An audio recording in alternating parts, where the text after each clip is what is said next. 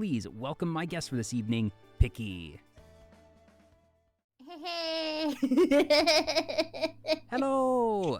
Hi. How are you doing, Picky? Hi. Come Picky. Yes. I'm sure that there's a bunch of folks in chat that already know who you are, but for anyone who might not, if you could introduce yourself. Yeah. Hi, come Picky. I'm Picky, your super favorite. No, crap. The nerves. Hi. Welcome to Vtuber Talk with not your host, Picky Channel. Hi everyone. Picky Channel of the world famous Picky Channel. Dr. Picky Chanel to you, okay? Ah, yes. Just kidding. Apology. But you do have the world famous Picky Channel in, I forget if it's your Twitter bio. I think it's your Twitter bio. Yeah. What makes it world famous? You know, everybody knows Picky Chanel, duh. Of course. Well, Duh. but actually, that I've known about you for a while, that one of the best and worst parts about VTuber Talk is that there are way too many VTubers to talk to. I will never be able to talk to all the VTubers. I've accepted that fact. But I've been aware of you for, gosh, probably 2 years now, that you've been around, Picky. You are not new to the scene. I'm an old lady. Don't worry. Yes. If you're an old lady, that makes me an old man, so at least we're in this together. No. I had my 3-year anniversary recently, though. That kind of. Wow. No, you definitely have me beat that. I'm looking forward to third anniversary in January. So, like I said, I've been around the block too, but you even more so. So, congratulations also on 3 years. Thank you. My bones are disintegrating every year. Get them re-rigged. VTubers need to get some bone work done every so often. Every once in a while, just a little tune-up. Yeah. Also, I do appreciate being in your background. Good old color bars there. Special guests. Yeah.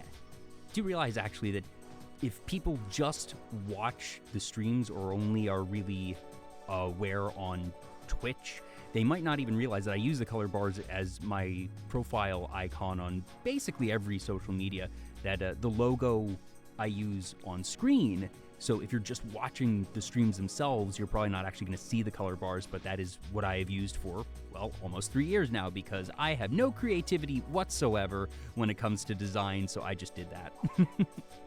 Hey, you got it. But I'm so excited to have you here. You have such a style, Picky, that Thank you. it has been canonically classified as Picky Core. We have it in the stream tags tonight. Picky Core. If you had to encapsulate what Picky Core is, what is it?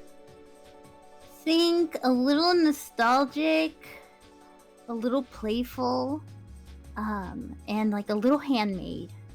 You know? Ooh, okay. Because that was a genuine question. I wasn't quite sure what the best descriptors would be, because you definitely have the nostalgia vibe, but I love the addition of handmade, because it makes so much sense. And that you see that a lot of, even in the background here, that you have the little doilies, which that'd be handmade. A lot of your clothing just has the handmade vibe, that it's not going to be what you would get at a department store, but also your stream is handmade, that you've done your art, you've done your model, that everything on the world famous Picky channel is indeed handmade. Sure is. It took me a while, but I painted all my assets, and I made my model and my outfits and everything. You know, it's on a budget, but homemade gives it charm. And that it is iconic in its own way. That genuinely speaking, this is episode 120. Let me double check. I think it's 127. Yes, 127 of VTuber Talk. And that one of the fun things for me is I get to encounter so many people with so many different styles for their models, for their assets, and that yours absolutely stands out in a good way, of just the retro vibes, the kind of lo-fi, hi-fi type of aesthetic, and that the the phrase of handmade just fits so nicely. And you also have your little wormy friend on the side there. Hey, that's Bug-kun. He's Yeah. freshly showered, freshly bathed. Oh, well, thank you so much, Bug-kun. Really appreciate it. I'm sure Picky appreciates it too. Yeah, I wanted to go for kind of like grandma's house kind of feel, especially for like some of my overlays. That makes sense, yeah. And where did Bug-kun come into the picture? Because the bug does not necessarily fit in with what the broader aesthetic is, but the bug has obviously become a mainstay. That's what your viewers are. They are the bugs. So, bug has worked its way and is now Picky Core, but how did that come about? You know, honestly, it was always just like... Have you ever seen like screenshots of people like putting little instruments or like things in front of the bug emoji, and it's just kind of cute? That's really as deep as it goes. I thought it was cute when I started VTubing. I kind of just needed like an Oshi mark motif, and I thought, like, why not? I already put the bug emoji on all my stuff, might as well. And then it just kind of went from there. It was just a happy little accident, and now we're here. If happy accidents aren't how things happen, I don't know what is. It just, that's life, isn't it? And just, you find things that work. Sometimes it's a joke that you just keep running with, and then suddenly, oh, this is a thing now. This is actually a tradition. I don't know when that happened, but it is now.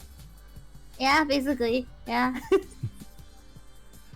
I'm trying to identify. We have the little dog potted plant in the upper corner. We have the pictures on the sort of multi-tiered shelves on the side. Another plant, and I'm guessing those are probably records under the TV. Yeah, books and records and all sorts of different stuff. The little frog guy, you can't see it very well. Yeah, sort of see the It's supposed eye. to be like a boombox in the shape of a frog. Oh, okay. Because I was getting the frog vibes, and it sort of reminds me of the iconic froggy chair from Animal Crossing, but I was like, I can't see, and it's too small to actually be a chair, but I like that it's a boombox. Very nice. Brings everything There's a lot together. of like ridiculous details that no one will ever see in this overlay. Like, like on the tiered shelves, there's like banana milk boxes. There's like a cigarette. I don't even smoke. I just put a cigarette because I thought it was cool. Well, for the folks that made it here tonight, are there any sort of secrets that you want to call out? Since, everyone else that just goes to the stream normally, they need to find it out for themselves. They need to spot it. But are there any special bits and pieces that you feel people might not have realized before? Actually, something that my viewers, even my most regular viewers, probably have no clue about, right? Like, one of the top secrets. You see the TV at the top, like, here? Yeah, like, over there? The secondary TV, the one with the blue rainbow one. buttons. Yeah, next to it, there's like a little blue and white, like, box. Yeah, right? this sort of singular, I'm not sure if it's a book or a VHS case. It's a little thick, but it's supposed to be like an album case for a group I really like called Hyposi. It's one of their albums, and I just put it there because I really like it. It does have the name scribbled on it, but I don't think you can usually read it. Yeah, I'm not able to see it from my angle, but that's super neat that you actually put in a real life box art. Are any of the albums and books on the shelf under the TV based on real ones, or is that the single that you actually made with a specific reference? I don't think so. If I made any of the ones on the bottom, like actual things, I don't remember because I made these so long ago.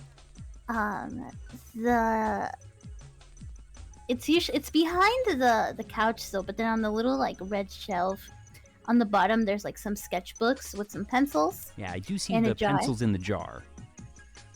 And then yeah, on the very top, there's like two little like cartons of banana milk, which is like one of my favorite snacks. It's just banana flavored milk. Ooh, that is a very underappreciated flavor of milk, because It's so chocolate good. milk and strawberry milk are sort of the go-tos, the iconics. And hey, don't get me wrong, I do love some chocolate and strawberry milk. Oh, me But banana too. milk, it's one of those things that if I see it, I'm likely to get it just because it's a rarity. It's so good. It's so good. I eat it like candy, honestly. Cannonball in chat says they've had it once and are desperate for it again. Yes, that if you're able to find this, and especially if it's like homemade or something, or made fresh at a restaurant, or like even banana ice cream. I feel just in general, banana flavored sweets are underappreciated. Yeah, they are. Banana milkshakes are so good. So good. Plus, I feel like those are one of the easiest things to make, too, because goodness knows, just, throw a banana in a blender. You don't need to bother cutting it or anything. It's easy to make anyways. Yeah, they're squishy. Yeah. Ooh. And actually, we will see more of bananas later, but that is spoilers for farther into the show. So, you've been keeping busy, as always. A lot of the games that you mentioned that you play, especially recently, are longer-form JRPGs, and that you are currently working through Shin Megami Tensei. I forget which one, though. Nocturne. The one for the PS2 featuring Dante from the Devil May Cry series. And a lot of these, if memory serves, are ones that you haven't actually played before. So you're going through these as your first playthroughs.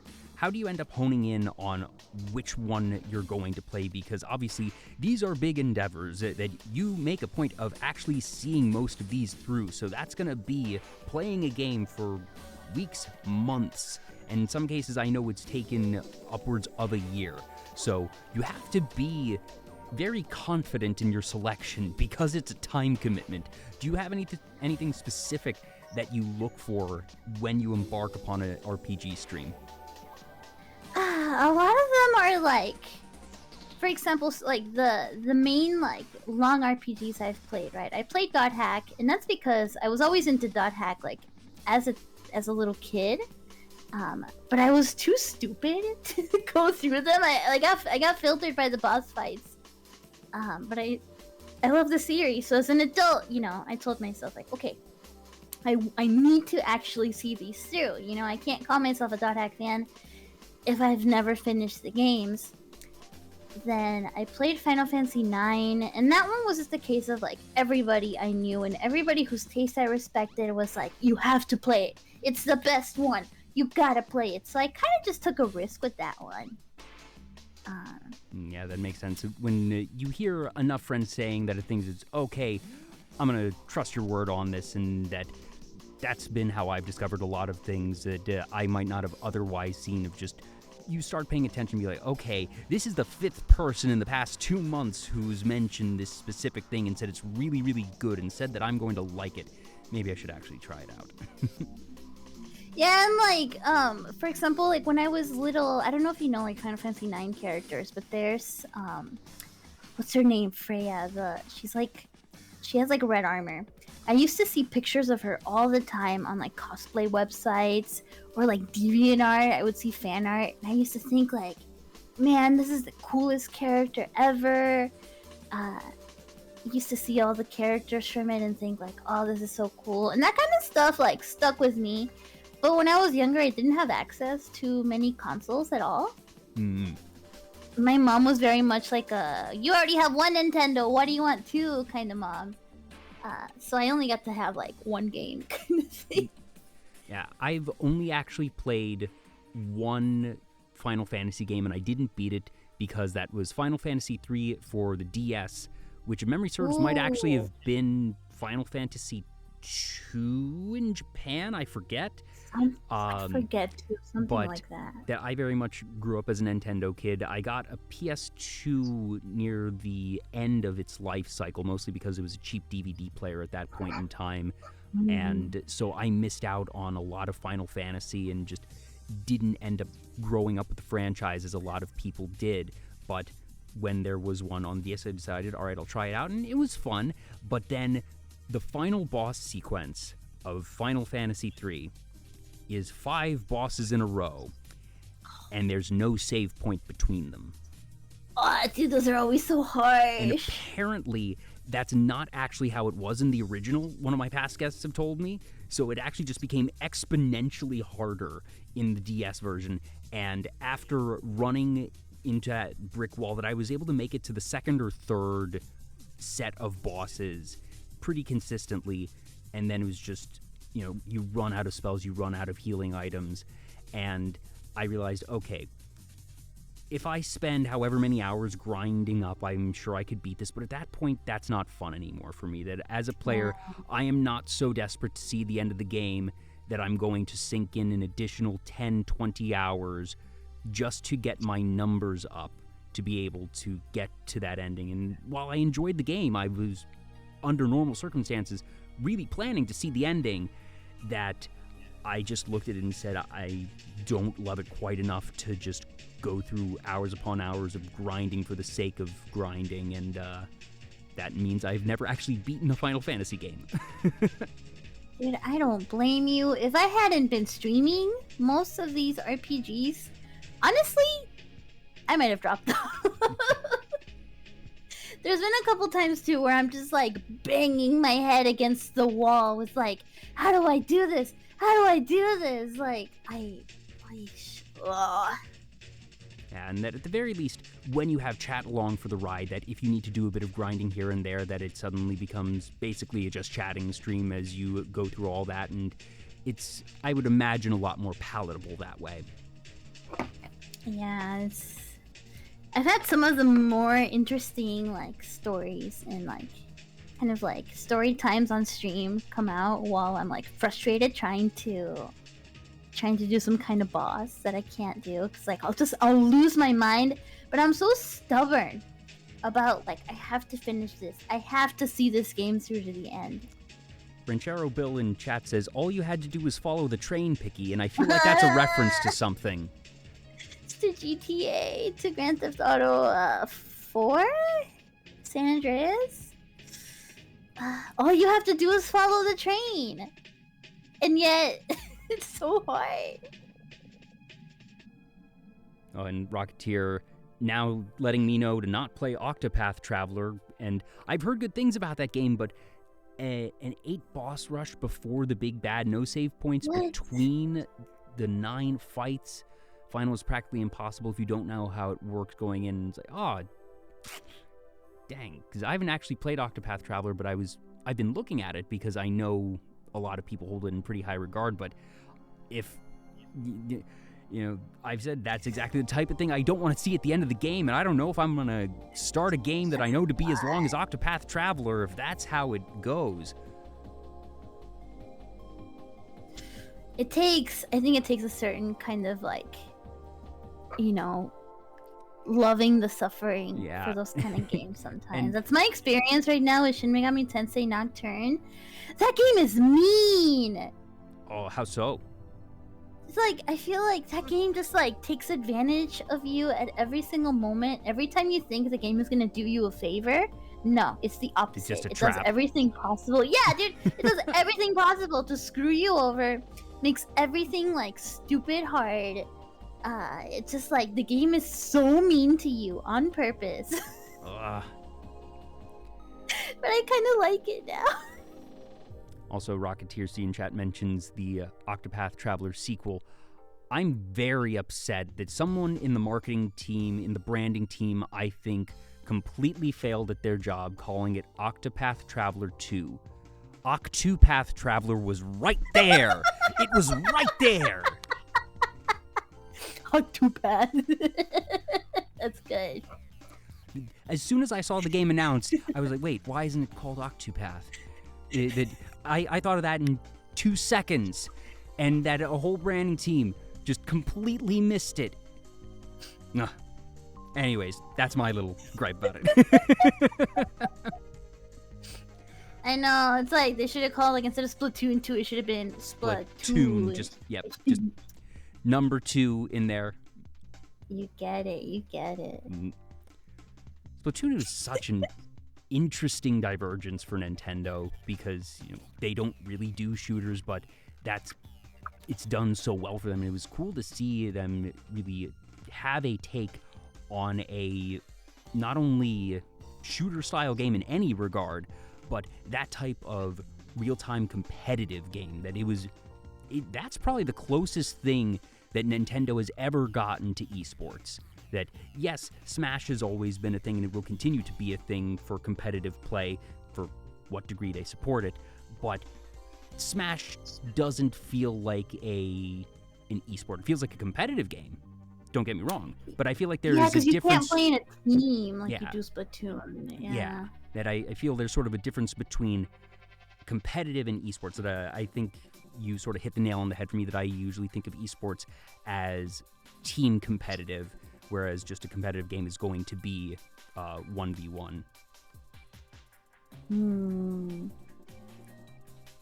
I'm just really glad Nintendo did Splatoon. I'm like I don't know, I'm always cheering on companies when they do something new. Like when they Yes. release like so-and-so game number 15, I'm like, all right, cool. It's like, yes, But it's when done they well, and I'm certainly not going to complain about Smash Brothers continuing to exist and that.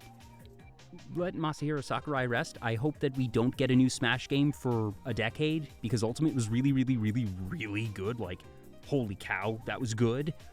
And I'm sure they're not going to let the series end. It's simply too profitable for them, and that as more games come out, that you're going to want to see new and different characters in Smash. And obviously, Super Mario, Legend of Zelda, Final Fantasy, you're going to want to continue to see those games, but you're right, it really is special when you see these companies not only do something new and different, but give it that extra marketing and promotional push. That Nintendo came out of the gate, they debuted it at E3, they had these giant demo stations, they made it, this isn't just another title in the Direct on that big list, that they had it front and center. That was, if memory serves, they were debuting that alongside Smash 4 and Amiibos, and that was like those were their two big games at E3 that year, Splatoon and Smash Brothers. And to have really anything that gets put alongside Smash Brothers, automatically you know that that's confidence, that is getting support. That's true. I hadn't thought about that. Did Splatoon really come out the same year as Amiibos? I believe so. I mean, I believe it, but that's insane. If they didn't come out in the same year, they were central points at E3 that year, that they were all being promoted at the same time. They painted a whole skate park for Splatoon 1. I missed that, but that's cool. I always love when marketing teams do really fun and different activations or promotions that are going to be really specific for a particular project. Wow. Cannonball has the data here. Splatoon 1 was 2015, Smash 4 and Amiibo were November 2014, so that would make sense that in summer 2014 they were both being promoted, even if they didn't technically get released in the same year. I can't believe 2015 was 30 years ago. Ugh. Not yet. Not yet.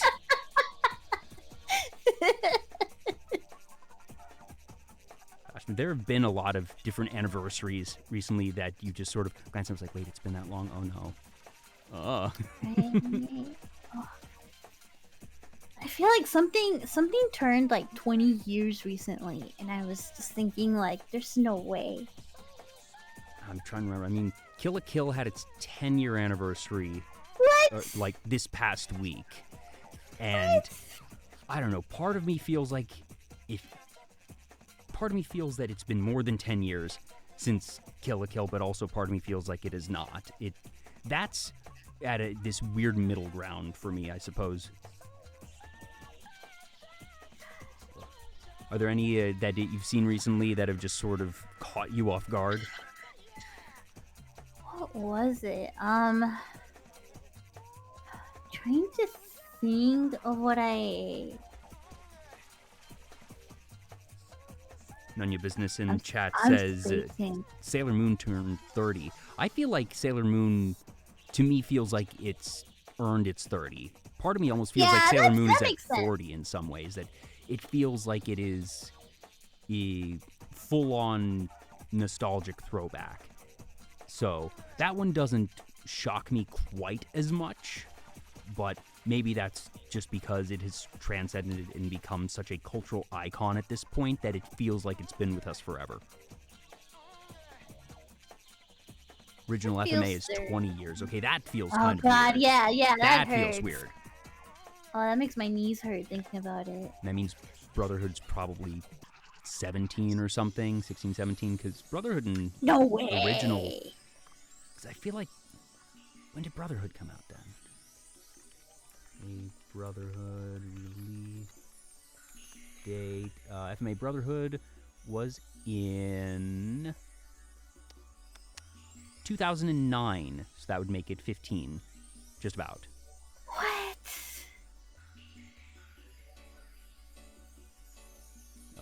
Time's weird, Picky. Time's Dude, really time's weird. going too fast. I'm gonna have a crisis. Time is going too fast. That's why we have the wonderful handmade nostalgia on the world famous Picky channel. Oh my god. Oh. You know what? The other day on stream, we were watching videos of abandoned places. Not to go on a little tangent, but like somebody was like, "Oh, you know, like it's gonna be so weird in the future when we can like tell the age of a building based on like, you know, what iPhones get left behind, kind of thing." I never thought about being able to date things like that, but that's both unsettling but also really cool and logical of technology itself being literal historical artifacts that in the future you can extrapolate just different data, I suppose, from wherever you are and say, all right, you know, and you can do that even now to a certain extent of, okay, we know this model of radio was very popular in the 60s, or this model of TV was manufactured in this year through that year, therefore you can actually infer certain things. But yes, especially with phones that, since they are developed so quickly, it feels like that you'll probably be able to pinpoint dates much more exactly, at least in some ways. Yeah, because when you're in a place like an abandoned building or something, right? Like you don't always know exactly how long ago it was abandoned. So like you can look for things like a calendar, like a newspaper, you know, kind of thing. But normally it's more fun to look at like the old computers and things like that. So somebody was like, "Oh, you know, an iPhone, you know, in the future you'll see somebody's iPhone and you'll be like, oh, this was, you know, abandoned around this time."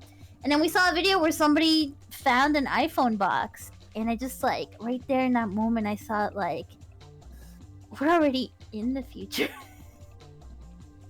It's already happening.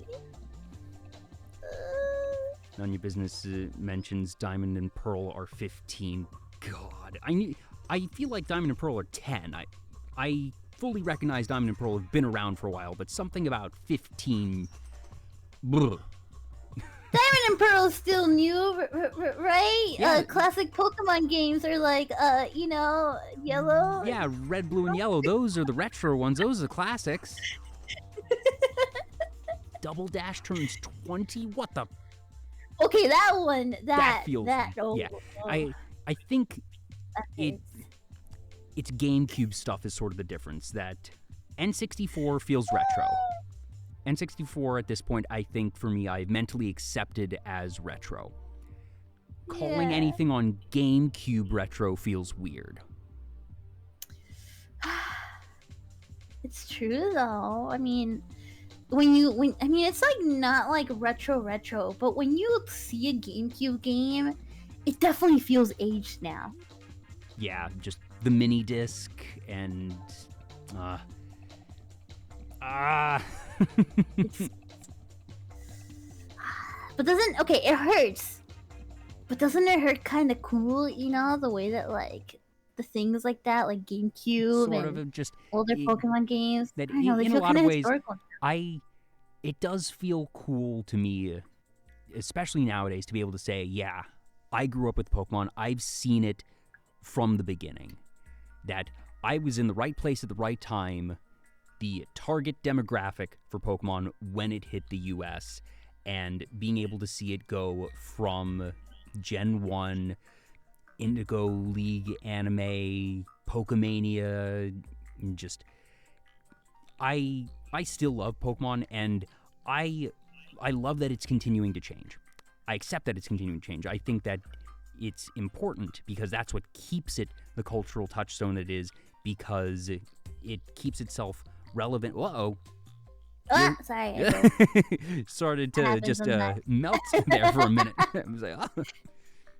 But that Pokemon has, I think, aged very gracefully in a lot of ways, and that I'm always happy to see new stuff because every new generation of Pokemon is someone's first generation of Pokemon. That I wonder just how many kids played Scarlet and Violet last year and that are now going to be lifelong Pokemon fans. That I'm very happy that they get to grow up with those things, but I get to sort of be sort of the sage of, yes, but here is the history, my child. Back in my day. Yes, but not even of it was better back in my day, or it was so rough back in my day, but just here are the stories, here are these origins, here's how far things have come. Okay. Speaking of like old Pokemon though, did you ever believe that rumor that like Mew was hiding under the truck? No, but I heard it. I absolutely heard those rumors, and those schoolyard rumors are where I developed trust issues. Dude, I believed it. I wanted to believe so hard. I totally believed it. The one I wanted to believe so hard was being able to get Sonic and Tails in Smash Brothers Melee. I remember that one. That I don't know about you, but everyone at my school was. There was this rumor that you could unlock Sonic and Tails in Smash Brothers if you shot something during the credits roll. Yeah. Oh yeah. Gotta beat Cruel Melee. Of course. Oh, were there any other schoolyard rumors that you remember?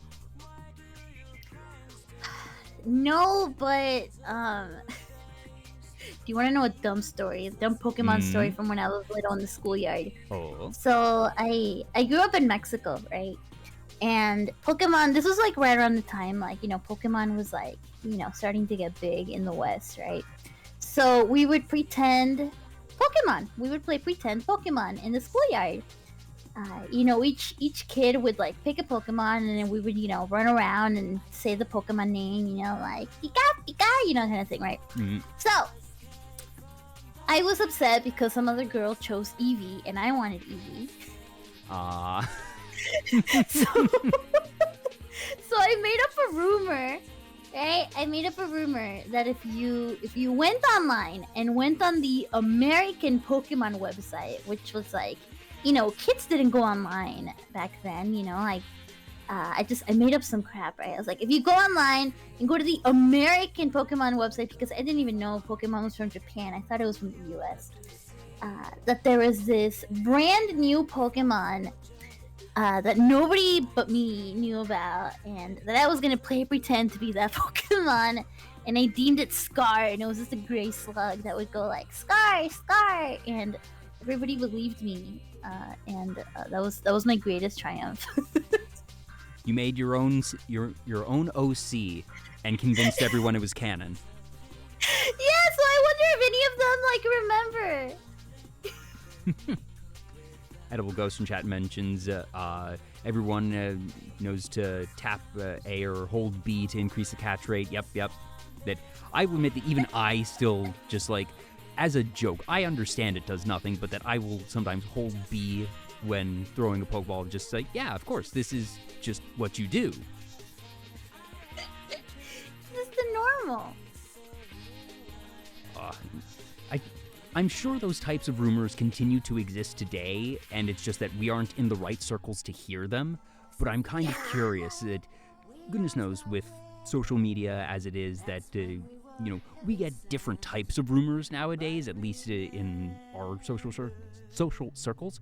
But I'm sure that kids still do that stuff, and it makes me wonder. I haven't even thought about this until now, of just what are today's video game rumors and different things. That, okay, Sonic is actually in Smash Brothers now, but was there a thing at elementary schools where people were saying, oh, if you do this, that, the other, that you can unlock Tails, or who knows, just you can unlock Sans from Undertale or something, or some anime character. You can unlock Goku by finishing these different challenges. Who knows? And If you finish this level at exactly 6:55 p.m., Yes.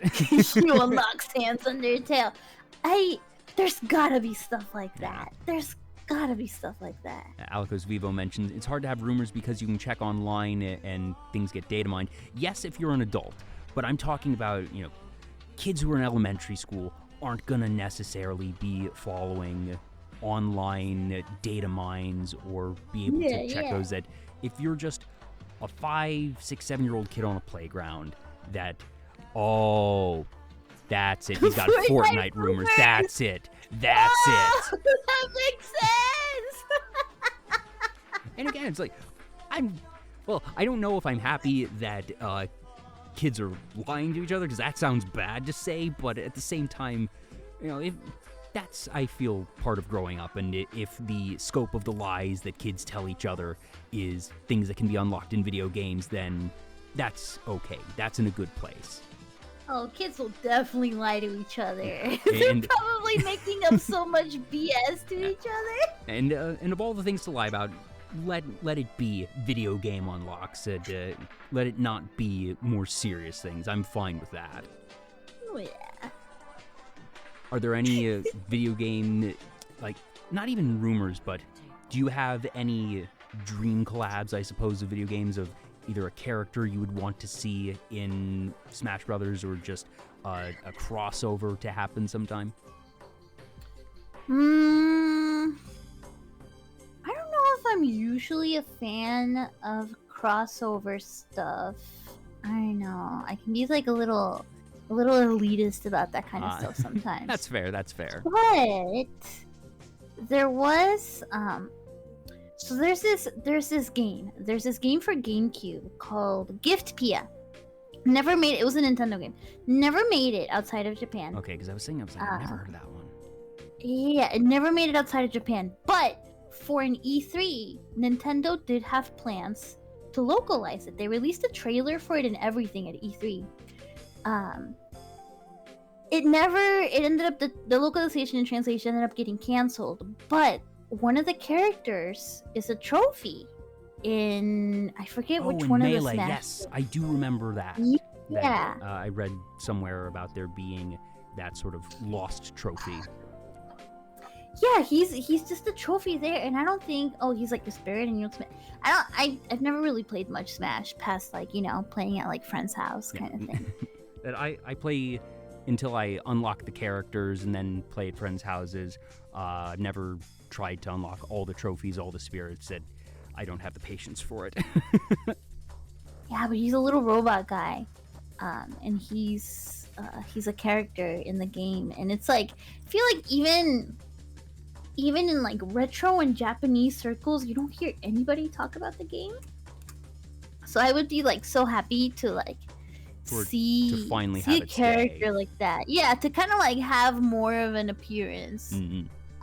Or even for the game to get translated. I think it didn't get translated because a bunch of characters do shrooms and talk about weird stuff in that game. And you steal panties and there's a bunch of stuff that's I was thinking, all right, you could probably localize something for shrooms and just have it be, I don't even know what you would necessarily do, that you could probably find some way to hand wave it. Shrooms, probably not good, but if you're stealing panties, that's going to be a lot more difficult to work around.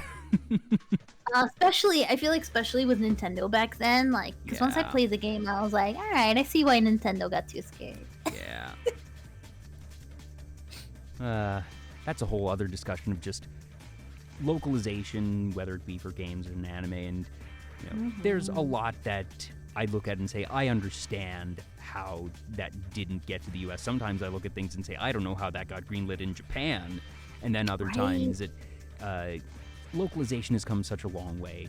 And that I think one description of localization I've heard is it should benefit everyone watching and make it so that the viewer experience is seamless and that you're never taken out of the moment, and that the best localization is something that can be as simple as changing a phrase of just, there's a lot of analogies or idioms that exist in in Japanese that don't exist in English and, other languages. And a good localization team is going to be able to say, all right, here's an idiom that is being used in Japan that is just not going to translate well. If you do one-to-one translation, you might be able to sort of get what's going on, but it'll sound weird. So let's use a more conventional phrase for this region. That's really good localization. Or if there's a reference to a particular brand, like an example that was always given to me is if there's some Japanese ice cream brand and you hear a kid in the background singing a riff on a very popular jingle, that's not going to translate well. But in the US, if you make it, all right, this is a Klondike bar and it's da da da da da da da da, that's the type of localization that you want to aim for. And then there have also been other ones that have been for just cultural sensitivities, and I think localization gets a bad rap because we all remember the egregious things, but then there's so much that gets done well, and I think it's only really improved over the years. Anyway, that's my little soapbox on localization. There's so much that could be said about localization. Like, I don't know, I feel like I feel for localizers right now, because I feel like right now everybody's vibes are like they want something to be translated, but they don't want it to be localized. I don't know. I feel like I always see a lot of people like get upset online if stuff gets localized rather than just translated. So I would not want to be a translator right now, man. It seems like such a landmine. Yeah, and in some ways I think that less localization is necessary now because things have become more global. And that certain things that might not have made as much sense if they were translated directly do make sense now, just because we know more about other cultures on average. Now, are we going to know everything? Certainly not. But I feel like, generally speaking, famously Pokemon changed onigiri to a jelly donut. Yeah! Growing up, I didn't know what a rice ball was. I didn't know what an onigiri was. But at the very least, I knew what a jelly donut was. And I knew that white thing with the black stripe that Brock was holding was not a jelly donut. Right! Frankly, if I had been told, all right, this is a rice ball, I would have thought it was something made up for Pokemon. Because little 5, 6, 7-year-old me didn't grow up with rice balls, but I've heard of rice, and all right, it's vaguely shaped like a ball. That's kind of neat. We're already in a world with the Pokemon and fantasy monsters. You can make up a type of food. We see that in cartoons all the time. Rice ball would have seemed pretty logical to me, and then I would have learned later, oh, this is actually just a real thing.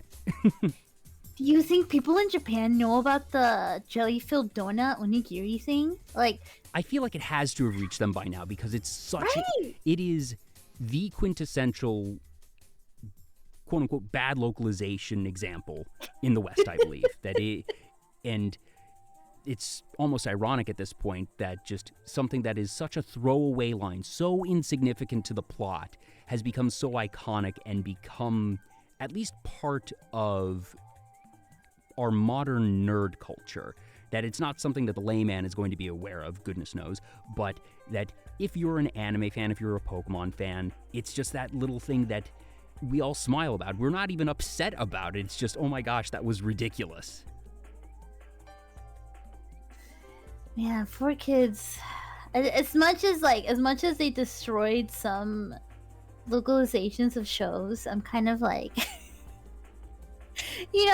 I kind of love some of the old stuff now, like looking back at it, like so stupid. They did what they did really well, and my mini rant is that 4Kids is the Dark Knight. They are the hero that we didn't know we needed, because here's the thing. 4Kids, one of their big things, at least in the US, I'm not sure about Mexico, is that they went with public broadcast, because in the late 90s, early 2000s, cable was not in every household in America. Public broadcast has much more strict guidelines. They have FCC guidelines in the US, which includes things like not showing guns, not showing smoking, not showing children in mortal peril, but that just in general, obviously, those guidelines don't apply for jelly donuts, but that a lot of the things they did were aimed at just getting their shows, their localizations, into as many households as possible. And that while the things they did in certain cases were outright silly, that goodness knows, without 4Kids doing what they did back in the day, the Western anime fandom, at least for the United States, again, like I am not sure about Mexico and other countries, but at least in the US, without 4Kids, anime is not where it is today. You're right. I would like 100% watch like a 2-hour video essay on this topic. Just Pokemon and Yu-Gi-Oh, even One Piece to an extent, and all those other ones like what was it, like Fighting Foodons or something? Ultimate Muscle. Like they got some weird stuff that didn't do as well as Pokemon and Yu-Gi-Oh, goodness knows. But that they helped bring anime to the West when the only other stuff that was really going, Dragon Ball Z and all that, was on cable, because that was on Cartoon Network most of the time. That you would get some Sailor Moon on public broadcast, but that was here or there. But yeah, 4Kids, For me, 4Kids is a hero. Cardcaptor Sakura. Ooh, I could see that. Yeah. Because, like, so in Mexico, there was no 4Kids. In Mexico, we got really lucky, and everything would be dubbed, like, perfectly, you know, according to the series. They would even dub the openings, like, the original Japanese openings, they'd get dubbed in Spanish. So we got super spoiled in Mexican TV. But it was only on, like, you know, it was, like, on TV, but it was, like, only, you know, like, in the cartoon channel, right? So when I remember when I moved to the US, I was so shocked because they changed it to Card Captors. I don't know if you've ever heard the American, like the 4Kids Card Captors opening. It's like a country singer.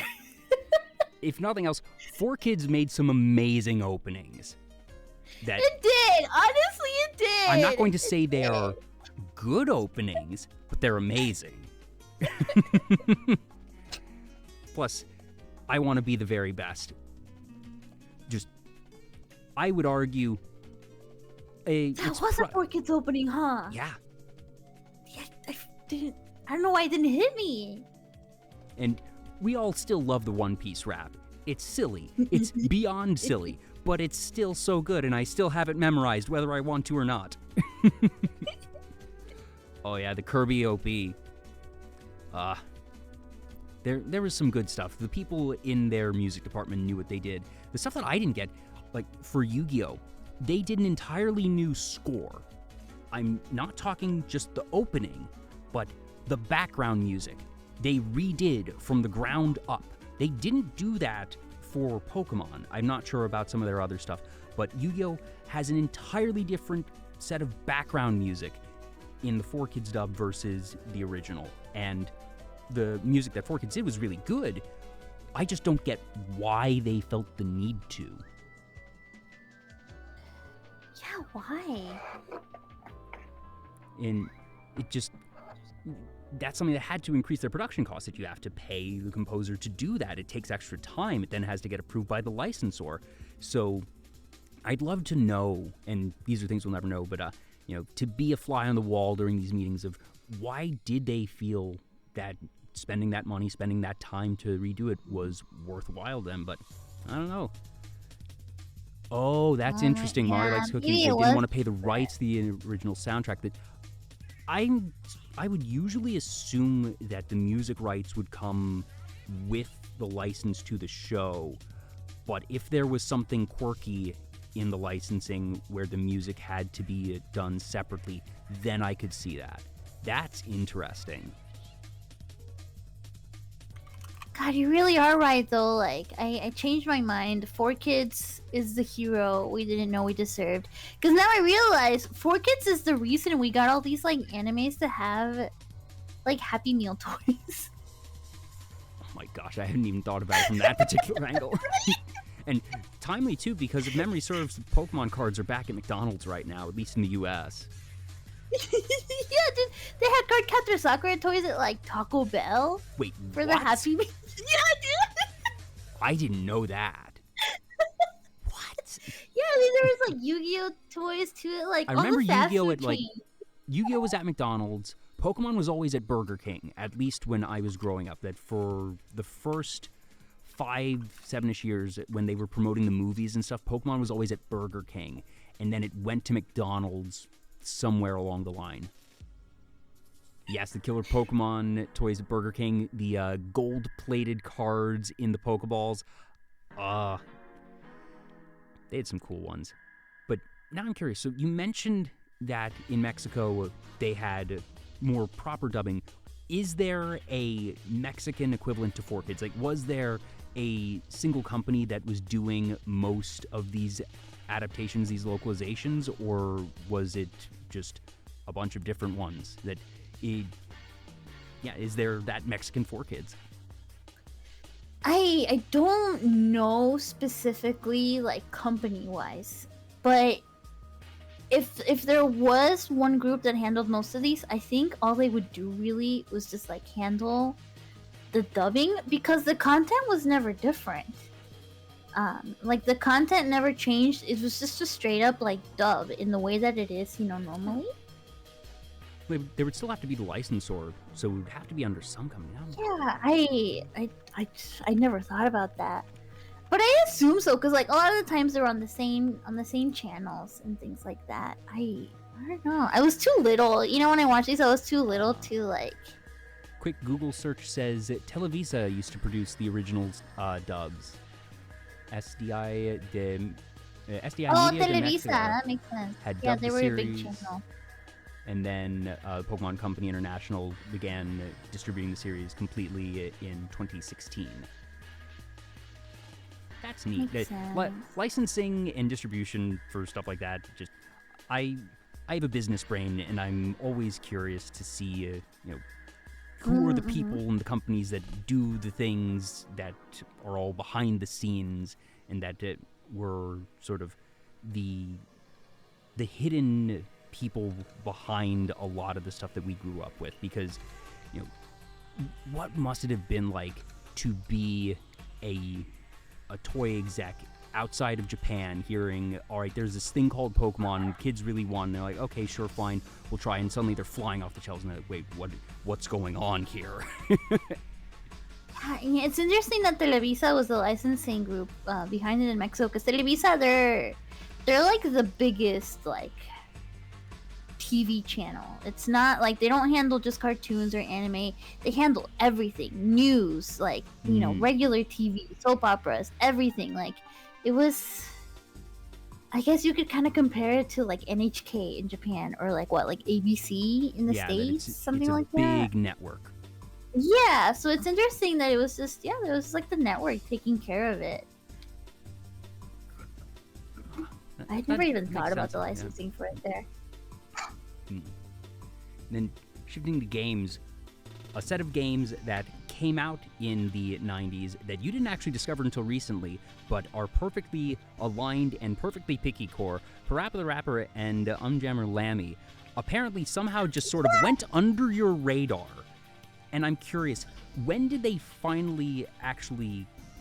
When did you become aware of them? How did you become aware of them? I think I probably... I'm trying to remember, because I never had a PS1. I never had like the consoles that they were on.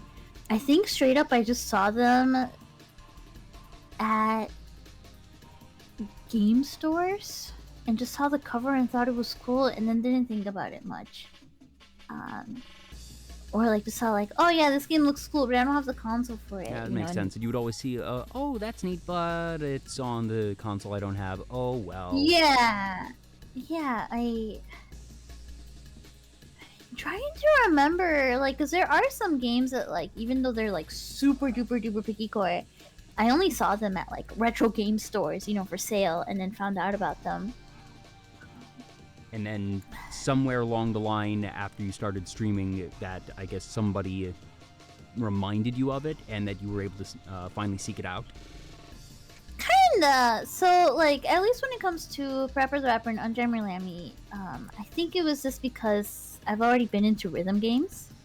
So when you would just kind of like try and see into the history of rhythm games. You know, those games always come up, and at the Mm. same time, you know, getting kind of into like retro stuff. Parappa used to be like little mascot basically for Sony. I feel like, for a while he was almost gonna be like their mascot. Yeah. He would show up on everything, and so like the character, even though I didn't really know the games at first, the character always was kind of in the back of my mind since I was a kid. It's kind of interesting how Sony has gone so long without having a proper console mascot. That obviously you've had Mario for Nintendo, you had Sonic for Sega. Master Chief became sort of the de facto mascot for Xbox, even though they've never really had a proper one. But the fact that Sony, they had their own Smash Brothers spin-off. It was Sony All-Stars Brawl. Yeah, I remember that. So I remember looking at half of their lineup and being like, wow, I either don't recognize or feel like they were scraping the bottom of the barrel. And that was sort of when I realized Sony has franchises and Nintendo has characters. That everyone in Smash Brothers, for the most part, feels like they belong there. The only ones that didn't feel like they belonged in Smash Brothers were the ones that hadn't made it to the US but made total sense in Japan, and then would later make total sense everywhere else. That I remember Martin Roy in Melee, and he was like, what's this from? I have no idea. Ness in Original. Who's this weird kid with a baseball bat and who's saying PK Fire? But you find out, all right, it makes perfect sense in Japan, that's where it was developed, and that later they would make it to the US. But for Sony, that they were like, it was the Big Daddy from BioShock, and they had Sly Cooper, who was definitely a mascot in his own right, but I'm not associating Sly Cooper with Sony. Yeah, I'm like trying to think, like, what do I associate in my mind with like Sony? All I can think of is like the Ape Escape monkeys, maybe Kratos. Yeah, Sort of, but just that they've never had that true mascot character. And it's interesting that Parappa had the chance to be that and didn't, but it's not like there was competition. Just for whatever reason, nothing has stuck. But I also feel like Sony's never really tried to have one. That I almost wonder if it is a conscious decision to not have their brand tied to a specific character, that they just feel, okay, we have the brand name and that's what they want to keep it as.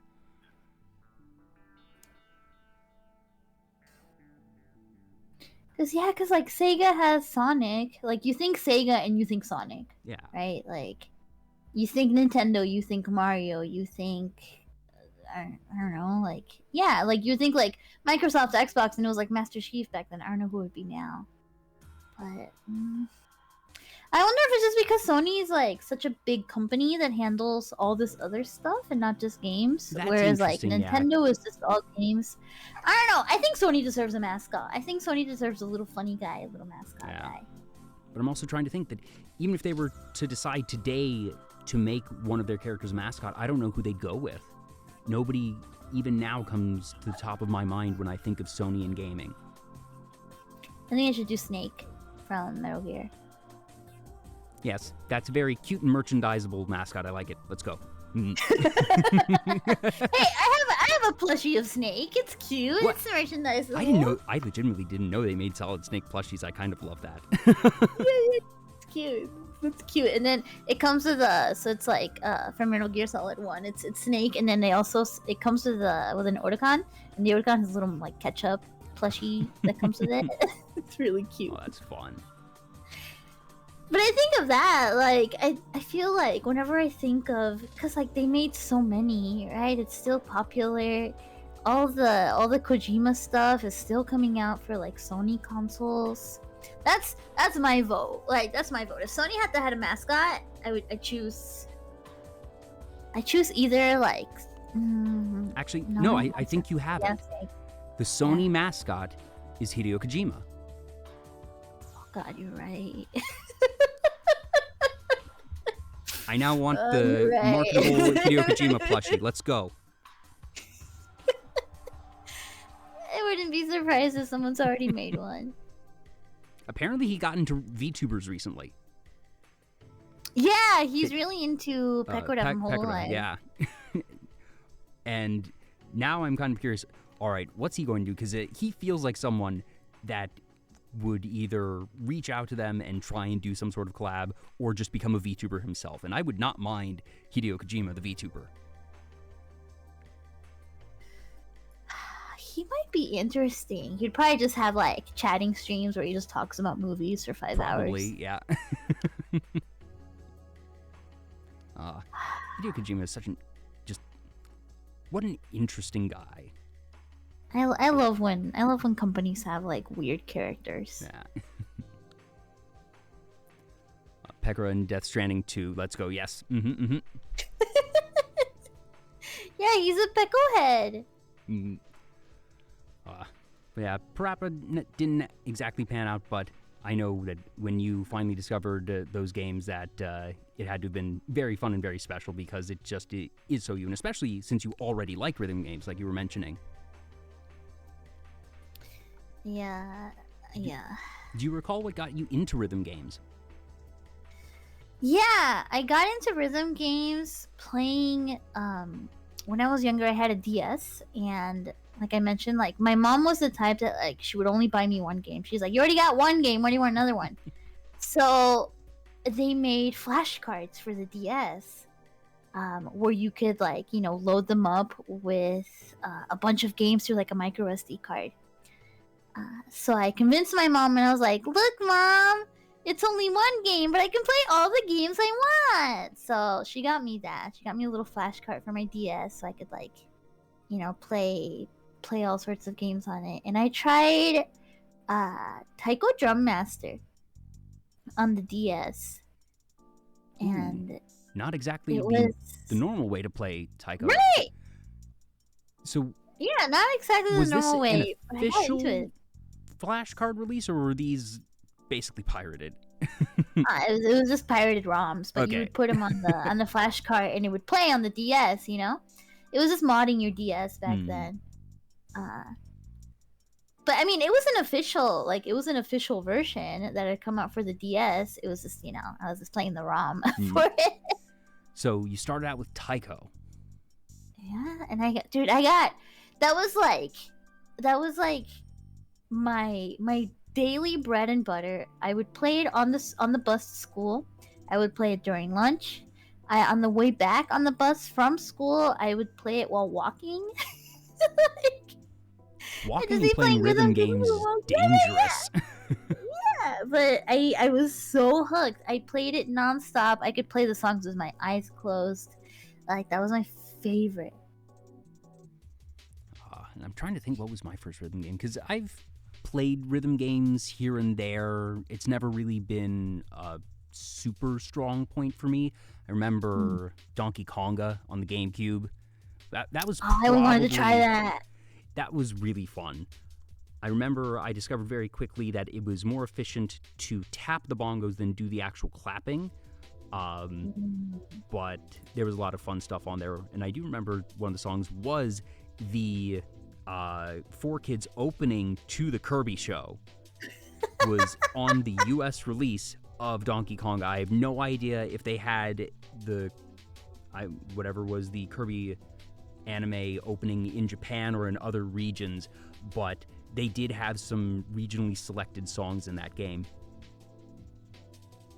I want to play it now. Dude, that's what the American release of Taiko for the PS2. They took out all the songs and they put Britney Spears, they put Michael Jackson. I think they had YMCA. I mean, that's probably the right move. Just from a business perspective, that's probably the smart thing to do. Goofy thinking back on it. Ooh, European version had the Smash Melee opening. That's neat. Why didn't we get that in the US? Yeah. You could have put that in any version. Oh my gosh. And I want to play Donkey Kong. I never got to play it. Oh, it seems so stupid fun. Yeah, that's one of those that it's probably very expensive now because it's a specific peripheral that I'm sure there have been plenty of ROM hacks and that you can do inputs in other ways, but having those plastic bongos, it was it was just something special. Let's see. Oh, you can. Looks like That's right, it had rock lobster. Oh my god. 50. You can get them for like $50, which honestly I that's not too expected bad. worse. That's not too bad. Yeah, I expected worse. So you fall into those, you fall into Parappa and Unjammer, and that... it is weird that neither of them have had a remake. Well, actually, wait. Didn't Parappa get a port at some point recently, or am I remembering So incorrectly? Parappa's weird. Parappa actually, there's actually a Parappa 2. I do know there was a 2, but it's certainly not recent. It's not that good. I mean, some people like it a lot. Parappa 2 is kind of like forgettable. It's got some good stuff, but I think Parappa the Rapper 1 just like really benefits from being kind of simple in a way. Mm-hmm. And then there was some Jammer Lammy, which is like spiritually Parappa the Rapper 2, right? Yeah. But there was some ports. There was a PSP port and there was a PS4 port also. Ah, okay. But I think they're the same thing. I don't think they actually change anything. I don't think they like remaster it or anything. I think it's just, a port. Yeah. Because I feel like it has aged pretty well, especially at least as far as the fandom followings go, that I'd be interested if they have, even if not a proper sequel or full remake, to have another spiritual successor like that. Jet Set Radio had, what was it, Cyberpunk Bomb Rush recently, I believe it was. Yeah. And I feel like we could see something like that for Parappa. Wow, you gotta read. Oh my goodness. Kohi, Hola. welcome on in. Kohi Auto Kilobyte, hi, welcome on in. Hello. Kohi was on the show a little over a month ago. Might have been 2 months now. Time is weird. Hi, Kohi. Hope you had a good show. Hope you had a good stream. Hope you're doing well. Welcome on in, Raiders. Wholesome scares. Boo. I am sufficiently scared. Hopefully you are all having a wonderful start to October. Kohi, if you need to get some rest, get some food, just take care of yourself. Have a wonderful, wonderful evening. But welcome on in. Thank you so much for the raid. Yes, we're having a very good time. We're talking about old games, old anime. This is Picky, and actually, Picky, go on and introduce yourself for the Raiders. Hi, I'm Piggy. How much sushi have I had this year? Hold on, I gotta check now. 366 pieces, I think. Yeah, 300. I've had 366 pieces of sushi this year. I've counted every piece. Actually, we might as well go there now because I'm curious. When did you... Gosh, there's so many different questions that I have here. Where to start? Actually, just... When did you start counting the annual sushi consumption? So I started last year, halfway through last year. I think I might have started at the beginning of last year, like for the first time, and then I lost count, and I kind of gave up. I tried again January, and I was like, all right, this time I have to stay accurate. I have to make sure I count the entire year. And I think that's when I started putting it on my username, because I was like, all right, I have to stay accurate. So I'm like a dweeb. Every time I go to eat sushi, I'll eat a little bit. I'll change my username on Twitter and then eat a little bit more and then change it. And I count. You're not even updating at the end of every meal. You're updating mid-meal. Yeah, real time, so I don't forget. Twitter is making us do just different captchas every time we change our usernames. Now, I had to think, when I was going live tonight, and I was mentioning to you that they have changed their captcha style again, and it is, well, probably going to help fight bots a bit more, at least for the time being, but it's its own new type of annoying of just having to parse through it now. And if you're doing that for every piece of sushi, by the time you update your username, you've probably finished the next piece of sushi. I mean, I'll do like 5 or so at a time, and it takes a while. And if there's a lot or if there's just like a little bit, I'll just kind of keep count in my head. But I might actually forget otherwise. Do you keep a journal or a catalog of, okay, I had this type of sushi today, or is it just keeping track of the numbers? Nah, I'm just keeping track of the numbers. To be fair, that's already a pretty big undertaking, so... No, maybe for next year, though, it might be worth it to, like, specifically track every single piece of sushi I had. All right, what is the picky sushi consumption, most popular type of roll? How many different types of fish did you have in the year? When it comes to sushi, are you adventurous? Do you try a lot of different types, or do you have your go-tos and stick to them? It depends. So if I'm actually in Japan and, you know, I get to eat sushi there, I will try everything, right? Because I know that, like, no matter what I get, it's probably going to be really good. Mm. But when I'm in the States, I kind of just have my favorites. Because certain fish just don't, like, they taste different here. So I kind of know that I'm not going to, like, really be as into it. Yeah. Where I live, you need to know the right places to go for sushi, because some places are able to get a good supply of really fresh and high quality fish, and there have been other times where I've had sushi where I live, taken one bite and just been deeply, deeply disappointed. Yeah! Oh my god, there really are some places like that sometimes. What's ironic is that the place that I think has the worst sushi around me has the best ramen. So at least they have that. But just, for me, I usually go for... I try to be adventurous every now and again, but my go-tos are probably just simple salmon. I like crab. California rolls are okay because it's usually imitation crab, so Yeah. But just, if you can get good fresh salmon, that's sort of gonna be the salmon's go-to for the me. best. Mm-hmm. Salmon really is the best. I'll even put up with smoked salmon. Like, just any sort of salmon is just so good. Mm-hmm.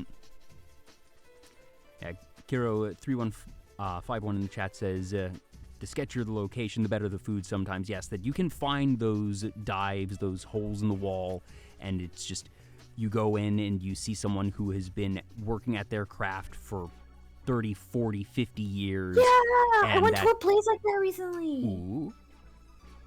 So you've had KK here, right? I went to go visit her in cyberspace. And she took me to this like little tiny hole in the wall sushi place. And it looked like the most sketchy place from the outside. It was like a sushi name, like a super generic sushi name. You know, in a strip mall with like a convenience store, like a coin laundry. That it's just kind going of thing, to like... be, you know, Sakura Sushi, and it's got the something like that. the Yeah. big generic red letters, no logo, no banner or anything like that. Like you said, in a strip mall, and that you go in and it's probably dirty floors, but Well, on the outside, it was pretty like, you know, I was like, oh, huh, like, is this gonna be good sushi? And then on the inside, it was like super nice, super clean. oh, okay. It was like a reservation only kind of place. Which, like, okay. really Those are surprised the even rare ones, because I feel like me. you can Yeah. find a place to dive in that everything about it looks like it should be low quality, but then you get the food and it's amazing. But then there are those just, they almost feel like hidden levels in a video game, those secret places where on the outside everything, like you said, looks sketchy and looks like it shouldn't be high quality, but then you step inside and it's like, wait, this is the inside of that outside? Right. I love those kind of places. Oh, it's so fun. Oh. Do you remember what you got there? Yeah. So we got an omakase thing, because that's all they did. They just did like omakase style, where the chef decides like what to serve you. That's when you know it's high quality. When there is no dude, menu. It was like different types of fish. I don't remember exactly all of them, but it was like they would give you slowly, you know, like 2 or 3 pieces at a time, and tell you like, okay, This one you don't have with soy sauce. This one you do. Oh, gosh. This one you like, you squeeze the little lemon on top. This is at full on first. fine dining at this point, and just Yeah. like, this just keeps getting better because when you were initially describing this, like I said, I was just expecting, okay, you have somebody working at the sushi bar and serving and everything, and that's already going to be pretty cool. But that this is the full on fine dining experience. That they not only are like I said, no menu. That I have a friend that has worked in restaurants for many years, and one of the simple truths that he has told me is the smaller the menu, the better the quality. That Yeah, if something 'cause then that's has what they're good at. if something has 10 pages of menu and is making burgers and pancakes and seafood and everything, they're probably doing nothing well. If you have some place that gives you a single page, one-sided menu, you're probably at a really, really nice restaurant. If you're at a place that says, pick one of these 3 courses, you're doing it well. If they don't give you a choice, they know it's because they're so good at what they're going to do that you're going to like it. That is the ultimate in confidence, when it's just, trust us, you're going to like it, and that people will go and do that. Yes, dude, it was so good. The sushi was so good. I didn't even take pictures of it because I was just like, I would see it and I was like, I need to eat this right now. Like, this is not a phone in sight moment. It is an experience at that point. Yeah. And they tell you just, when they give you instructions, that it's not even talking down, it's like, okay, we know the secrets to make this as amazing as possible. Here's how you do it. That they are imparting wise knowledge to you. It was so good. Because I've had experiences where it's something like that they bring food and it's okay, make sure to eat this with this pairs with that. But I'm trying to think, I don't know if I've actually had omakase sushi. I'm gonna think of it now. I really want to. See, I'd had omakase sushi style like before in a different place, and it was like nowhere as good as the place she took me to. This place was like seriously like a hole in the wall hidden gem. It was. That's so cool. So good. It was like some of the best sushi I've had in the States. It was great. If only it wasn't so like, so expensive and like, kind of like omakase style. Because like sometimes you want really nice sushi, right? But like sometimes you kind of just want to stuff your face with revolving sushi bar places. Yes. That I feel like there's sort of the line for sushi that for most fast food, that you're okay with low quality stuff, cheap, and that's okay. I feel like you can't have it be too low quality for sushi, because then you get into actual sketchy quality, like bad fish, and you don't want to do that. But yes, that there is the line of, where price and quality meet at the lower end for a good revolving sushi bar or a good hole-in-the-wall sushi place that's going to be okay. You can get a lot for, $10, and that you're going to get like 2 good rolls or something. It might not be fancy stuff. It might not be a whole bunch, and there's probably going to be a fair amount of rice in there, but that what you get is still very good for the price. Yeah, I've had like, I'm not gonna lie, I'll put up with supermarket sushi. I'm not gonna lie. Oh, we've all had supermarket sushi every now and again, and just when you get supermarket sushi, you know what you're getting. Yeah. You trust that you are not going to get sick from it, but you know that it's quaint in its own way. That you're not getting that expecting it to be the fine dining, high quality experience. That it has its own charm. I think that's the perfect analogy for fast food sushi, that supermarket sushi. Yeah, because that's what it is. Yeah, like fast food sushi is just like the stuff you get at the supermarket, like gas station sushi. Gas station sushi. Ooh. I feel like, is there gas station sushi in Japan? Yeah, because you can just go to like convenience stores, and dude, they've got so much hot food. I would trust. I would easily trust gas station sushi in Japan. Oh, I easy. don't think I would trust gas station sushi in the U.S. Yeah, I know. Because the fish is already not that high quality here. Yeah, and especially and then like sitting there on the shelf for a while. If you're at a coastal city, maybe, but if you are any degree of inland more than an hour or two, probably not. Yeah. I could destroy some like grocery store California rolls right now, though. I'm not gonna. What is the longest amount of time this year you have gone without eating sushi?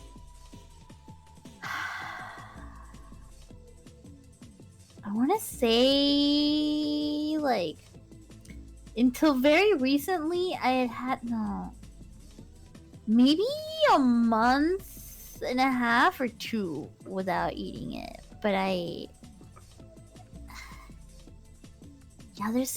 there was definitely some times where like it was like a month and a half that like I wouldn't have it. I don't remember especially when. I feel like I got to have some recently, like a couple times recently, but before then, maybe not for like a month. Okay, that's actually a bit longer than I had guessed. So I just did a quick calculation. The day of broadcast is October 6th. It is the 279th day of the year, and your current sushi count is at 366 pieces, which is 1.3 pieces of sushi per day. It's embarrassing! Well, it doesn't feel that bad because one piece of sushi is not a meal. That if, an average sushi roll is going to be cut into 6, 8-ish pieces. So I guess that leads to a whole other set of questions. What is the most sushi that you've had in a single sitting this year? There's been a couple times where, like, in a single sitting, I've eaten, like, a good, like, 35 pieces in one sitting. 35? Those have to be small pieces at that point. Like, one of the really, really small... No, it's full pieces.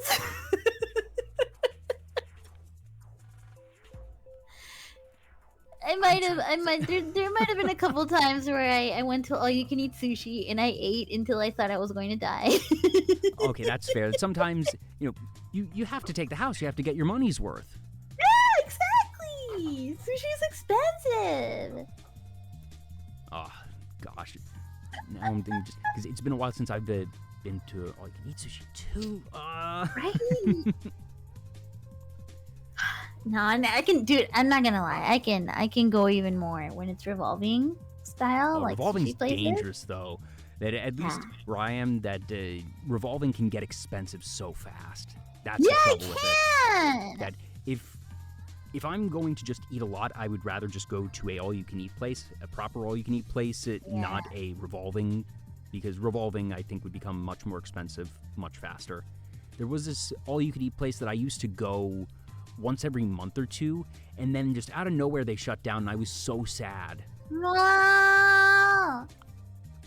My local place that does all you can eat, they have a rule of like, it's minimum 2 people. You can't just show up on your own.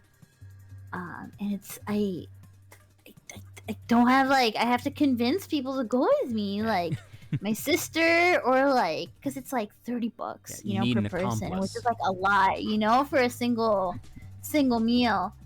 But and then like like when I go with friends, sometimes like some friends can't keep up, and I feel bad because I'm like, well, I don't want to look like a glutton, eating enough sushi until I feel like I'm gonna throw up, to get my money's worth, and then I don't get my money's worth, and I just wish I could go on my own.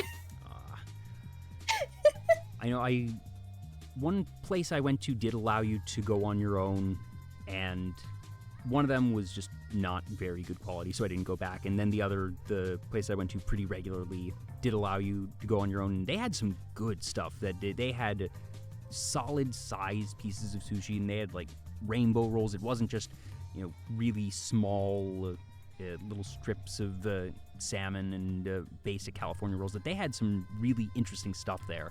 And then there was you could get seaweed salad, you could get some dumplings and other things. I would usually stick to the sushi just because, you have to get your money's worth, but I would usually have maybe a little bit of seaweed salad at the end, just, get a little bit of green and vegetables in there. A little bit.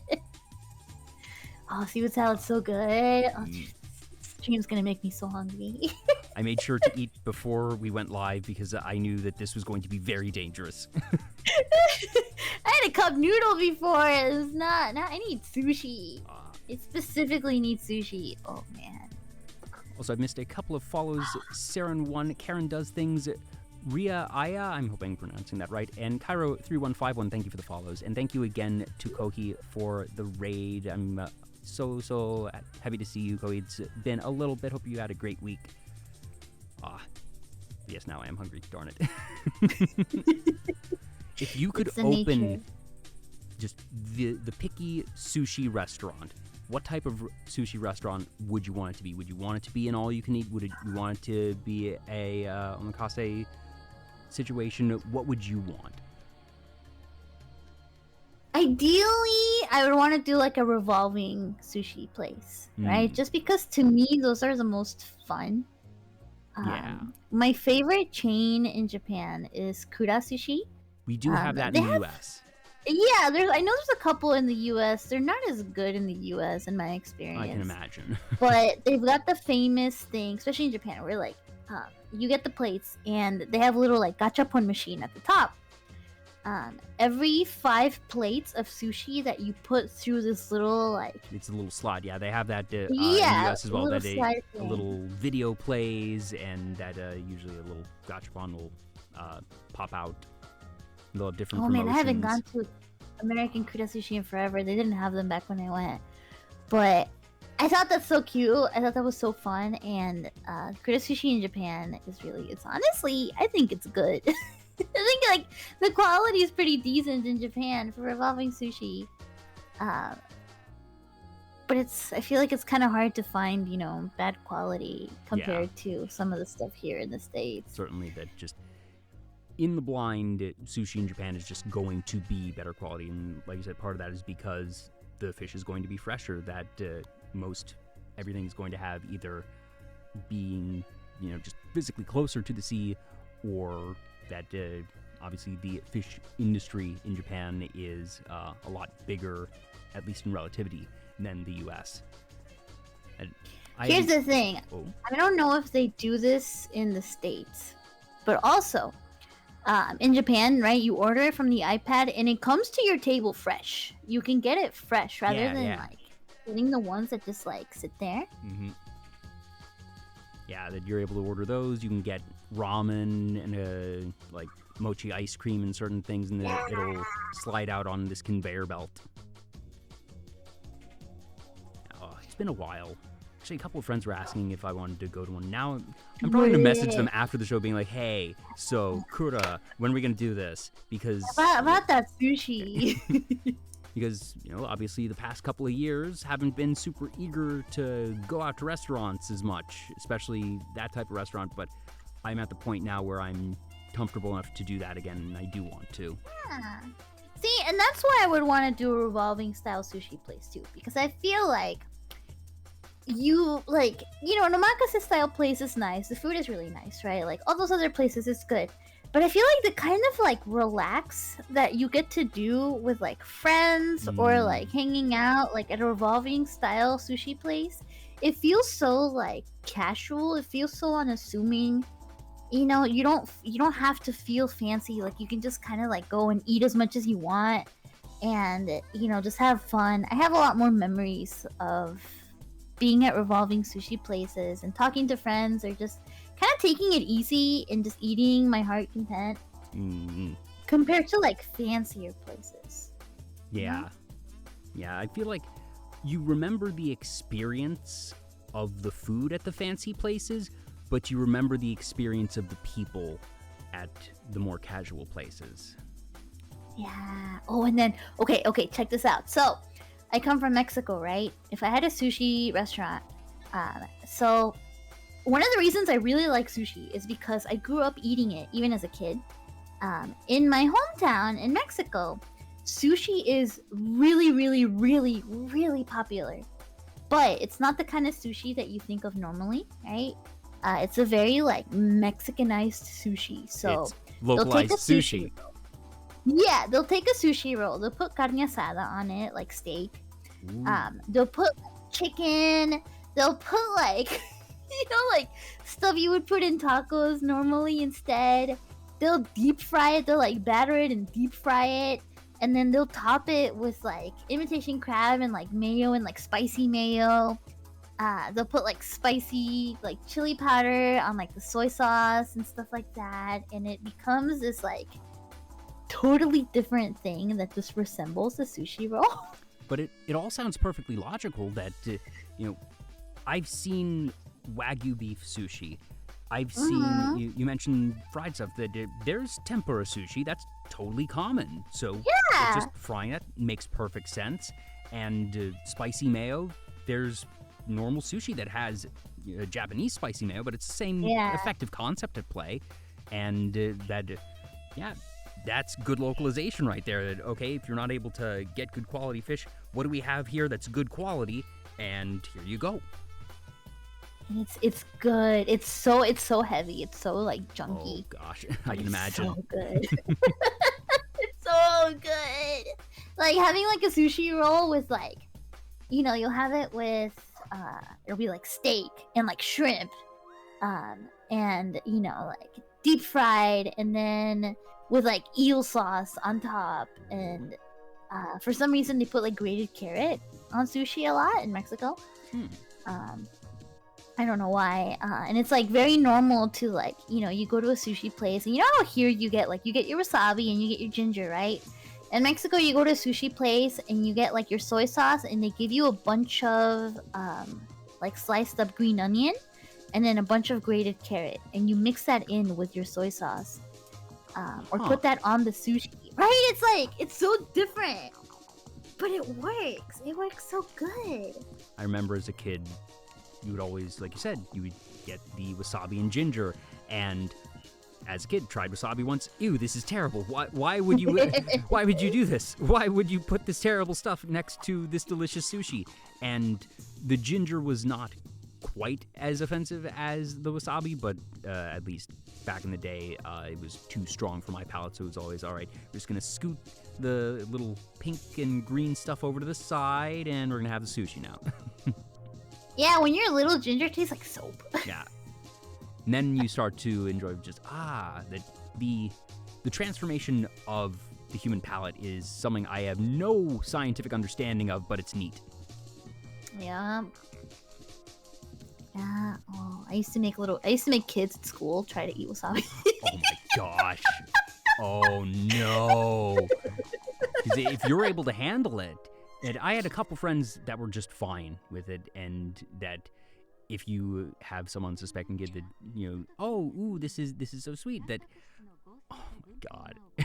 Yeah, we were like, yeah, try it. It's mint ice cream. They give it to you with sushi. No, because then it's doubly so that. Because when you're expecting one flavor and you get something else, it's even worse. That, if you're expecting juice and you get soda, it's painful, because mentally you are expecting something very different. But oh my gosh. That was a little shit. We talk about the schoolyard rumors and whatnot, that you didn't tell the schoolyard rumors. The rumors you told us, the lies you told, this wasabi, it's so yummy, it's so sweet. I wanted to see the kids' reaction, and honestly, I don't regret it. Oh, I was gonna say, I can imagine the reactions are really good. It was great. It's like, all right, you're not suggesting that they eat anything actually dangerous. It's fine. You're not harming them. That I feel like if my parents saw another kid doing that to me, they'd probably let it happen, as long as I wasn't about to eat like a giant spoonful of wasabi, then they might stop. But if it's just like, a small thing of wasabi, they'd probably let it happen and enjoy my reaction. Yeah, it's like wasabi hurts for like a couple seconds, and then you're like, oh, it's gone. Oh, cool. I still don't like wasabi today, to be honest. That I've tried it a couple times, and it's been a while that I should probably try it again to see if my palate has shifted enough to actually enjoy it. But I just don't like spicy things much in general. That I enjoy hot wings, but I'm not the type of person who is going to eat a Reaper pepper or something like that. Yeah, so for wasabi, here's the trick, right? Like, if you can get your hands on like actual real wasabi, like not the horseradish like powder mix stuff that you usually get at most sushi places, right? That's like the standard here in the States. If you can ever get the chance to actually get like real grated wasabi, and that's what you'll get in Japan, it's a lot better. It's like more fragrant. It's still spicy and like it's almost a little stronger in a different way, but it kind of tastes more garlicky, more gingery. And it ends up giving that kind of flavor to the rice and the fish, and it goes so good with it. Just like a little bit, it goes so good with it, even if it's a little spicy. If you ever get the chance to try it like that, I do need to. It's way better. It's honestly way better than like the stuff that we get normally in sushi places here. For sure. I've been meaning to visit Japan for a very, very long time. And then 2020 happened and travel wasn't happening. And now I'm busy again, and I do a lot of stuff on weekends, and that I do go on vacations for other things. That like I go to conventions a fair bit, and that I go to so many conventions that it eats into the time. Then if I'm going to go to Japan, I'm going to go for 2 weeks. I'm not going to make it a short trip. Yeah. Why would you go for like all the way there for like a couple days? It doesn't make sense. But just I do events and other stuff like that, and I don't know if I can fit in 2 weeks in Japan on top of that, but I do need to go sometime. Just the yen is super weak right now. That's the thing that I'm seeing. Like, there's a whole bunch of folks. There's a whole bunch of VTubers. Like, in the past month in particular, it feels like a whole bunch of people have been going on trips. To my knowledge, there's no specific event going on or anything over there. It just seems to have been a really good time. And I do know that the yen is pretty weak to the US dollar right now, so it's going to be much cheaper in relativity. But hopefully next year sometime, like 2025 at the latest, that it's closer than ever, I think, for me, and that it's something I'm more consciously trying to plan for and figure out how to make it happen. Yeah, I don't think I'm making it over anytime soon either. But I wish. I want to eat Japanese sushi again. Gosh, now I'm hungry. I know, because for me, last time I was there was 2014. And then it hits me, and I realize that it's almost been 10 years. Yeah. Now, we were talking about nostalgia and localization and certain game series being older than we'd like to admit them being, but I know that one thing you do enjoy is older anime, specifically the 80s era, and you mentioned Cardcaptor Sakura, and I don't recall, I think Cardcaptor Sakura's 90s? In the end, I think most of the shows I like end up falling more into the 90s, but like, I can't help but love the 80s aesthetic. Is there anything in particular that you feel sort of resonated with you? Is it something of nostalgia that you saw it growing up a lot, or that the color palette really appealed to you? I think nowadays it's kind of the color palette, but it feels like 80s and 90s anime kind of feels close together sometimes. I mean, I grew up with Cardcaptor Sakura because that was on TV. Honestly, that was the main reason. Like, it was on TV, and I really liked it for that. But for a while, like, a lot of fashions I would get into would, like, be inspired by, like, 80s anime stuff. And then, you kind of want to kind of want to see stuff that's like from before your time. And me, I'm a 90s kid, so Yay, 90s kids. you know, I wanted to like kind of delve a little bit to like, okay, you know, what's the before of the stuff I watch? And I'm sure kids are doing that nowadays too, you know, like kids born in, God forbid, 2010, you know, or like you know, like probably starting to look at like shows from the 2000s and the 90s and probably think that it's like ancient stuff, you know? And just the way that we growing up would that if you saw the original Dragon Ball, then you'd be like, okay, this feels kind of older, and that you have Dragon Ball Z and that was newer at that point in time. But if it's Pokemon, that the first season of Pokemon is now older it's farther removed from today than Dragon Ball was to Dragon Ball Z upon its release. And just so many different series, or if somebody watched the more recent release of Urusei Yatsura, that going back and seeing the older one, that I didn't even watch that one growing up, but maybe Sailor Moon or Cardcaptor Sakura, that because I think there was a remake of Cardcaptor recently, if memory serves. I could be wrong though. There was a new season. It was like a continuation of the story. I actually didn't watch it. For me, I got to anime late, but then just dove in head first. That I watched, like I said, Pokemon, Yu-Gi-Oh! If it was on Toonami and such growing up. But I totally missed stuff from the 80s and a lot of stuff from the late 90s, early 2000s if it wasn't on broadcast in the US.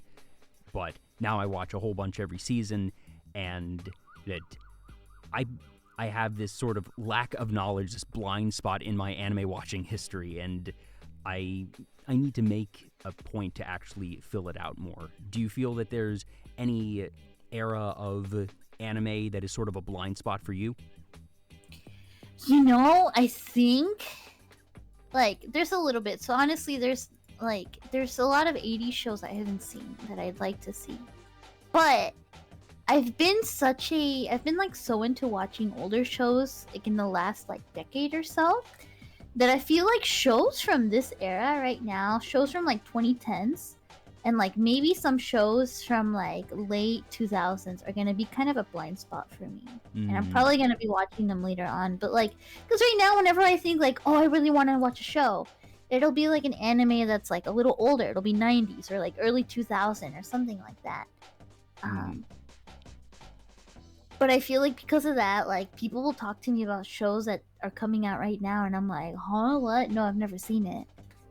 And you're also not helped by the fact that so much more anime is coming out nowadays, that if you look at the number of shows that would come out in a season back in the day, that it might be 15 shows in the 90s, 2000s, even getting into the 2010s, you'd only be seeing maybe 20, 25 shows in a season. I think there's 60 new shows coming out this season, Picky. What? No way. Hold on. I was checking one of those list websites and just did a count of the shows, and I think it was 60 new shows. Spike AD. 60 new shows and 55 isekais. Oh my God, isekais. you're right. There's so much. I found one too. This is insane. Also, thank you, Spike AD and the Watcherono for the follows. And yeah, there's a lot of isekai. And that I feel the big difficulty nowadays is finding the good stuff, because just statistically speaking, okay, if there were 5-10 good shows in a season back in the day, that meant that half of the shows might be good. And that now just I'm not going to watch 60 premieres. Absolutely not. Yeah, no. I'm crazy, and I'm probably going to watch like 15 premieres, like first episodes. And even that's a lot. And that's first episodes. How many I will keep up with, do not know. But then I always feel like there's a couple every year that, even though I watch a fair bit of anime, that just, that one didn't have a good first episode and I dropped it, or, this one went under my radar and I totally missed it. But then there's so much new stuff to watch that there's not enough time to go back and watch the old stuff. Yeah. Yeah, it's an embarrassment of riches. We have too much good stuff coming out. I feel like back then you could be like, oh, I'm gonna watch episode 1 of every single show coming out this season, and then make your decision from there. Yeah. Because that'd be 60 shows this season. Yeah, that if I watch 15 first episodes, that's a quarter of the new shows. It's a lot. You know, they do say, though, I've heard a lot of people say this, that, like, we are in a new golden era of absolutely. anime. Yeah. Like, the Don't anime get that me comes wrong. out nowadays has, like, much cooler plot, like, way more involved. You know, Oh, the yeah. budgets are Like, crazy, the stories are good. The trash isekais of today would have been classics in the 80s, 90s. And that's part of just sort of how media and storytelling grows. That, over time, people get more adept at storytelling. They realize what do people like and what resonates with people, and then people have more inspirations for certain things. And some of it comes from restrictions breeding creativity, that, okay, so much stuff has been done, so now if you want to do something, you need to try and be more creative. All right, what's your twist? That there's a whole bunch of isekais, but what is your twist on isekai? And that it means people have to really be more creative. It can't just be, all right, we have good characters who are trying to save the world. That's not going to cut it anymore. That's going to get left in the dust. Oh, also, hi, KK. Hi! Oh, she was probably like, oh, I got shout out. Yeah, Piki was mentioning the time that you all went out for sushi. We had a whole sushi tangent, and now we are both hungry. Hope you are doing well, KK. Hi!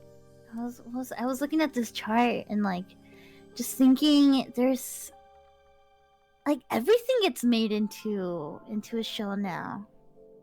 Yeah, and at the very least, it's neat to see that there is so much demand, both, in Japan and abroad, that the fact that all these shows are getting funded means that there's so many people that are interested, that the market is good for it. It means that animators are being employed for that, so there's more opportunities than ever before.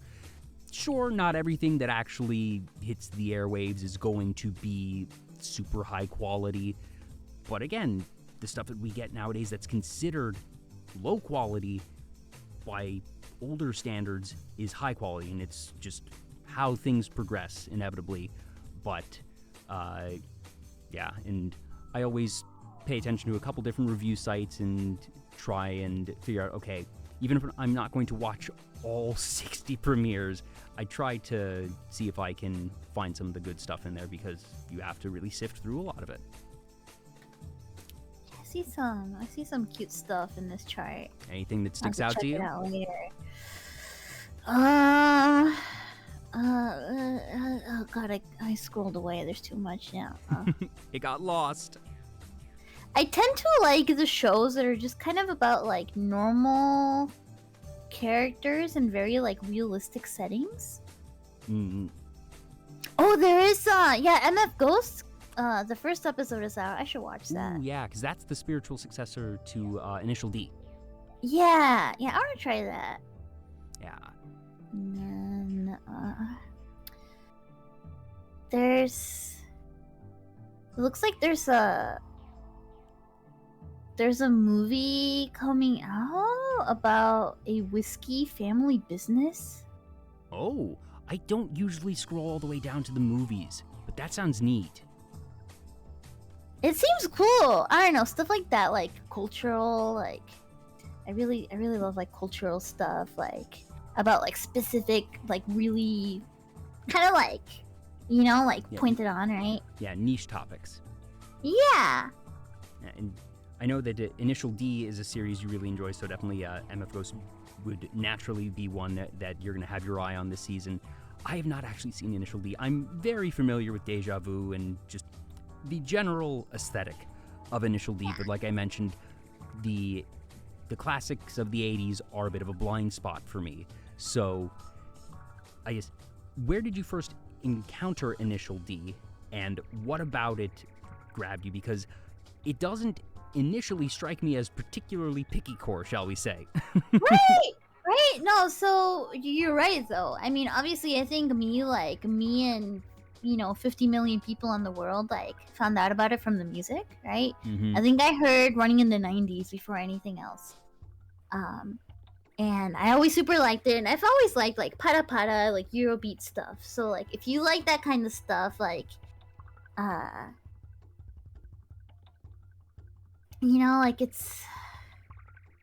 I don't know. So I came across it, and then I didn't really care about it too much until I got a part-time job at an anime store, and then I started seeing the model kits for the cars, right? And I started seeing the covers of the mangas, the art books. I saw the covers for MF Ghost manga, and back when I was younger, I used to be the initial D art style is kind of ugly, blah blah blah, and then it really grew on me, really, really, really grew on me. Yeah, it's definitely not the conventional anime manga aesthetic. That it's not shonen, at least in the more conventional sense. It's certainly not shoujo. That it has a more realistic style while still being very stylized. Yeah, so I was pleasantly surprised, and this is why I think you should definitely give it just even a try for 3 episodes, right? It seems like a really serious show, but it's actually really goofy, and it's so it's from 1995 actually, and it's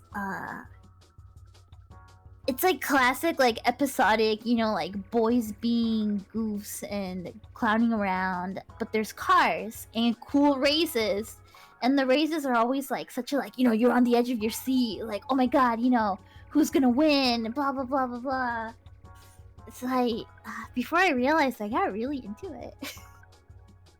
Yeah, that's always it's so fun to find a show that you don't expect to like, that's something outside your comfort zone or your normal genres, and just, all right, I'm going to try this. I'm in the mood to have something a little different, and then suddenly you blink and you've watched half the season.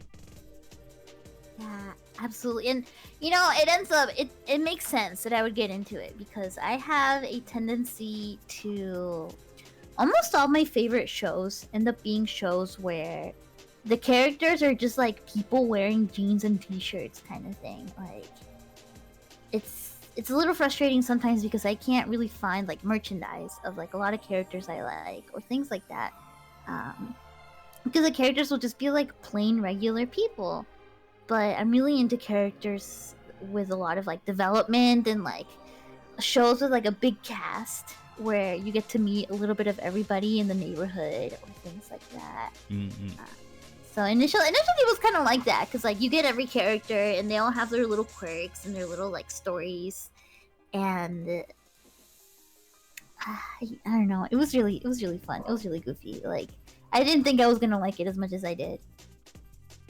Yeah, I do need to watch that, and that I know it's not required viewing for MF Ghost, and that's probably the smart move to make sure that as many people can pick this up as possible. And my guess is you're going to see a spike in interest in Initial D, of whether it'll be people going back and watching that before MF Ghost, or seeing MF Ghost and being like, oh, this is the same author, same universe as this other thing, let's go watch this. So that's basically assured to get a resurgence of some level in these coming months. And I need to decide basically in the next couple days, do I want to go back and watch Initial D before MF Ghost? And I don't know. See what I did? I watched an episode over dinner. That's my recommendation. I would sit down with my dinner, at my computer, and put on an episode, and that's how I watched it. I usually end up watching VTubers during dinner, but it's that or anime, yeah. Now, you mentioned that you enjoy shows with characters and being able to meet everyone in the neighborhood, and I feel like that was if it wasn't deliberate, the fact that you used that specific term is probably because of your enjoyment of Neighborhood Story. Yeah! Oh man, Gokinjo Monogatari became my favorites. It wasn't on purpose, but it did cross my mind the moment I said it. Just because it's kind of like that. this is kind of a stretch, but probably every single like Mexican person and also other like South American countries everywhere, Brazil, Argentina, everywhere, right? Probably grew up watching El Chavo del Ocho.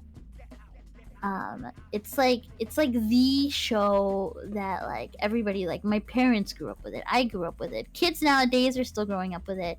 It's a show it's like a live action show of like a neighborhood and like the shenanigans that all the people living in this neighborhood get up to. Yeah, it's like King of the Hill for Latinos. Yeah. Oh, wow.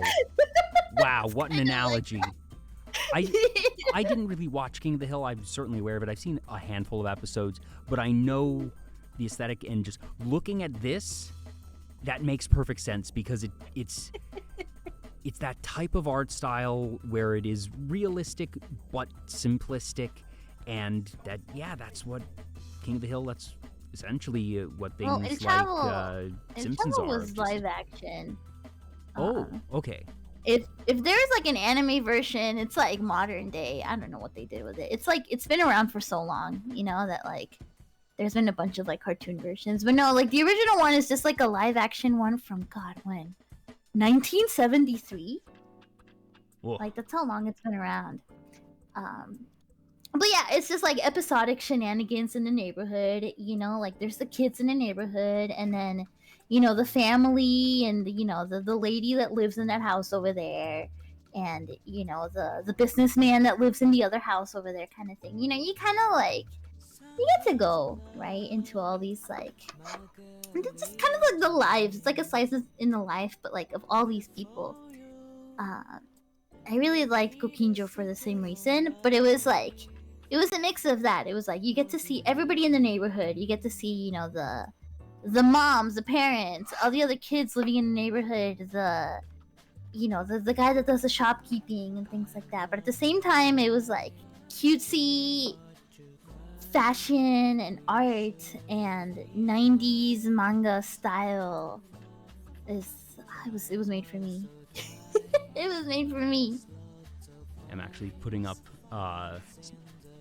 one of the pieces of key art for it right now, and that it fits right in with the color aesthetic, and that you have, even in the key art, a pretty big cast. There's other promotional images that have even more characters, and that they're so ready. Just at a glance, this is peak 80s right here. Yeah. Do you recall a specific episode that just really stuck with you, or maybe a particular character? Oh, gosh, it's hard to say because there's so many. Because like literally every single character on this poster that you have on screen has like a story that they go into, like at least a single episode where they go into their backstory, right? Like, so the two main characters they've always lived next door. They've always lived next door to each other, and they're like not twins, but they were like born the same day, like, or like the same week. So they always have a birthday together since they were kids. They do everything together, even though they're just neighbors' kids. For the main character, for the main girl, they even go into the divorce of her parents, and like they go in super in depth into that. And they go into the dad's past and what he does. Now, was this targeted as a kids show or as an all ages show, a more adult show? I think it was probably more like a teen adult show. Okay. Yeah. But that's neat of just that they are able to actually go those types of places, tell those types of stories, and really dig into these characters and make them feel human, make them feel real. And even today, you don't get that in every show, and even if you get that, you're not necessarily going to get it for every character. Oh, Bessie! Welcome on in, Raiders! Celebration stream, yes! Welcome on in. Bessie was actually celebrating her 2-year partnerversary today. Her partnerversary. Welcome on in, Raiders. Hi, Bessie. Hope you had a good stream. Congratulations again. Happy partnerversary. So Happy excited for you. Yay! Bessie was on a while back. She was episode 99. Wait, no, she was 98, 99, 100. No, she was 98. That's right. Yes, yeah. I lose track of numbers now because there's a lot of numbers, but that was such a fun one. That's available on my YouTube channel. I think KK's is now up there as well. It's either that or that's the next in the queue. But thank you so much, Bessie. Hopefully you are having a good day. Let me get you a shout out now. Cowgirl. There we go. Welcome on in, Raiders. This is Vtuber Talk. I'm Jay. I'm talking with Picky. We're talking some 80s anime, but also for the new folks, Picky, if you could introduce yourself. Hi, I'm Vicky, and I like old stuff, and I like counting every single piece of sushi I've ever eaten, and yeah. I get shy with introductions. Yes, you did already miss the discussion about sushi. She has had 366 pieces of sushi this year to date. Bessie, all right, yes, boot scootin' boogie on away. Have a great rest of your day. Get some food, get some rest. Have a good one. I will see you around. Thank you so much for the raid. I will be sure to take good care of everyone. So thank you again, and welcome on in, Raiders. So we have here, we were talking about Neighborhood Story, which is a show from the 80s, and that you're mentioning it's sort of a young adult show that they really have the depth to these characters and that they let you get to know everyone. Do you have any specific characters that you really identified with, or just ones that you really enjoyed? There were so many. I can't say I like totally identified with her, but there's this character named Mariko. They kind of build her up for you to dislike her because she's the hot, popular girl that just like always has dudes wrapped around her finger. Okay. You know, she's that type of character, right? She gets like really played off as like the playgirl. Yeah, like she's such a popular girl that like instead of her name being Mariko, she gets called Nice Body Co. Because she's like the hot girl, right? They make her seem like a really moody, judgmental, lazy girl. And then you just kind of like, they spend so many episodes going into like her backstory, and like she's not like, yeah, like they make her really seem like she's like stupid for a while. Like she's stupid and all she cares about is boys and looking hot. They start going into like her backstory and how she's like trying to study for school and trying to take it seriously, but she has like a lot of trouble with like keeping up with academics. You know how she feels like a lot of people don't respect her for a lot of stuff. You know, all the broken relationships she has with people because she will start like tearing relationships apart when she gets too close to people. Like that's the level of depth that they give her. And she ends up being one of the best characters because like you just end up being able to relate to her in just like the moments where she's just like really raw and human.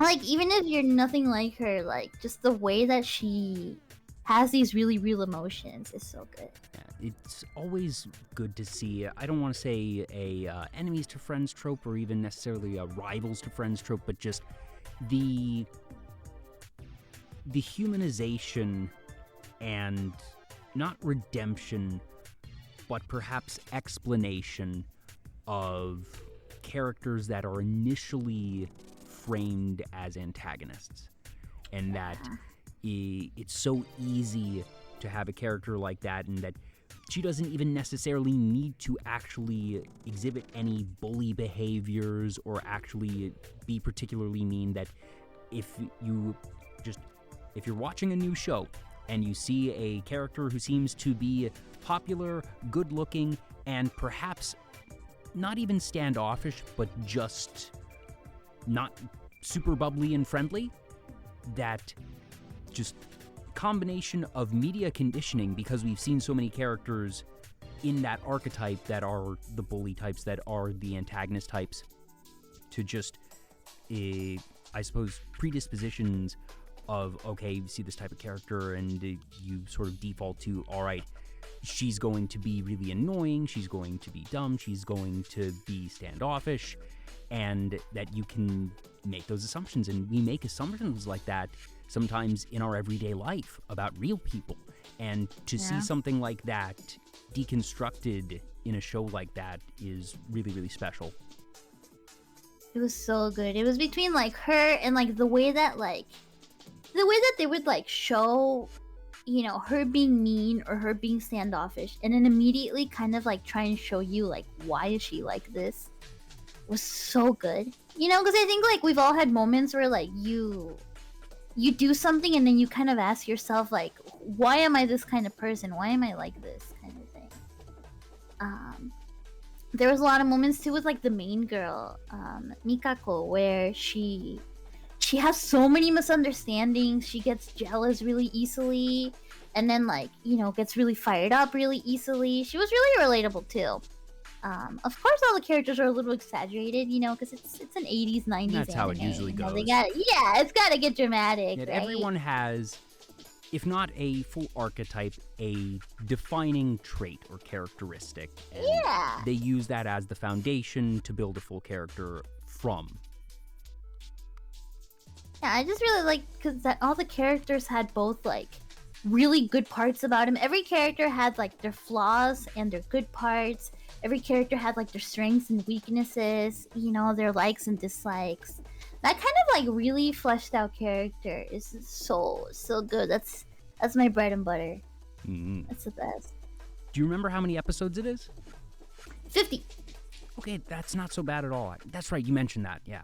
It might be like 47. Ish, yeah. That it's there not, was like a couple recap episodes that like we just skipped. You know, it's not 20 seasons. It's not it's not The Simpsons. It's not King of the Hill. That you can watch that, and I don't even want to ask how it ends because I feel like that's what was just shortest feeling 50 episodes ever. Yeah, it's a very emotional ending.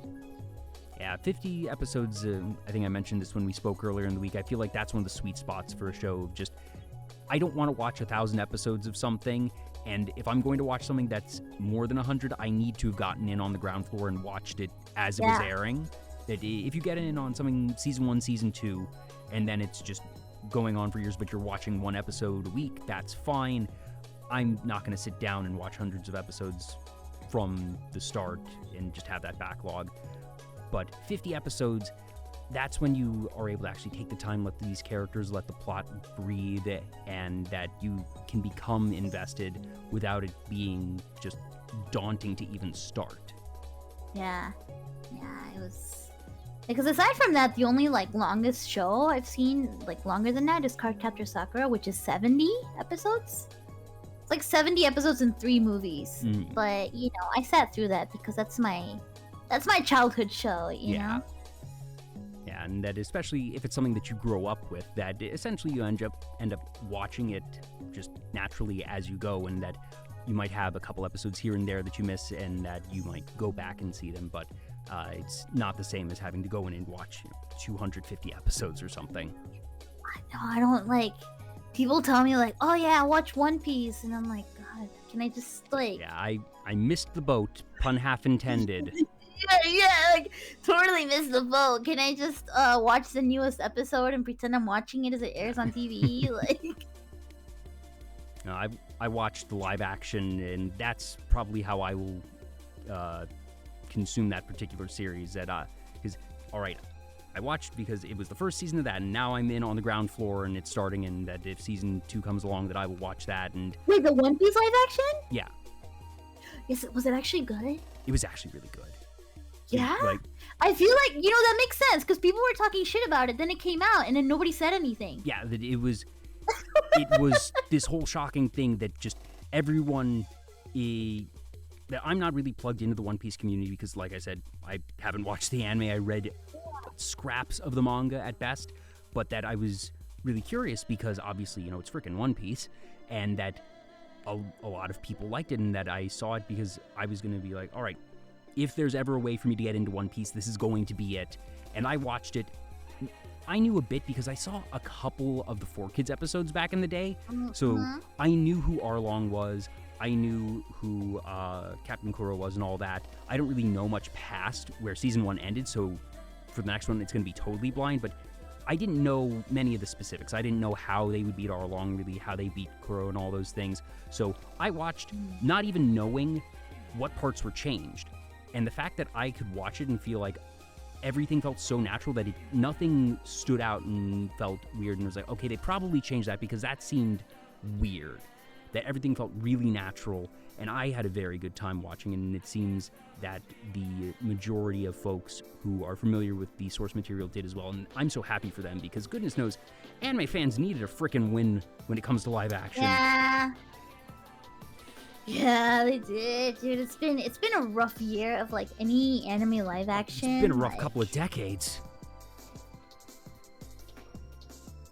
But I'm happy it's good. I'm happy it's actually good. yeah, it just because I always feel so bad for the fans of a show, even if I'm not a fan myself. When I see a bad adaptation come out, that it just all right, somebody cared about this, and to see something go poorly is just bleh. But yeah, I definitely enjoyed it, and I think that it's something that if you don't know One Piece and haven't had the patience to watch all the anime or read all the manga like me, that you can enjoy it with no frame of reference whatsoever. Yeah, I like tried reading a couple chapters of the manga, like the starting chapters, and then I was like, all right, I get why this is a big deal. You know, I was like, this is good. This is real good. I'm not gonna read it all. But This is obviously high quality. It's too much. yeah. And now, not gonna lie, now I look at One Piece and I feel like modern episodes of One Piece is so funny because like now there's like a bunch of like fan service and like big boobs everywhere, and I'm like, what happened to One Piece? I feel like it But was I've sort never- of like that already. That just I remember back in I the day that wouldn't know. Nami. Yeah, But, surprising. I mean, that's true. She's always been in like little cleavage tops and. But yeah, that's similar to Pokemon. Just seeing One Piece go as far as it has, and obviously it's even bigger in Japan than it is here in the West. But that story has kept going, and it's supposedly in its final saga, but sagas can be multiple arcs. It's gonna be like fucking Attack on Titan, the final season, part 3. God. So that's actually finally ending in November. That it is Attack on Titan final season, final chapters, part 2. The actual ending of the end, final dot end. Yeah, I will never understand what the heck happened with those naming conventions with Attack on Titan. Who thought this was a good idea? They knew how much they had. Like when I saw the trailer for like the final season, part 3, I thought like, how like first of all, how is Attack on Titan still going, right? Yeah. And it's too much. But I actually have kept up with Attack on Titan, and it's still really good. Even if even if the season names are dumb, I really enjoyed it. And that final chapters part 1 had 10 of the most brutal minutes of anime I've ever seen. Like, in a good way, of Titans being brutal. I remember just the first episode of Attack on Titan, like watching it when it aired and thinking like, holy crap, this is insanely brutal. Like, I want more. This is intense. I got really into it, like, for a bit when it first came out. And then they had 5 years between seasons 1 and 2. Dude, I'm so upset because like I don't know if the plot ever progresses more than this, right? It but does. like you know, at the beginning, Yeah. you know, like at the beginning, they're like, the plot is like, okay, Eren, you have to go and find the key in your dad's basement or whatever, right? I was like, oh yeah, end of season 1, they'll find it, and then little did I know that it was gonna go on for 5 more years. I don't know what the story is anymore. They do eventually find the key to the basement. Yeah. Not going to say what happens after that, but there is progress. I assume there's a lot more that happens there's after. A lot more. It is a ride, and it is one that, if you enjoyed the first season, that it still feels like Attack on Titan, in my opinion. Yeah. That I think it has always kept the core, the core motivation and style and overall tone. That they've shifted certain things. There have been changes in the world. Characters come, characters go. But that the tone of the show overall has been consistent. So that is one that... How many episodes is it now? Like just over 100, I think. That's not that bad. Yeah, it's not I feel like that's absurd. doable. It's a lot. Yeah. It's a lot. Actually, I need to check. Is it like it might be 120 at most. It's not 200. It's nowhere. It's not at 150, I don't think. Yeah. It's still a lot, but I feel like for such a already a classic show like Attack on Titan, I don't know, I would have expected a lot more. Yeah. I'm completely wrong. I'm so wrong. Yeah? It's 87 episodes. I don't know why I thought 100. Oh. Yeah, it's 87 and then gets to the final season, final chapters are like an hour long each. Mm-hmm. Yeah, so Wow. yeah, not even as bad as I thought.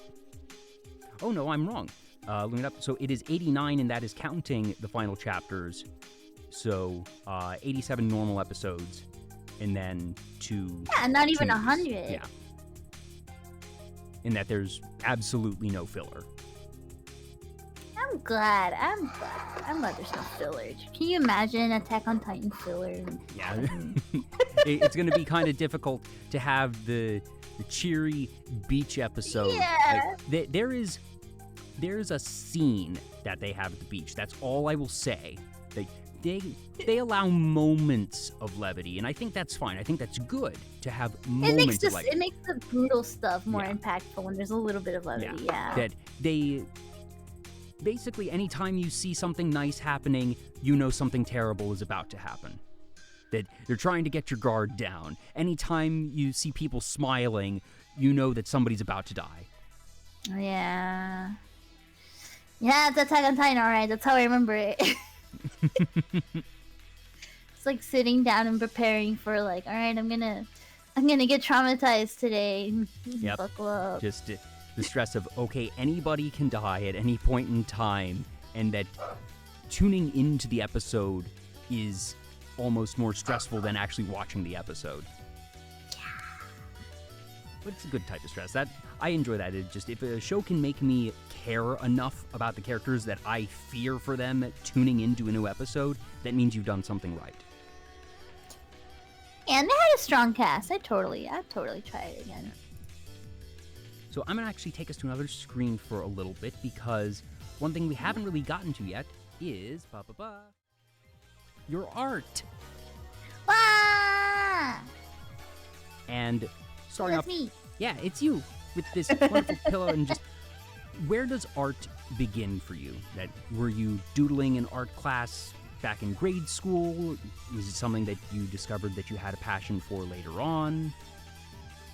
It's like the one thing in my life actually that has been a constant since I was a little kid. I learned how to draw, learned how to draw a house, where I don't know if this ever happened to you as a kid, but one of my earliest triangle memories, on top house. Kinda, yeah. One of my earliest memories was okay, so it was you learn how to do the square with the triangle on top house, and then someone taught me, I think my sister or my mom or something, taught me that if you add some extra lines to the square and some extra lines to the triangle, suddenly you can make a rectangle, like a cube rectangle, and then a roof that actually looks 3D. And I think that just blew my mind from the moment I was tiny. I was what? You can make 3D, you can actually imply 3D space with images, right? And I was tiny. You know, I must have been like a little baby.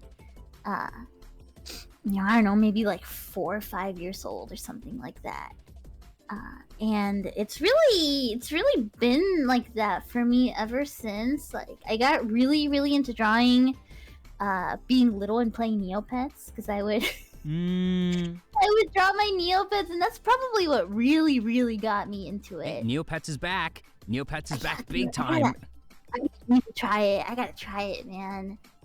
I used to be so into it. But yeah, like, I would pretend to make original designs for my Neopets.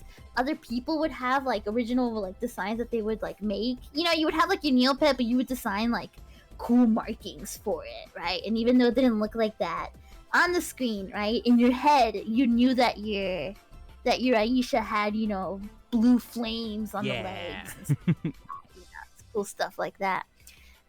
You would like make your website and make it be this whole plot and all this lore, and that really got me into it. I used to play along with a lot of other people and like design our characters, and it just kind of went from there.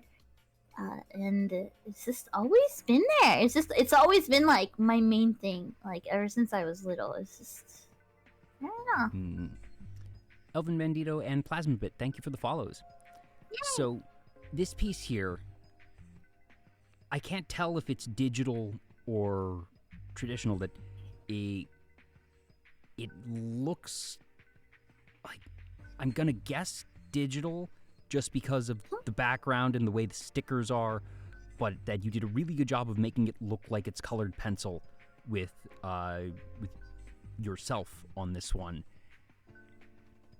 Yeah, it's digital. It looks like that just because I really like colored pencils. I think that's my favorite. Just from slacking off in class and slacking off places, and you know, it was the only, like, colored pencils are cheap, they're easy, you can get them anywhere. They don't, you know, you can just find them sometimes, and that used to be a big thing for me, just like making art out of whatever I found, because I just, you know, don't really have money for fancy supplies or anything. So when I drew this on my iPad. I've been drawing all my digital stuff on iPads for a couple years now. And I just like doing it, like, I don't know, it's really good for like doing kind of like colored pencil kind of thing. It takes forever, not gonna lie. But do you have a guess of how many hours you spent on this piece? I did this one in one sitting overnight. So I think this might have been like 4 or 5 hours. Did you draw the stickers at all, or are these imported assets? Oh, I just found them online. Right, that was, like, my guess. It was like, all right, the way that there's the foiling on the smiley face sticker, I was like, okay, that doesn't look drawn, but then again, artists are magicians to me because I have no artistic ability whatsoever, so I just sort of baseline assume anything is possible. I could just be completely off base of, oh yeah, that if you use this tool, that tool, whatever, in the program, that you can, you know, all right, there's a circle tool, and then I put on the eyes, and then I had this brush that had sort of a foiling effect, and that you made it that way, so I didn't want to assume. No, it's just they're literally just like copy pasted. I just think like, but they fit in so nicely. Is really fun. Yeah. And I wanted that feeling of like it's a drawing and then you just like stick a bunch of stickers on it. Yeah. You know, if it was painted, it would have been a different feel.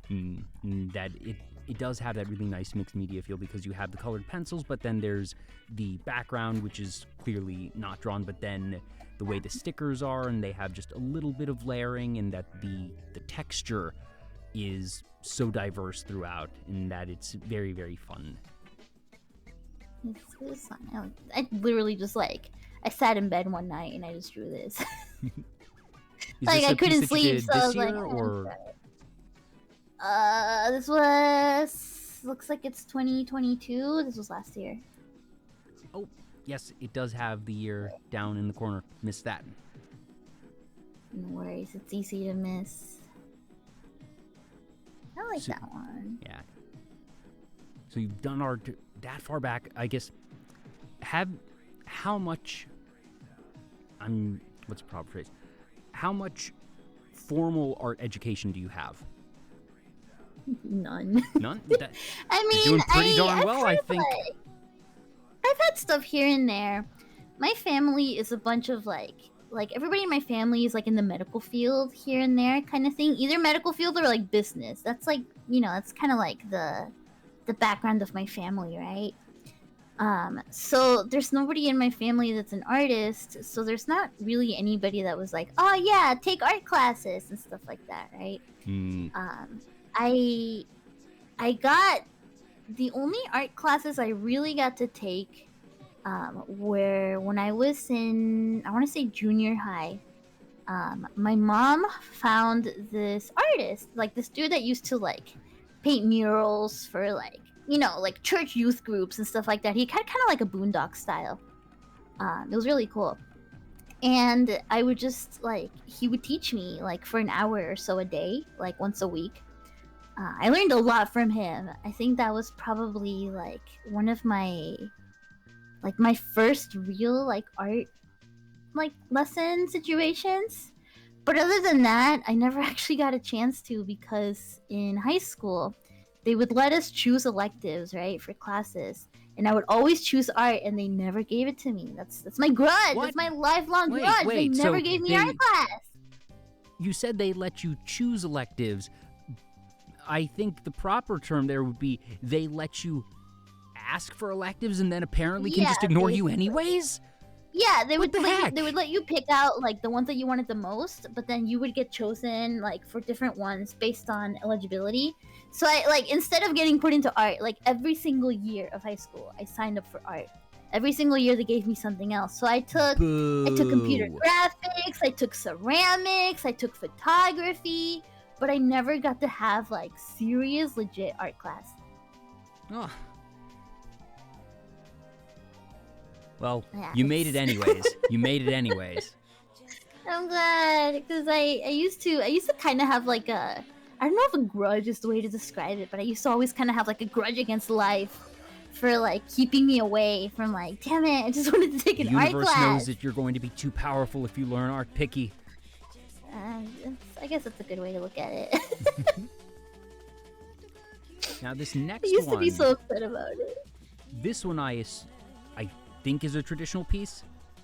Yeah! This is all colored pencil.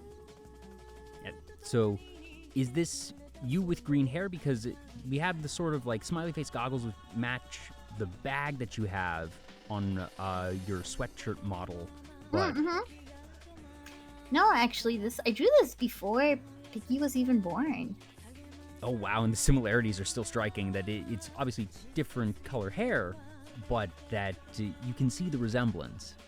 Yeah, my style was really just like, you could really tell it was me. No, you want to know a fun fact about this drawing? This is a sticky note. That's how big this drawing is in real life.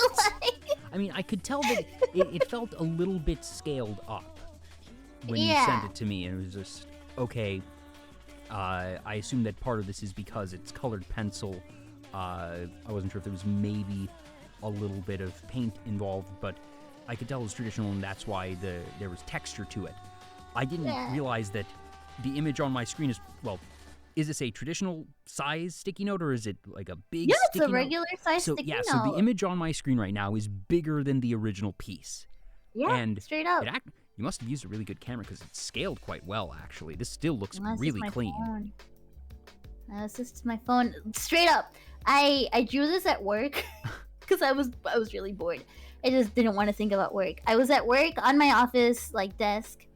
Of course, like, because I took a lot of phone calls, I would have a lot of sticky notes everywhere. A lot of like pads of sticky notes.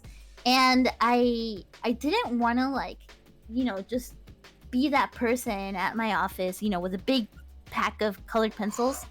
So sometimes when you go to art supply stores or even like random like little places, they'll sell these like tiny tubes of colored pencils, and the colored pencils are like maybe like 2 inches tall at the most. Like golf pencils.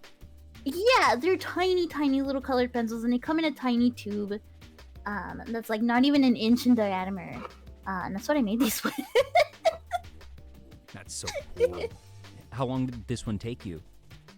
I think this might have been a couple work days. I worked on this one for a little bit. Cannonball asks a good question. What color was the sticky note? That usually you think of a yellow sticky note, but the colors here are so vibrant that I feel like this had to have been on a white sticky note, but... No, this one was a yellow one. You can tell if you look at the clouds. You just used so much of the colored pencils that you completely overpowered the yellow. Yeah, you can tell if you look at some of the clouds, like... I guess, yeah, there's... You can see the original yellow. Okay, yeah, I wasn't sure if that was just adding coloring there, but now that you mention it, yeah, that would be a little bit of the yellow sticky note still shining through, but it works so well there, and that you, obviously, in the green and darker purple areas have completely overpowered the yellow, so I guess you must have just been not scribbling, but, just doing layer after layer of colored pencil to slowly work away at that bright yellow. Did you... Yeah, and like blend colors. Oh, it was so fun doing this. Are any of the yellow from the smiley face goggles or in the hair just uncolored from the sticky note, or did you use yellow colored pencil? I think those might be yellow colored pencil, because I definitely wanted to accentuate the yellow. Yeah, I'm pretty sure for the hair and the goggles, it was just like I added more yellow on top of it. Because the yellow of the sticky note was not yellow enough. Because, like, yellow sticky notes are kind of pale. It's like a pale yellow. Yeah, that it's closer to the color of the chair that you're sitting in. Yeah, and even a little, like paler, right? Yeah. But the skin, though, the skin is, like, mostly the original yellow, but then I just kind of layered on top the other stuff to kind of make it look more like skin tone. Mm-hmm.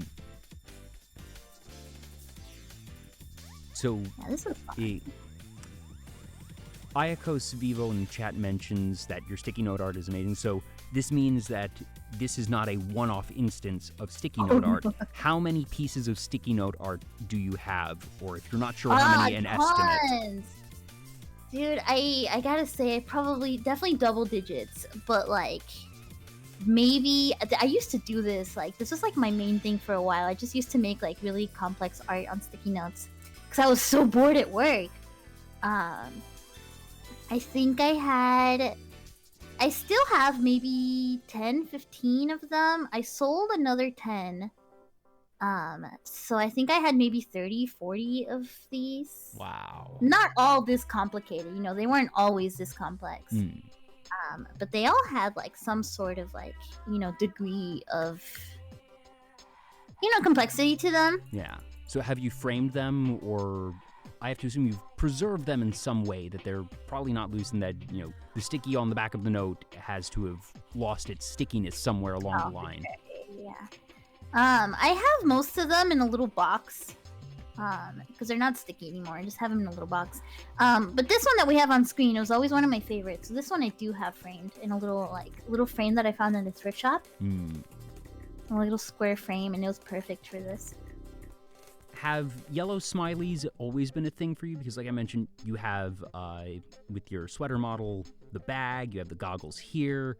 So is it just a coincidence, or is this something that has been a broader theme for you in your art?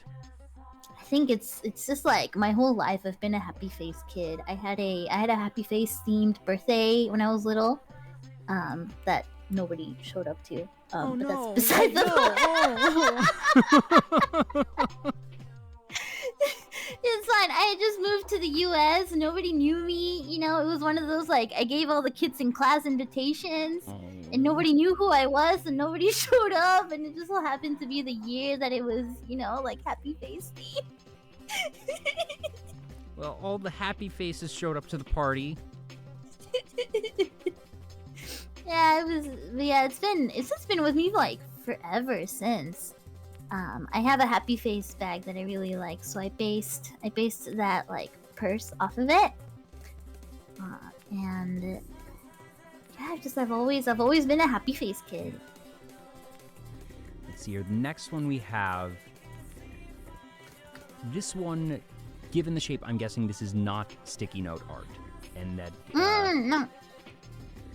And this one, like I said, I'm no artist myself, so I'm sort of guessing here that probably digital, but also there's certain pieces that make it look traditional. I'm going to guess digital because of how the flowers and the background are sort of blurred.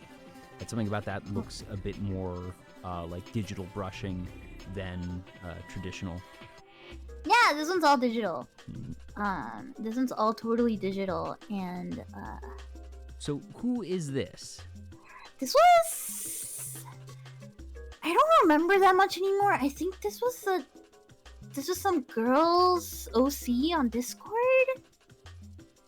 I don't remember it very well much, but she had a cute OC, and she drew my OC like in exchange. We did kind of like an art trade, so I drew her this. And she just kind of had like this like puppy girl OC, and I was like, alright, this is cute. And I was really into like trying full-on backgrounds at the time. Is there a story for this OC that explains why she's in what seems to be, I guess, a sunflower field? I don't think so. I don't think so. I think I just wanted to draw sunflowers. Like, just the idea just kind of popped into my head, and I just wanted to draw a bunch of sunflowers. It came out very, very nicely, and it's very cute, a little bit sad, you know, seeing just... It definitely has the melancholy feel to it, that it's, you know, it almost feels like she's taking that sunflower and leaving it somewhere in memory of someone, or just remembering something, that it's, despite the bright yellow colors, that, you know, she herself is quite somber. Yeah. I like this one because I was into a very, like, girls looking sad phase at the time. That's the best way I can explain it. Just like girls wistfully looking off into the distance kind of thing. Do you remember how far back this one was?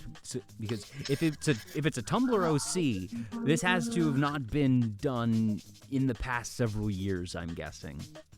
That one was maybe 2018, 2019-ish. Yeah, that sounds about right for Tumblr. Yeah. It was a Discord OC. It was like some girl on Discord. Also, you said Discord and I said Tumblr. No Sorry. worries. Brain fart there, my bad. They're not that different. So this is fantastic, fantastic piece. Now, sticky note art is one thing. Fruit art is another. And it has to be a coincidence that you are drawing on unconventional things that are yellow. I'm going to take that as just sheer coincidence. But if I had a nickel for every time that you've had a piece on something that was yellow, I'd have 2 nickels.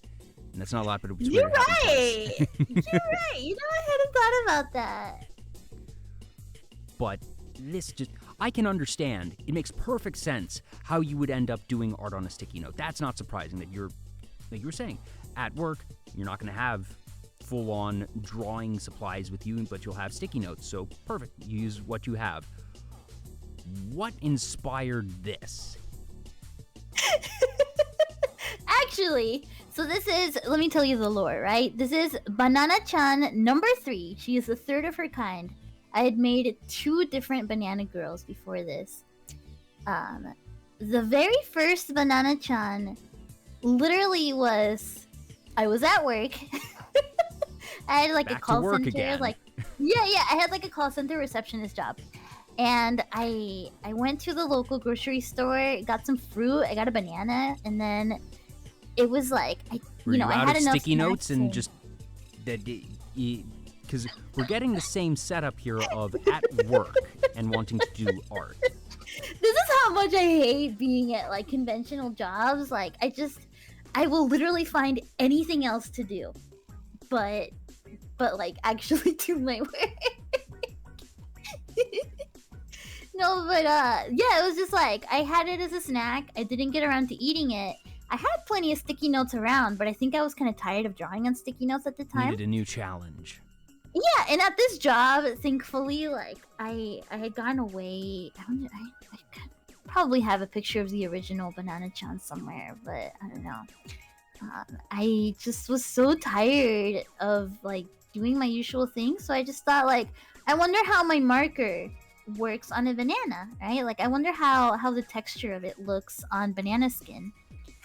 And it worked pretty well. Yeah, it worked pretty well. It turned out that like, I mean like you have to be a little careful with like the bruising and stuff on the skin. But yeah, it worked pretty well. And I made the first Banana-chan in 2016, and this one has to be like, I think this one's 22 maybe. About how long did this one take? That it's just the character, you didn't do the full-on background and everything, so was this, I have to assume it was in an afternoon, but was it a couple of hours? Was this the full day? I think this one was only like a couple of hours. The one that's on screen, yeah, I think I did this one on stream actually. Oh. And I think it maybe took 2 hours or something. It didn't take that long. Because it's a pretty simple drawing.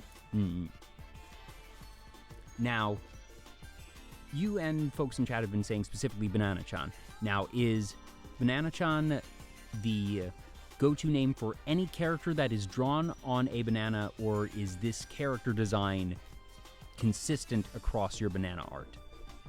No, it just kind of became the name for whatever girl I would draw in a banana, yeah.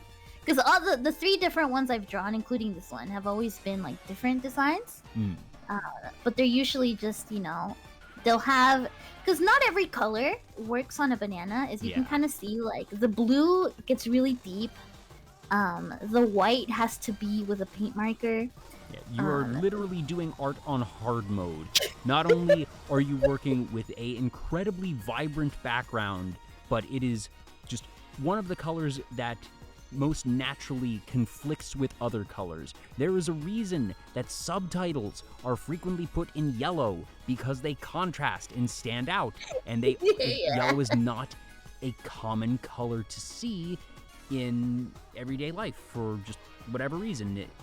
So you're doing that, but then you're also adding the extra challenge of 3D space that you're having to draw on, and then that 3D space is going to be kind of soft, prone to bruising. Yeah, the bruising is a big thing. And that you probably couldn't use pencil on this, you mentioned marker, that it would have to be marker because colored pencils would have punctured this. So you're just finding the most difficult ways to do art, but it comes out so nicely. And that I said, I could see something like this in a museum of modern art. I've seen a lot of modern art that just, I have so much respect for artists. Please understand, Picky, I have so much respect for artists. There is a line somewhere in modern art where I look at it and I say, I am either too dumb to understand or the art is dumb.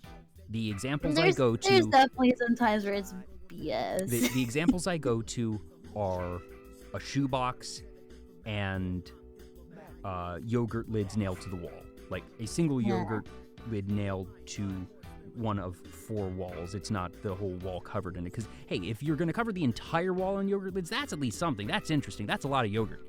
But just a single one or just a plain shoebox on the ground, I feel like somebody has scammed the museum at that point. But this is cool, because then what you did, not only did you draw this, which is already a challenge unto itself, it's really neat, it's really different, but then you also continued to take pictures as it degraded. And this is where I think, like, you know, modern art is all about just performance and transformation and a before and after.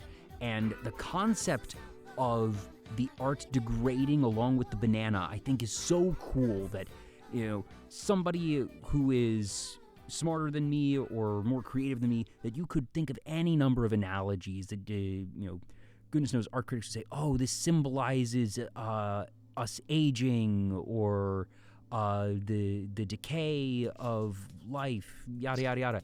That I'm sure that folks at an art museum could just have a field day with this. Yes. I always, like, that's part of why I really liked it too, because it was just cool to see, like, yeah, because, like, you could, like, you know, anytime I posted pictures of it, I would always put some, like, really edgy caption, like, Memento Mori, you know, like, stupid shit like that. But I still really like, at the end of the day, I was so fascinated to see both how the fruit like would rot with the drawing on it, you know, how long it would take, if the colors would change, if the texture was different based on what kind of paint was on it. At what point did you first decide that you wanted to see this transformation? That was it as you were doing the art that you were like, okay, actually, I want to see this, so I'm gonna make a plan to save it? Or was it you went to throw it out and decided, oh, I worked so hard on this, I'm gonna keep it, and then it just started to decay and you allowed it? Or did you perhaps even forget about it and then decide to consciously do it the next time? I think it was, I don't 100% remember. I think it was like a mixture of like, oh, this is kind of cute, I don't want to throw it away yet, you know. I think I just like kept it on my desk for a little bit, and then I kind of realized like, wait, bananas get dark like pretty quickly, you know. If you just like leave them outside for a little bit, they start getting dark, you know. So I thought, that's when I started thinking like, what would it look like if it changed color, you know. I wonder like what would it look like if it rotted to the point where like all you could see was, you know, the white paint. Yeah, and it's interesting how the parts with the paint actually, you know, were preserved a little bit better, and that they do remain relatively vibrant there. And just, you know, I don't know the scientific reasoning, but I'm sure there could be something that if you use different types of paints, that certain types of chemicals would probably reduce the decay or certain things. Or, you know, if you treated the banana with something, if you sprayed it with, I don't know what type of chemical you would have to spray with to prevent it from rotting nearly as fast, and just that you could do a whole set of experiments if you had the desire to, that I feel like you've tapped into this just unexplored genre of art. It's fun. There was one really interesting thing, actually, looking at like pictures of some of the older ones that I used to play around with. Basically, if you put a lot of pressure, or if you get like, two things can happen to make the banana peel a little darker, right? You put a lot of pressure on it and you bruise it, or you can kind of bruise it by like gently putting repeated pressure with like, say like a brush or like a marker, right? I would use like Copic markers on these, and they have a pretty gentle like sketch brush kind of thing. So I would take a really light color that you couldn't see on the yellow, and then just apply pressure and wait for it to kind of bruise a little bit, and use that same banana bruising as shading for some parts of the drawing.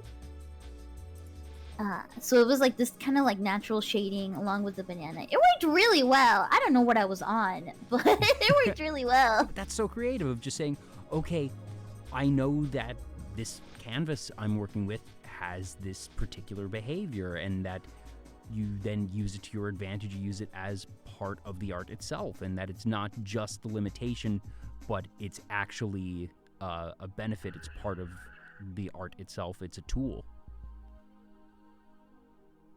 I miss her.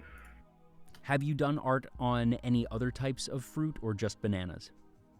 I painted on a fake apple once, not a real apple, because apples are a little like, the texture on apples is not as good. I've been wanting to try it on orange, because they say oranges are pretty close to like skin texture, and then at that point you could kind of do like, tattoo techniques. Yeah.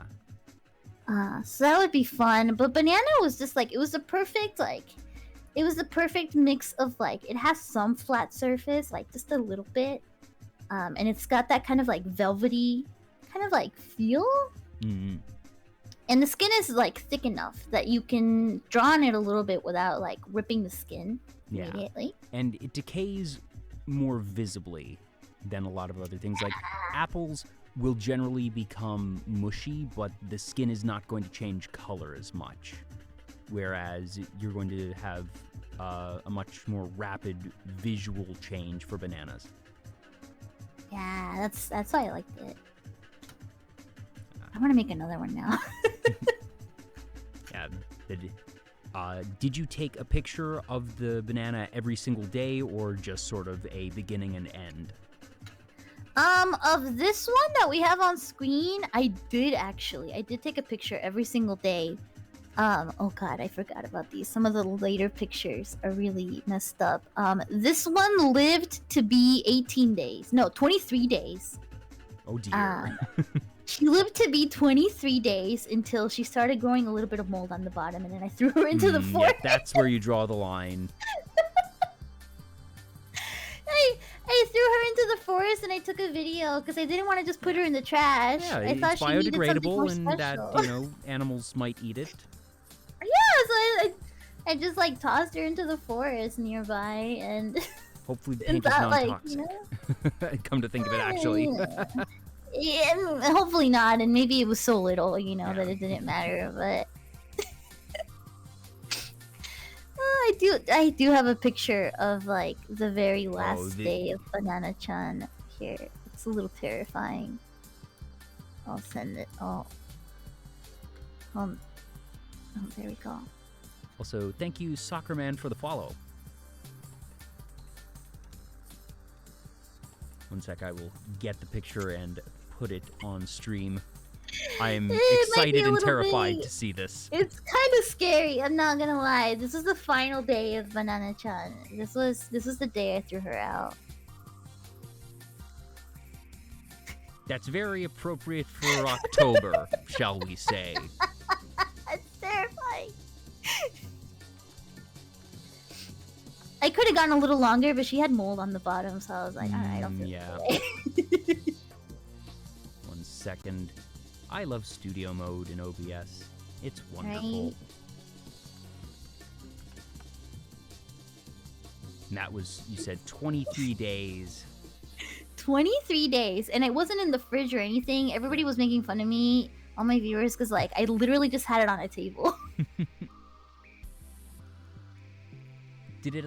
I have to imagine that bananas are somewhat fragrant. That did it smell nice, or did it start to smell bad as it got toward the last days? Honestly, it always smelled good. I think it was only until like the very last couple days that it started getting a little like, it started smelling a little like it went bad. But up until like far into like the days, it still smelled fine. Do you recall what day this one was taken? The one that's on screen right now, I think that's day 12. Okay, so actually almost just about at the halfway point. Day 12 or... No, you know what? I think that's day 14. So yeah, about halfway. So that is day 14, and this is day 23. It actually just looks like a specter. The white has endured perfectly. The eyes, you have the little specks, you can just see the outline, and this looks like if you were to discover this, you would say it was haunted. Yeah, right. It looks like a haunted thing. The part I think is really weird is that like where the legs were, they sunk in like hard. Oh, that part really like rotted, and they sunk in a lot. It might have been something about whatever color you used on the legs, or maybe just as you were shading them a bit harsher than other parts. I don't know. She had it rough too. My cat stepped on her face. Oh no. Icos in chat says that you may have actually attracted some fruit flies in the process. I don't remember. I was a little scared. I don't actually remember. But overall, that it has retained its shape pretty perfectly. That it's just now entirely blackened and spooky, but yeah, you can still tell this was the banana, and that the art is still there. It's terrifying, isn't it? Just, yeah, I I could totally see a museum having that in, all right, every 2 weeks they get a new banana, and that, if the piece is of this complexity, that it's something that the artist could keep providing those for the installation throughout however long the exhibit is running. And I think there's something here, Picky. I know, I need to make more of these, because every time I've drawn a Banana-chan, she, like, gets a little cult following, and, like, people would ask me, like, what does she look like today? How is she doing? You know? It's very, very special. Actually, there's a single guy in Japan that bought a t-shirt with the original Banana-chan on it. Somewhere out there, What? there's somebody in Japan with a Banana-chan t-shirt. Huh. Because I had her, I had like, I think I had it on like, I don't know, like some, some website, that just lets you print it. Yeah. And now they made one, and then, and then the next thing I know is I see a Japanese Twitter posting a picture of like, yeah, I got my Banana-chan t-shirt. I was like, oh, what? Oh. I figured it out. The way to have a Banana-chan that will never decay. Banana-chan plushie. That would be cute. I thought you were gonna say like dip it in resin or something like that. Well, that would work too. No, but I'm thinking just it's a plushie, and that you have the art of Banana-chan. I guess would be embroidered probably, because then you'll have a different texture on it. And we've been seeing a lot of VTuber plushies and VTuber mascot plushies being made by different services nowadays. I think marketable plushie form. Yeah. That's cute. That'd be good. That's so cool, and that I definitely hope that there will be Banana-chan for at some point in time, and I will definitely be following her journey if that happens. I want to. I gotta try other fruits too. I feel like I don't know what another. There's like not many fruits that are kind of flat. They're all kind of round usually, so it's hard. Coconut would just be a terrible surface for art. Yeah. That citrus in general is going to be about the same. Orange versus a grapefruit versus. I mean, you could do a pumpkin, but I feel like that's pretty overdone. Like it's pretty normal to draw on a pumpkin. Here we are in October. Yes, pumpkin art is about to be everywhere. Yeah, it's pretty normal, but like, pumpkin is like, okay, maybe, I don't know, I'd like to, I don't know, I wonder what other thing, because like, after I started doing a lot of stuff like this, I got into like drawing and all sorts of like different things. Like I used to, I had like a glass top stove for a while, in an apartment I had, and so I would cover it in soap, and then with like different tools in my kitchen, I would like draw an entire drawing into the soap. Ooh. I got those like Crayola crayons that you can buy for like the shower. No, I got those. I don't. What? Well, what? So they're really cool. They're really cool. You don't usually see them because they're like in the kids section. But if you go to like the grocery store, like I guess they sell. It's just like washable crayons. Huh. But they're made for kids that like to doodle on stuff. So like they're made for little kids so that they can draw on the bathroom wall, like on the shower wall, on the tile or like whatever, and then you can just wash it off, and it comes off normally. So I got those, and then I would like take I would take like a shower for like an hour or two, literally just standing there drawing like a whole scene on like on the shower wall. And then I got x-rays at a used goods store. I got like some random person's x-rays, tried painting on those. Wait, what? Yeah. When you first said x-rays, I just sort of mentally stopped for a second. I was like, I must have misheard her. She couldn't have said that she got someone's x-rays. Yeah. What were they x-rays of, dare I ask? I'm not sure. I think it was just like the ribs or something, which made them really cool, right? Because it was like ribs, x-rays. I don't know. There was tons of them. There was tons of them at this like there's like a place I like to go to where they just have like a bunch of like recycled like random stuff.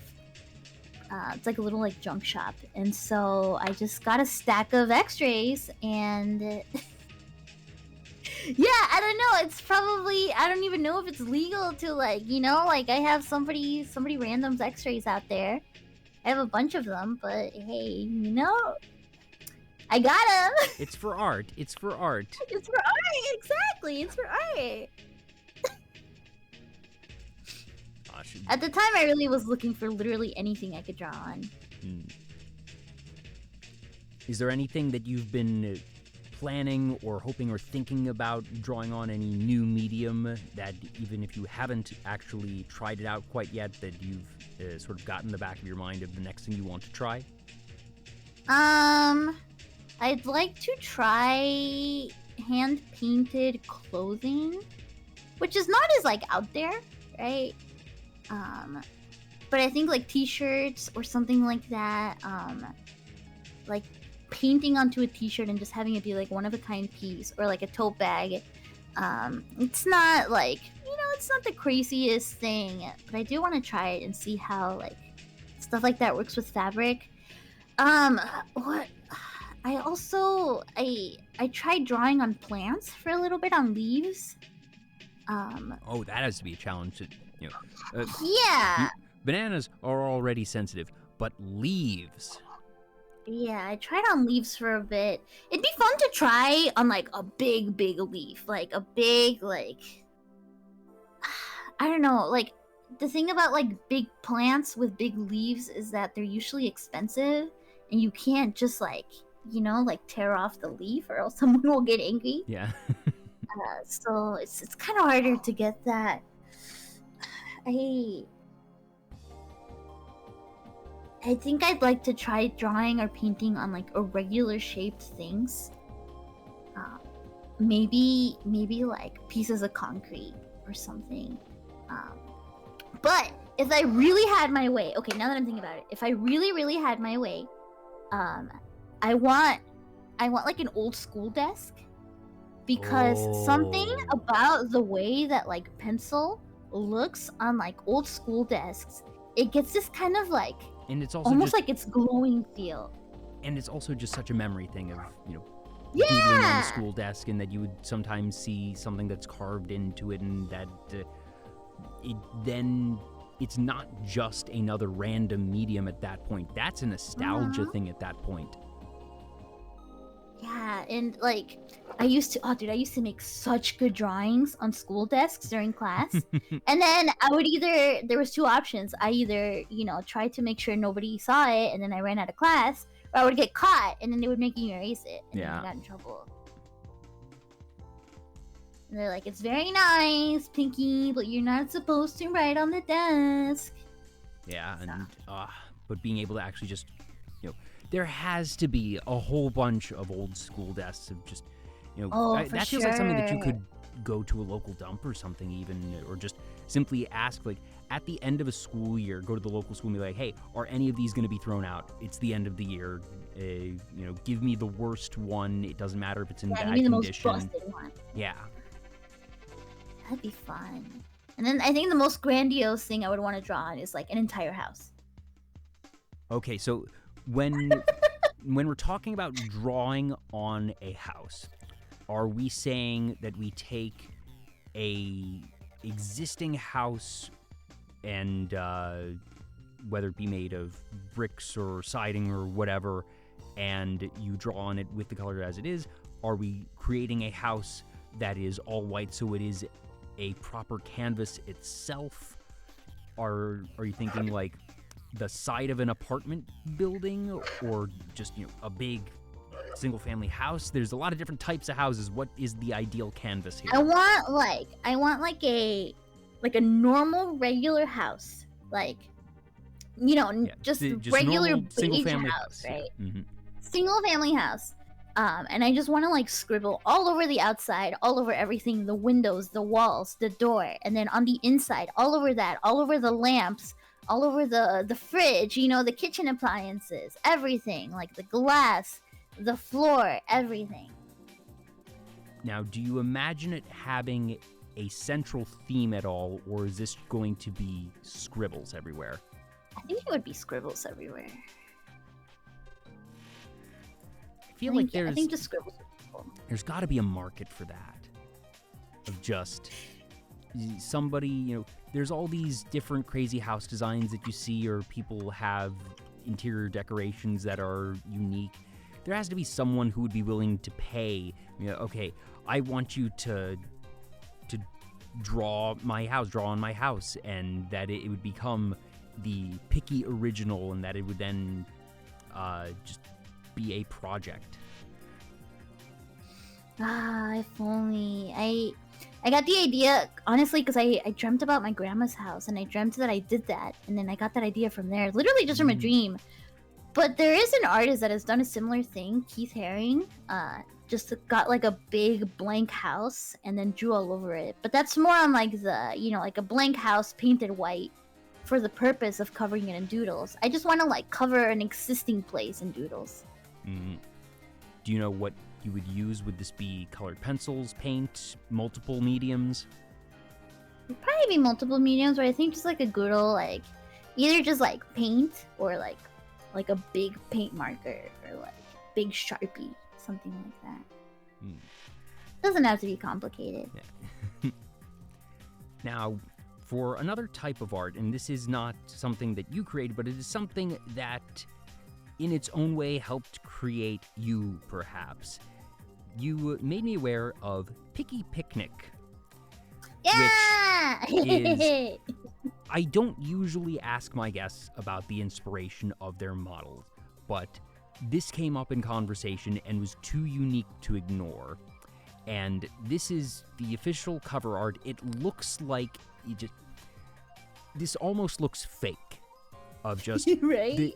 the little Japan pop on the upper left corner. It feels like one of those things where it is parody of this type, this era, but this is real, of Picky Picnic music, and I listened to the music, and it is, I think surreal is the best word I can think of to describe Picky Picnic. You'd be surprised if you actually saw this was originally on a cassette, and the original cassette for this is like, just, like it looks like the most handmade thing ever. I'm now looking it up because I'm curious. Yeah, just look up like Piggy Picnic cassette, like you'll find it, because there was only like one. But it just looks like someone just grabbed paper and like scribbled on it and was like, alright, you know, they colored it with crayons and like, alright, we're gonna use this. Wait, what?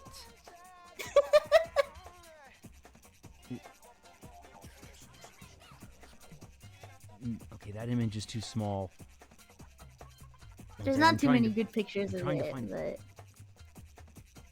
Because I'm seeing this, like... So that has to be the cover. This just... One minute, let me send it to you to make sure I've got the right one. So this is the cover, if I've got it right.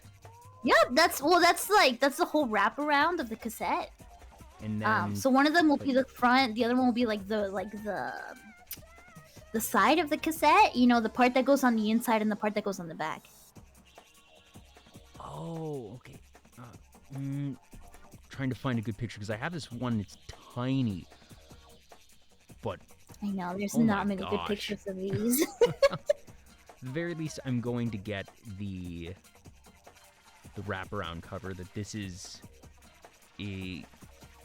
It looks like a child drew it, and I mean that in a good way. Yeah, that's what really like intrigued me about it. Makes me wonder of, did the band just actually have their child do it? But the Picky Picnic logo that we have here, Haha Terrachin. I'm not quite sure what that is. Yeah, but I'm saying that. I don't know. But it's just this wild, like I said, sort of surrealist music. There's dogs barking in it. It's so weird, but also it is your aesthetic of just it is difficult to pair the concept of sound with a visual concept, but in this case, you just listen and you look at you and what is Picky Core and say, oh yeah, this fits. And I guess part of it comes from the fact that you have some limited amount here, just the Picky Picnic logo, the way that it's all those different pastel colors that you have, sort of the sparkles, but also it's the low poly, not 8-bit, but rudimentary computer graphics art. Yeah, like early like digital art feel. Yeah. How did you discover Picky Picnic? How did this make its way to you?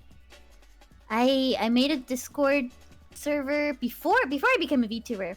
I had a bunch of friends that I had met in like anime Discords, and we were all into weird music. So I was like, you know what? Like, there's not really any spaces for us to specifically talk about weird music. So I made this group server, and we would just share songs all the time, and we would get into voice chat and just like all like take turns like playing a song from stuff that we thought everybody would like. And somebody who still comes by to my streams, makes me very happy, introduced me to Picky Picnic. They posted Picky Picnic. And I thought, I was like, what? This is crazy. Like, this is absolutely my jam. They had no idea they were changing your life that day. Oh, for sure. So here we have the cassette art, and it's just, you can see the crayon or colored pencil. You have the correspondence address for some reason. Yeah, I think this came out in 1982, I think. Is this from? Actually, looking at it, it's like I need to bring it up on my end and actually rotate because I can't read some of this sideways very effectively. So, how is Picky Picnic a band or the album? I think it's the band. Yeah. How many albums did they release? Like 2 or 3? Oh gosh, I should know this. I should know this off the top of my head. But they kind of like, they had a bunch of different stuff. Let me see. Correspondence address is Sujido 6395, Fujisawa City, Kanagawa 251, Japan. Panic Record. And then Takashi Date, Takashi Date, I'm not sure if that's a name or the company, or if there is supposed to be a date printed before, or rather after it says date there. Please write anything to us. You might get something from Japan? Question mark? Cool.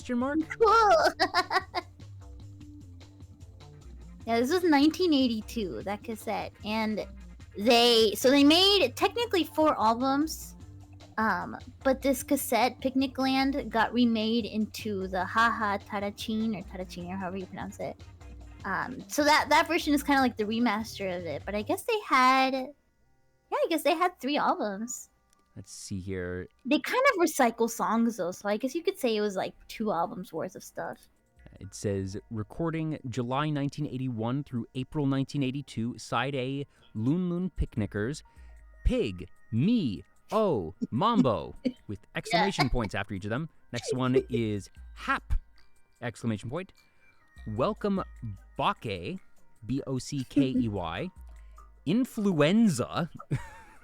Yeah! I can't tell if that's an O or a D. I think it is Got Out Lullaby. Yeah, Got Out Lullaby. Yeah. Oh, it's a U. That looks like an A.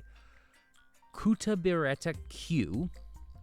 Aishu no Melody, in parentheses, The Setting Sun in Africa. Side B is Anamia, Go Shopping, Hontokana, Really? My Life 123. Shock, parentheses, What Have Happened? What have happened? Duranzel, in parentheses, Black Knapsack, in block parentheses, Happiness, Incubation Theme. And then track 7 on side B is Thank You Remember. Thank you, remember. And then it says Picky Picnic is Katoru Todoroki, Yuji Asuka, and so I see. Yuji Asuka is the instrumentalist, and I assume that Todoroki is the vocalist. Yeah, the one that does like the freaky, like almost sounds like children screaming vocals. Yeah. This is so wild. It's a whole world, because it's like there's 80s music, right? You can like dive into 80s music, and then you can dive into the stuff that like regular old artists were making in the 80s, and the stuff that was just kind of released like this, and little DIY things from back then that like really kind of, I don't know, this feels like a real time capsule for me. Have you ever considered doing a cover of any of these? There is one that's called Picky's Rap, but it's like just a bunch of grunting. Well, that means the lyrics are easy to memorize. But it might be fun. It might be fun. It would make me happy if I did a cover of it, and then like somehow, you know, like the original vocalist saw it and was like, "Cool, Piggy Picnic's still cool with the kids," you know. Have you checked to see if any of them are active on social media at all? Yes, they're not really. They don't really do anything anymore, which makes me sad. I think the main guy kind of does like audio stuff once in a while, but I don't think they're active much anymore. I have to believe if you were to do a cover or something, and like if you were to find a way to get it to them, they would be over the moon. That just, it makes me wonder, has anyone ever done a cover of their work before? I don't think so. You'd be the first. Yeah, that's true. Yeah, I don't think so. Straight up, I really don't think so. That could be really special. And obviously, I know a lot of work goes into it, so I'm not trying to give you a homework assignment here, but who knows, maybe someday that might be something that you could do. I mean, you're not wrong. It would be cool. I'm just trying to think, like, how would you even start about doing something like that? I mean, I guess the best way to just be to, like, smash a bunch of toys and pots and pans. It's so weird already that I feel like there's not really a wrong way to do it. This isn't going to sound like a conventional cover song anyway. You're not covering King. You're not covering a Hololive song or anything. Yeah. That you can do weird stuff and it would still be in the spirit of the original. You're right. You're right. I might seriously consider this idea. Because it sounds really cool. And if anything, you wouldn't want it to sound one-to-one, because if it sounds too one-to-one, then it just sounds like the original, and then it's not a cover. Yeah. That you want to be able to give it your own spin at least a little bit. And I think you would have a surprising amount of flexibility, perhaps. You got some good ideas. Yeah. I'm noting this down. I always like making suggestions. Maybe something sticks, and if it's not what you want to do, don't do it. But I'm the type that's always like, hey, you like this thing. Have you ever considered doing this thing with this thing that you like? And sometimes I have an idea. Who knows? But it's a genius idea, honestly. But if you have not heard Picky Picnic, to anyone who's viewing that, like, if you rated in with Bessie and are still here, first off, thank you for sticking around, but take a listen to Picky Picnic. It's on YouTube. It's a thing of all time. It sure is a thing. It sure is music. It's music. And, like, I say this not meaning to insult it. It's weird. Good weird. Weird, parentheses, positive. It's weird, but it's catchy. Some of the songs are really catchy. Yeah, the closest analogy I can have off the top of my head is Katamari Damacy. Yeah, it's got that kind of feel, but I feel like it's Katamari Damacy if it was like DIY and somebody tried making it in their garage. Yeah. And it's a little distorted and weird, and I don't know. that's so fun. And also, just it ends up seeing this almost makes me feel like maybe this partially inspired your style of the sticky note art and the banana art. My guess is it didn't, but it's kind of funny that this is once again just sort of the simpler colored pencils and the handmade aesthetic of it all. Actually, I made the original Banana-chan and the sticky note drawings way before I heard of Picky Picnic. So I think it was just another one of those things that, like, hey, this ridiculously picky core thing has just happened to fall into my lap. Oh, hey, this is perfect. Cool. And that makes sense that picky core is such a specific offbeat thing that anything that hits that vibe, if someone knows of it, it's something that you sort of know on sight and that they would be likely to bring to your attention. And just because it is so rare, I suppose, to have something that fits so well that if you're able to find something that is that someone's going to remember it. It always makes me happy, when people like point out stuff and they're like, "Oh, this is picky core," or like, "This is picky core." Like, I don't know. It makes me happy. It makes me really happy. I'm gonna move us back to the main screen. Yeah. But thank you so much for sharing that wonderful, wonderful art. That it's always fun when I get to see the different pieces that have been made by a guest and that everyone has their own style. And I can definitely say in 127 episodes, that's the first time I've shown fruit art on Vtuber Talk. So, breaking new ground here. It's fun! You should. I always encourage anything in front of you, you can just doodle on it. But speaking of music, you've been getting more into music lately, but not via Picky Picnic. You've been doing DJing. Yeah! How did that come about? That DJing is such a specific way of making music, so I feel like there had to have been some source of inspiration. What was it? So, I mean, like, I've always been like a mixtape and like kind of like playlist kid. Like, I was always the one that would I would take like CDs, right, and like burn a bunch of songs into them and be like, okay, this is the picky playlist, like the picky mixtape. I would like on the Tumblr days, I would like gather a bunch of songs that I thought were like, my vibe at the time, and I would make like a cover art for them and everything, and then like, all right, this is the picky mix, the Tumblr picky mix. And then I kept doing a lot of stuff like that, and then a bunch of my friends are into DJing, and it was really inspiring me. But I didn't, like, to DJ, you don't need the equipment, but it's one of those things that like it's a lot easier, with the Vivo equipment. in the chat has it. The Pix tape. It's a Pix tape, yeah, it's good. The Pix tape. So you had a couple friends that were into it, you said?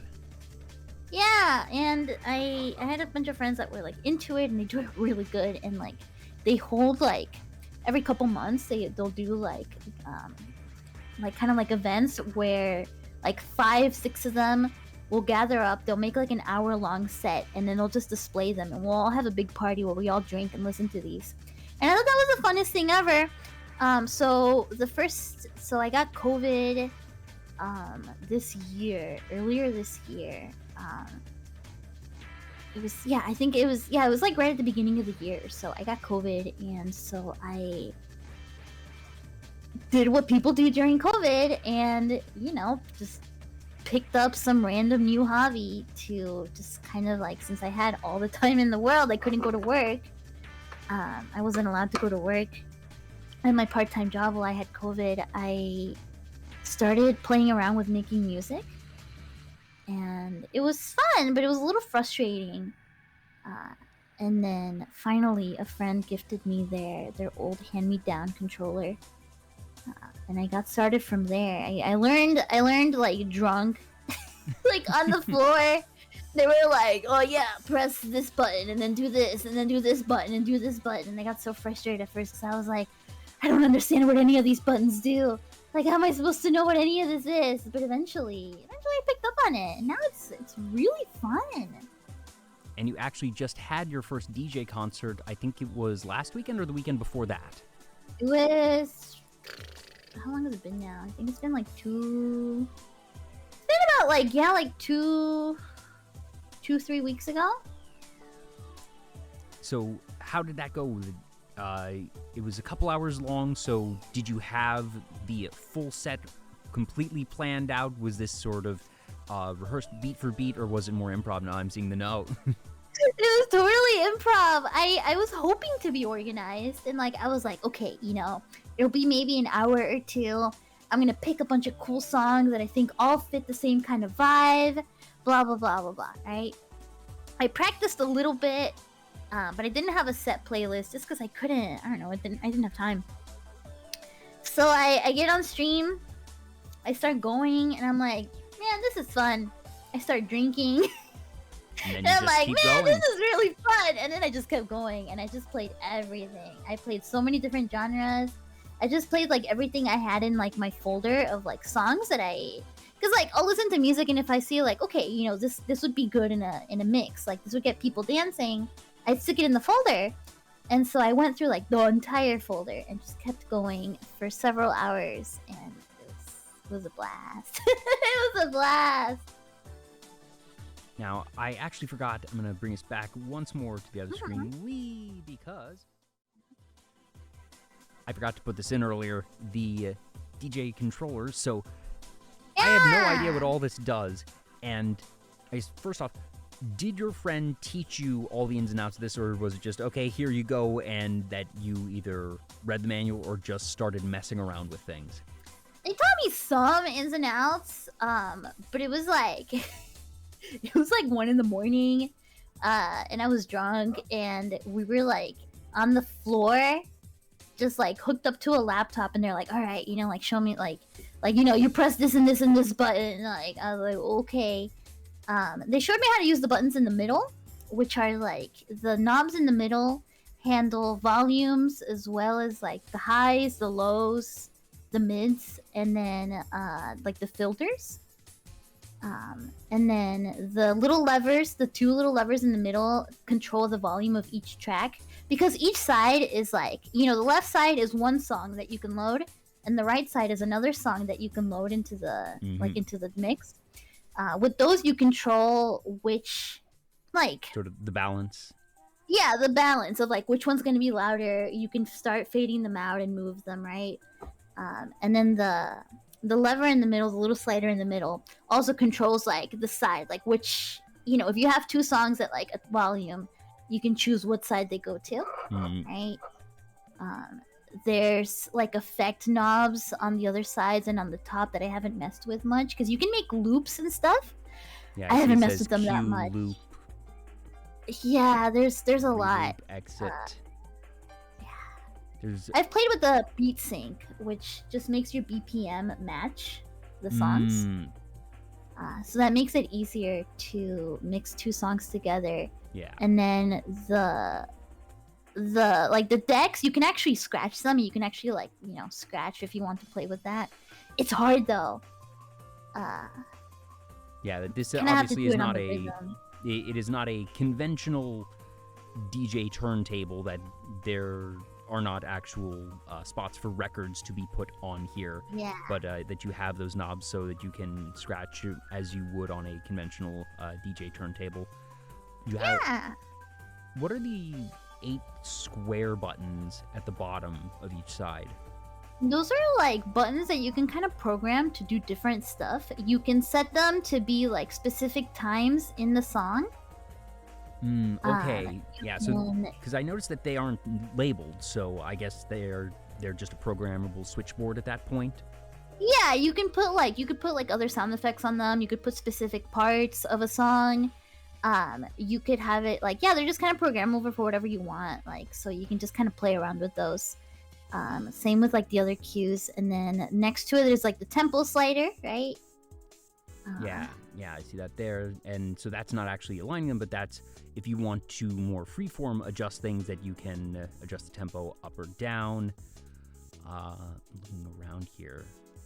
There's a shift button on the right side, but not... no, there is one on the left side as well. So what is shift? You know, I actually don't know. I don't think I've ever actually pressed that button. I don't know. Broader question.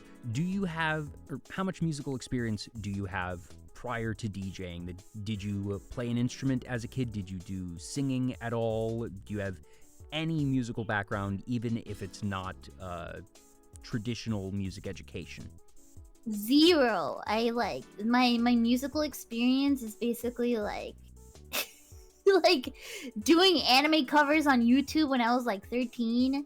Okay, so that's just some like singing experience. That's non-zero. a little bit, yeah, like a little. I mean, I like singing here and there. I won't say I'm good at it, but that's it. Like I had an electric guitar, when I was like a little younger, living with my mom still, and I played with it a little bit, but I never got good at it. So that's about as far as it goes. And you mentioned that you got this secondhand from a friend, so are they still doing DJing stuff and they just had upgraded or bought a new one? Yeah, they or... just upgraded, so this is the hand-me-down.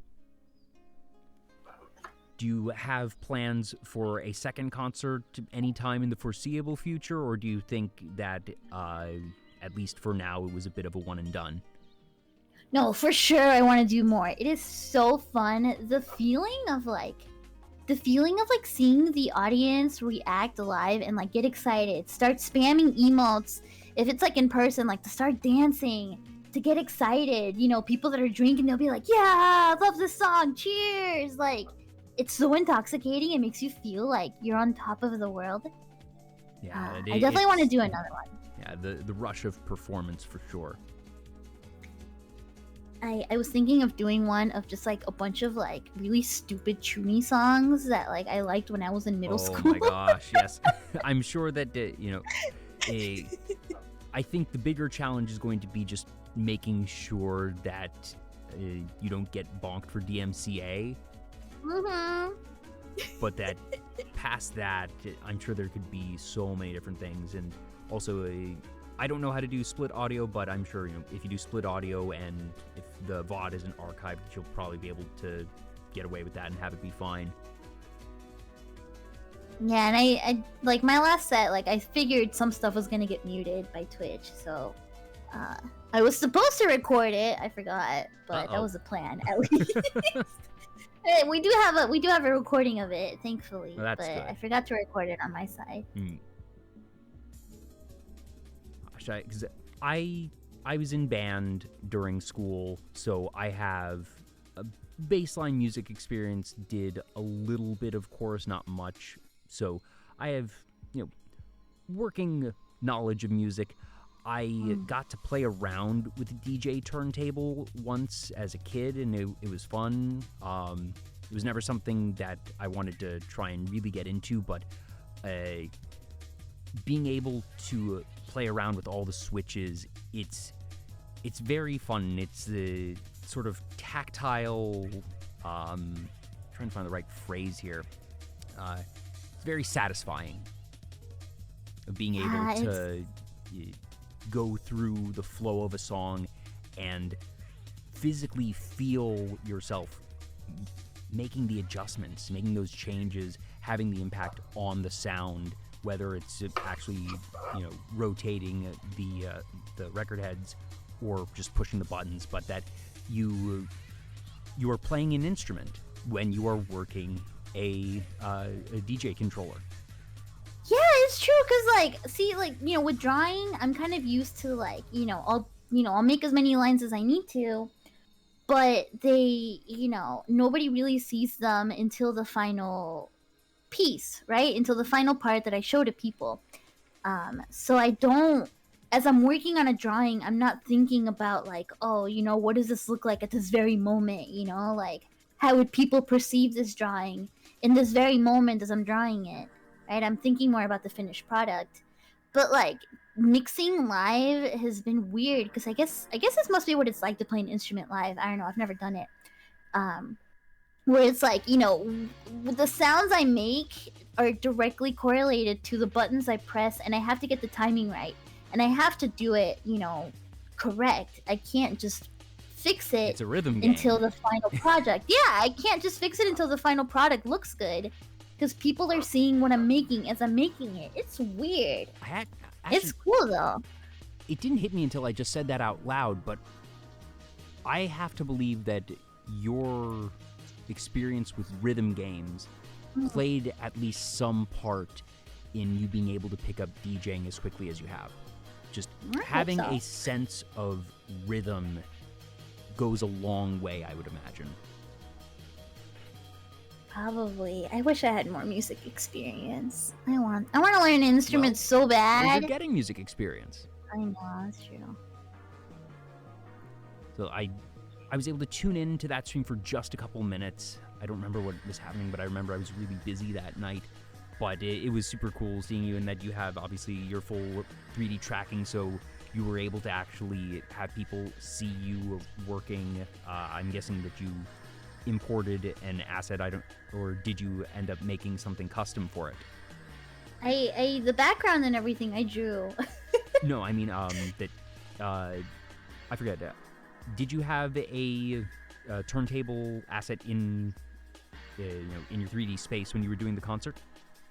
It wasn't a 3D space actually. This is what surprised a lot of people. It was all painted. It was all 2D. The only 3D part in that was me. That's And fantastic. it goes back to like I just don't have the money or the resources or like stuff like that to really You're making it work.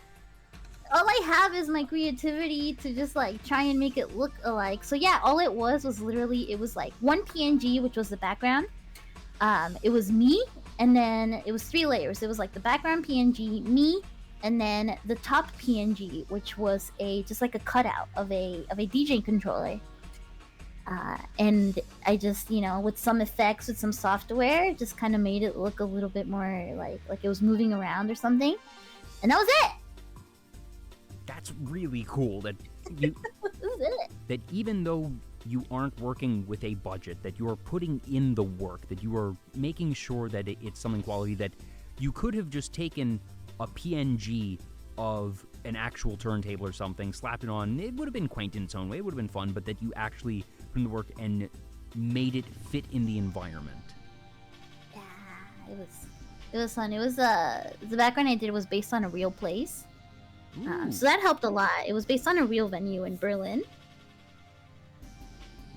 So it was cool. A lot of people recognized it too when I had that DJ night. Oh, that's awesome. So you mentioned that you're going to be potentially looking for some Chuny songs for the next one. Do you have any examples of what will be on that potential playlist? Do you remember at all? There was like a group called Leet Street Boys. Oh my god. Oh my god. Dude, I was such a fan when I was little, and so it's like the cringiest part of my past, because the songs, they have soul, but they're a little, the lyrics, when you look at them nowadays, you're like, man, these dweebs thinking about video games kind of thing, eh? For those of you who don't know the Leet Street Boys, Leet Street Boys is this... They were a virtual band, actually, if you think about it. That they were a virtual band that I don't want to call them early VTubers, but think along the lines of the Gorillas, frankly, or... That's too much credit. But just that they wrote the proudest, most unabashedly nerdy songs you have ever heard. They are so cringy. Think about what you would see written, because what years are we talking here? Like 2006? Yeah, like around there, 2007-ish, like. One second, I'm checking now what year, because they're 2008, 12, 9, 13, yeah. Oh my goodness. This is You've unlocked a core memory here, Picky. I figured. Oh my gosh. And so, yeah, it to anyone watching, if you haven't heard the Lead Street Boys music, just look it up. It's a relic of its time. I was going to say, it is very much a product of its time. That Yuri the Only One. Yes. The classic. 15 years old, talking about things aging. They just don't make them like that anymore, dude. Like, that is peak. That's peak Newgrounds right there. And I wanted to say it first, like Tumblr again. Oh my gosh, this reminds. Now I'm scrolling through their stuff on YouTube, and there's a song here, and it's called "Remember Me," and is she actually on this, or was this about her? 1 second, I need to double check here. No, it's performed by her. Oh my god. It's a song called Remember Me, sung by Christina V. Wait, was it really her? Yes. I was double checking. I was like, wait, is this about her? Or is it? But it says here, title theme to Remember Me, video game by Winter Wolves, performed by Christina V. Music and lyrics composed by Leet Street Boys. What? So, Christina V being a very prominent voice actress. Like, she's, gosh. She was the new Sailor Venus, I believe. Miraculous Ladybug. Let me double check what else she's done. Gosh, she's been in so many things, though. She was in K-On! She's Homura in Madoka Magica. Yeah, she's huge now. Sorry, huh? she wasn't Christina. She wasn't Sailor Venus. She was Sailor Mars. But that she has been in a lot of things and is still very, very active as a voice actress. Been in Demon Slayer, Heavenly Delusion, Beastars. She's been in a lot.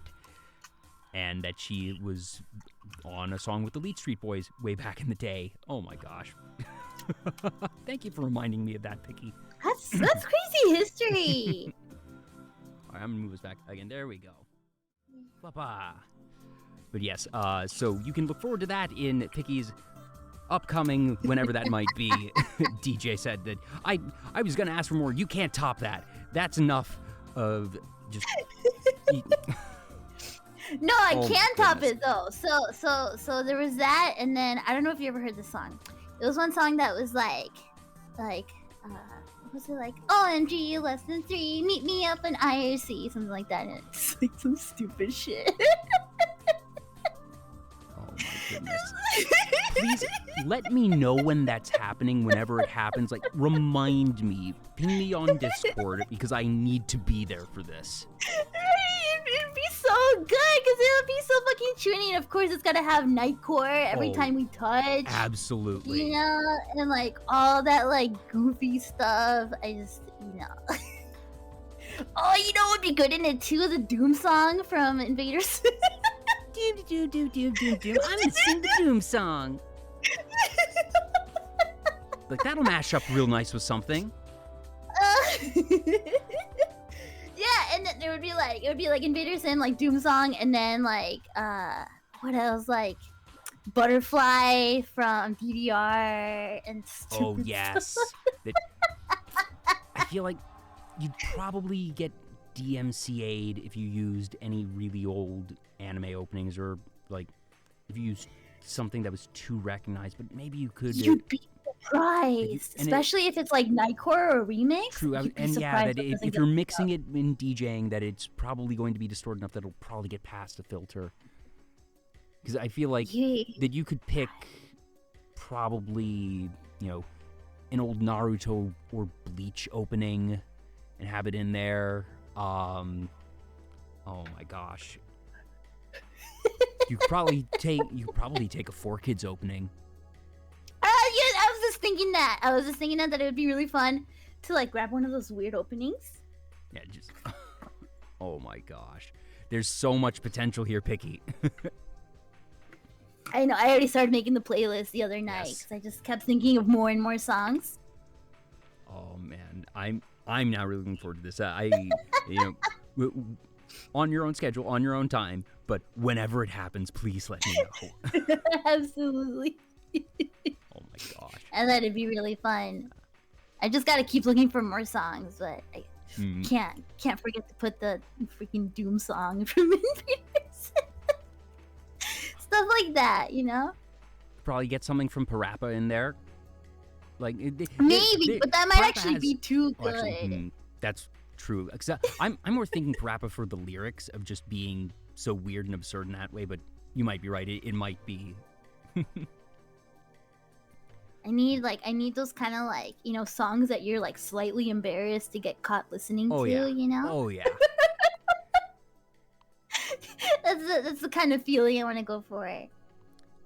Oh, okay. So, I remember for some of the old Pokemon movies that they would have not the score to it, but that they would release a quote-unquote soundtrack where they got like famous artists to do these random songs, and that they were generally not very good.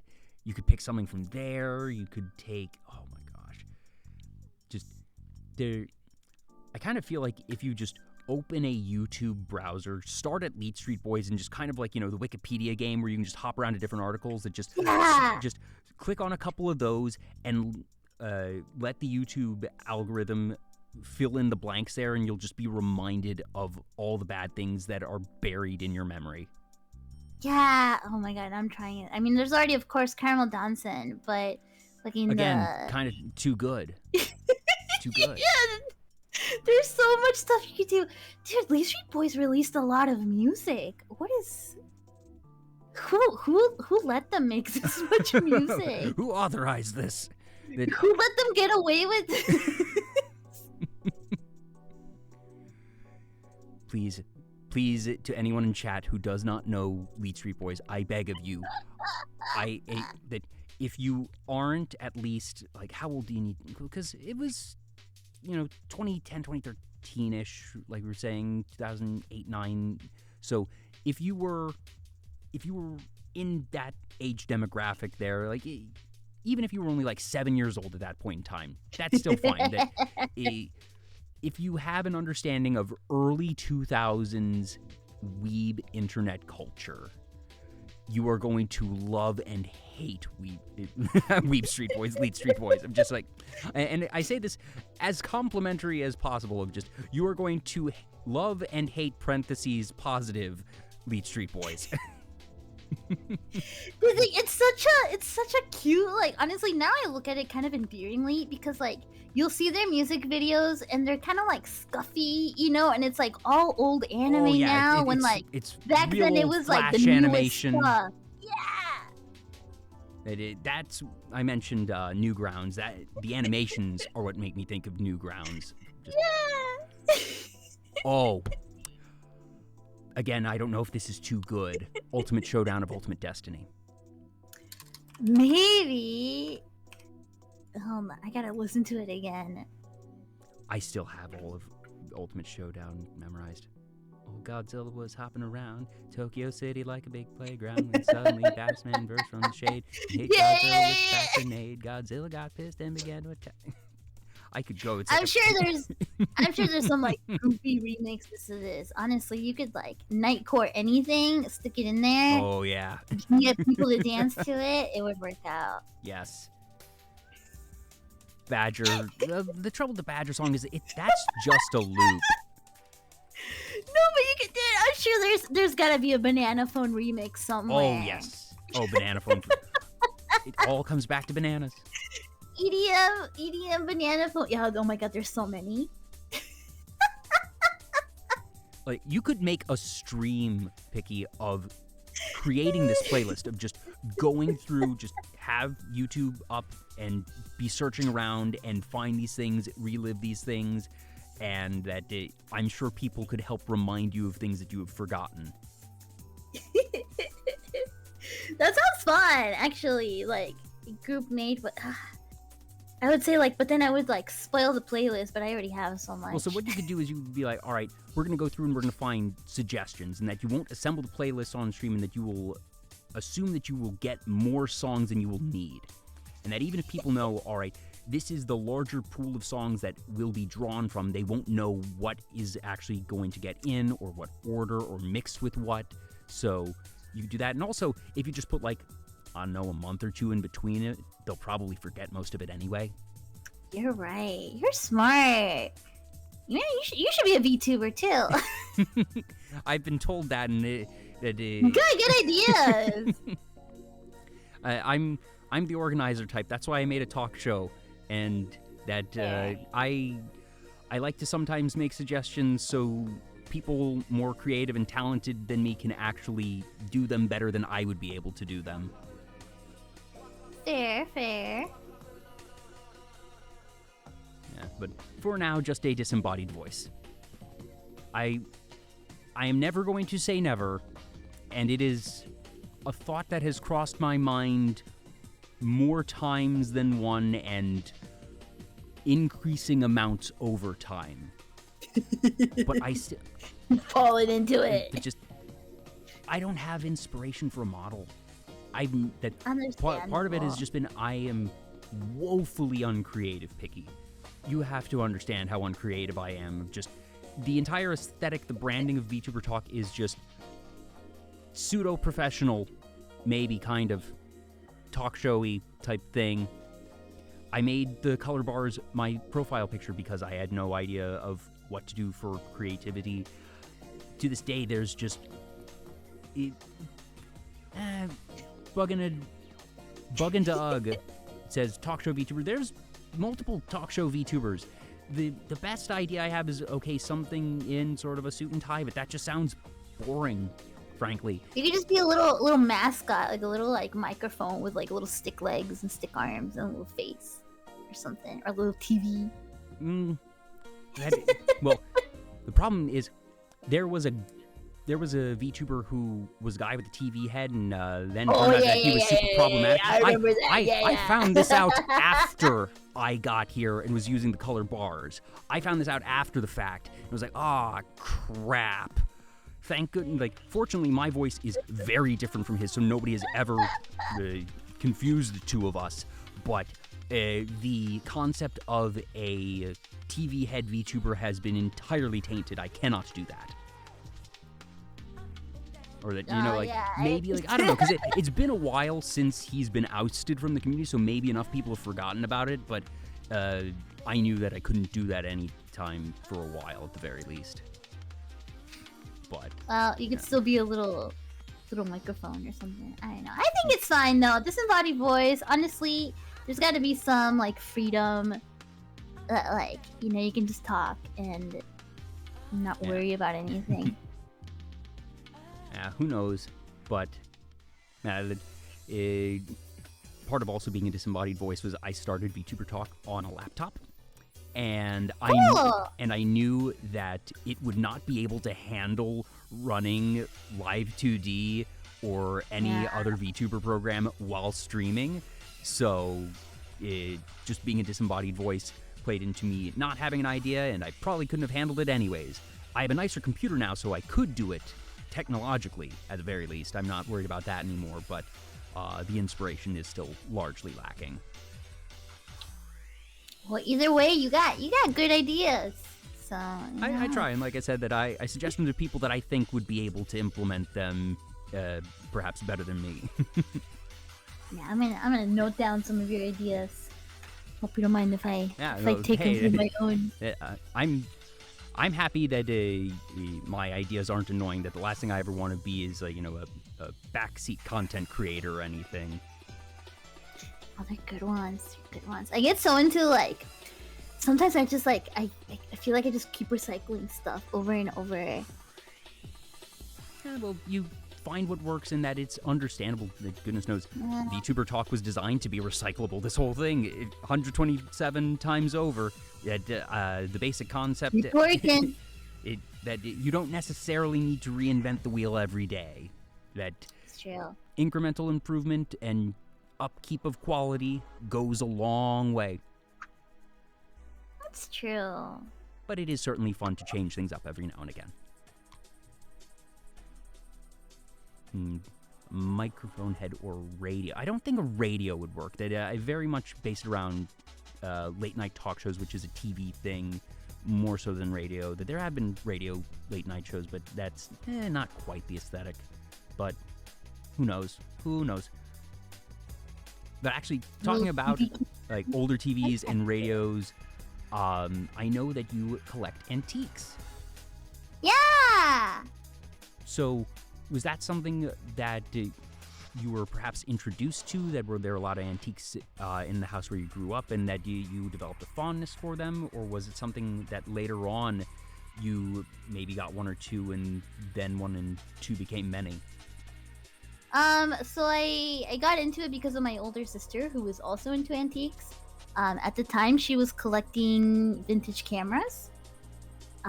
Like, you know, the kind of cameras that kind of like, not the huge ones that like you have to like pull out and they have like fabric and stuff, but the smaller ones that are still kind of like that. They're like old. Yeah, the little pop-up ones with sort of the accordion lens. Yeah, things like that. She really got into those. So she would take me to a lot of antique markets and antique road shows with her. And that's where we would buy a bunch of stuff. I would get a bunch of like antique toys. Like old toys and old, like, you know, 80s, 70s stuff. Sometimes old clothes. And then we're both still into it, except now she collects bones and taxidermy. And weird stuff. Well, the bones and taxidermy are still antiques of a sort. Yeah, they still are. And she likes collecting like weird Victorian era funeral stuff now, and like bones and taxidermy animal. Yeah, I'm sensing a lot. It's sort of a fascination with death, or it's grim. My sister was an emo kid, if that describes anything. There you go. Yeah, and you know, there's certainly nothing wrong with that aesthetic, but I'm seeing the line of consistency here. Yeah. Nowadays, I still go all the time. Do you have like, a particular era or style that you like? Because, you know, antiques can mean anything past sort of, you know, a certain date would be considered an antique, but would it be, you know, there's 40s, 50s, 60s eras, like by decade, would you say that there is a decade that you tend more towards, or is there just general picky core antiques? What do you look for? Generally picky core, but if I really had to narrow it down, right? Like Showa era Japan, which is like Showa is like from the 20s to the 80s, but specifically like 60s, 70s, 80s, like late 80s, like house stuff. Okay. Is like Japanese like house stuff. Like I have like a little bead curtain.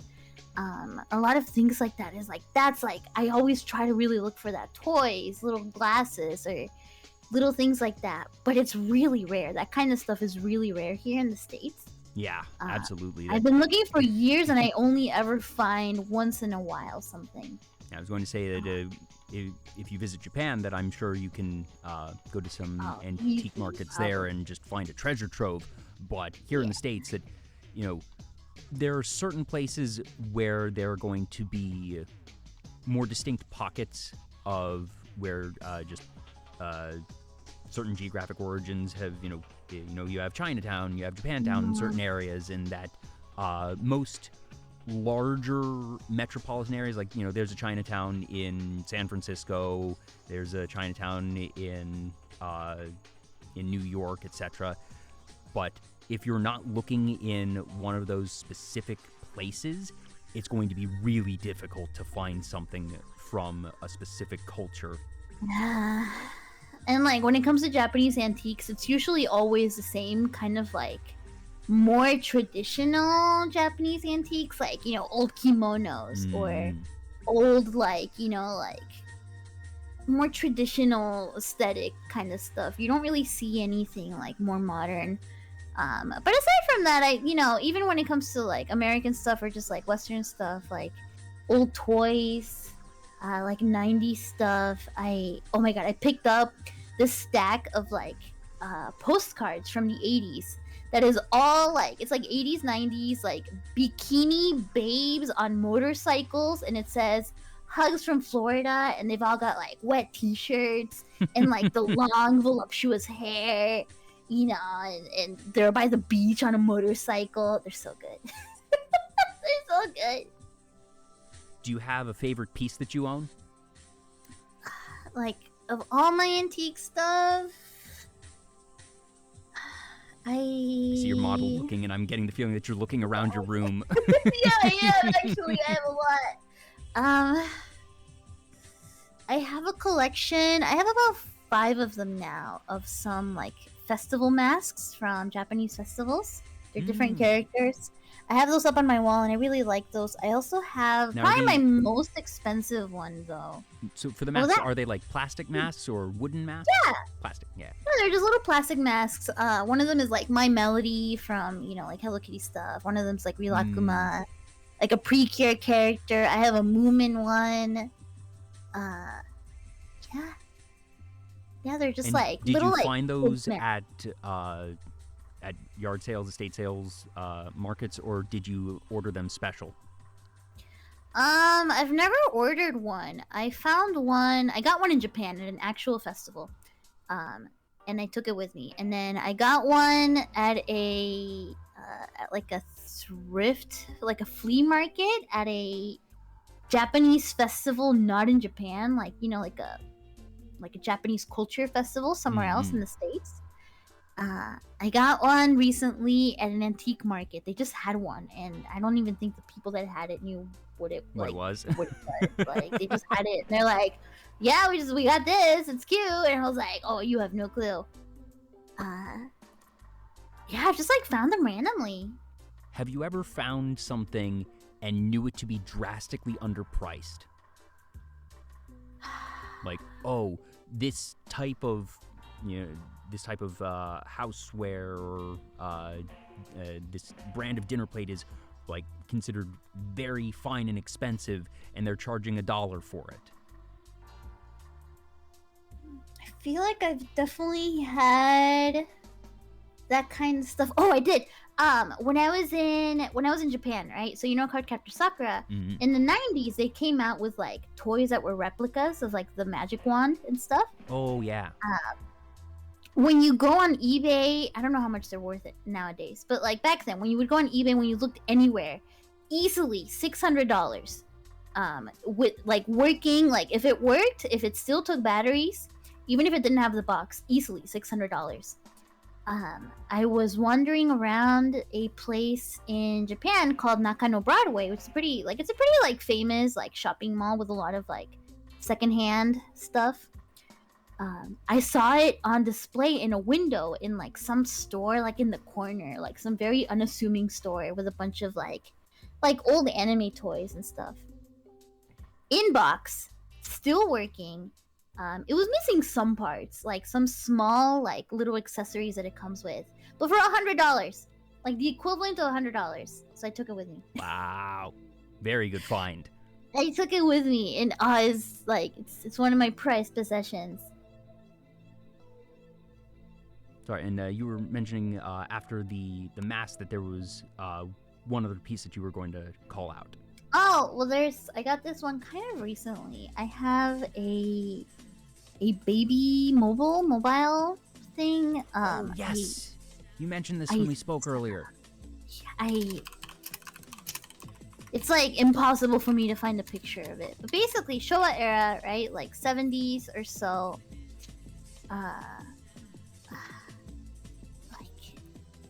They're made out of celluloid, I think. So it's like really flammable. Oh, I did find one picture. Hold on. It's like a merry-go-round thing. Here. I found one. Mine kind of looks like this, but different. It's a lot bigger. But it's just like very flammable, thin, flimsy plastic. It's these weird kind of like neon colors. And it comes with like a thing that you could pull and it makes a little sound. Mine didn't work. But I found this. There was a lady that had like all like Showa era Japan like antiques at a market. She had it in a box, in a big box. She didn't have time to set it up, and so I asked her, "Hey, what's in that box?"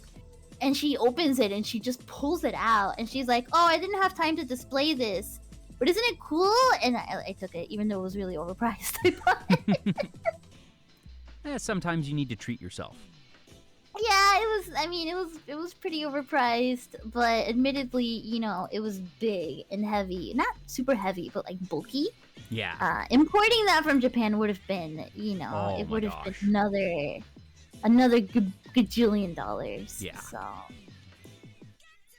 Well, that's super cool. yeah, the one I got is pretty big though. I want to say mine is like a good 3 times like longer than this. It really dangles. I have it on my ceiling. It's the best. I just look at it spin sometimes. Do you have Like a baby. Do you have a holy grail piece, something that you are seeking, hoping to find, that you're not going to necessarily go online and order it, but that you're hoping to find it at a flea market, or maybe it is something that's so rare that you can't find it necessarily if you were to go on eBay or something? I don't know if I have a holy grail piece. I think I kind of have more fun just like Being going spontaneous. and seeing. Well, no, okay, hold on. I do kind of have a holy grail piece.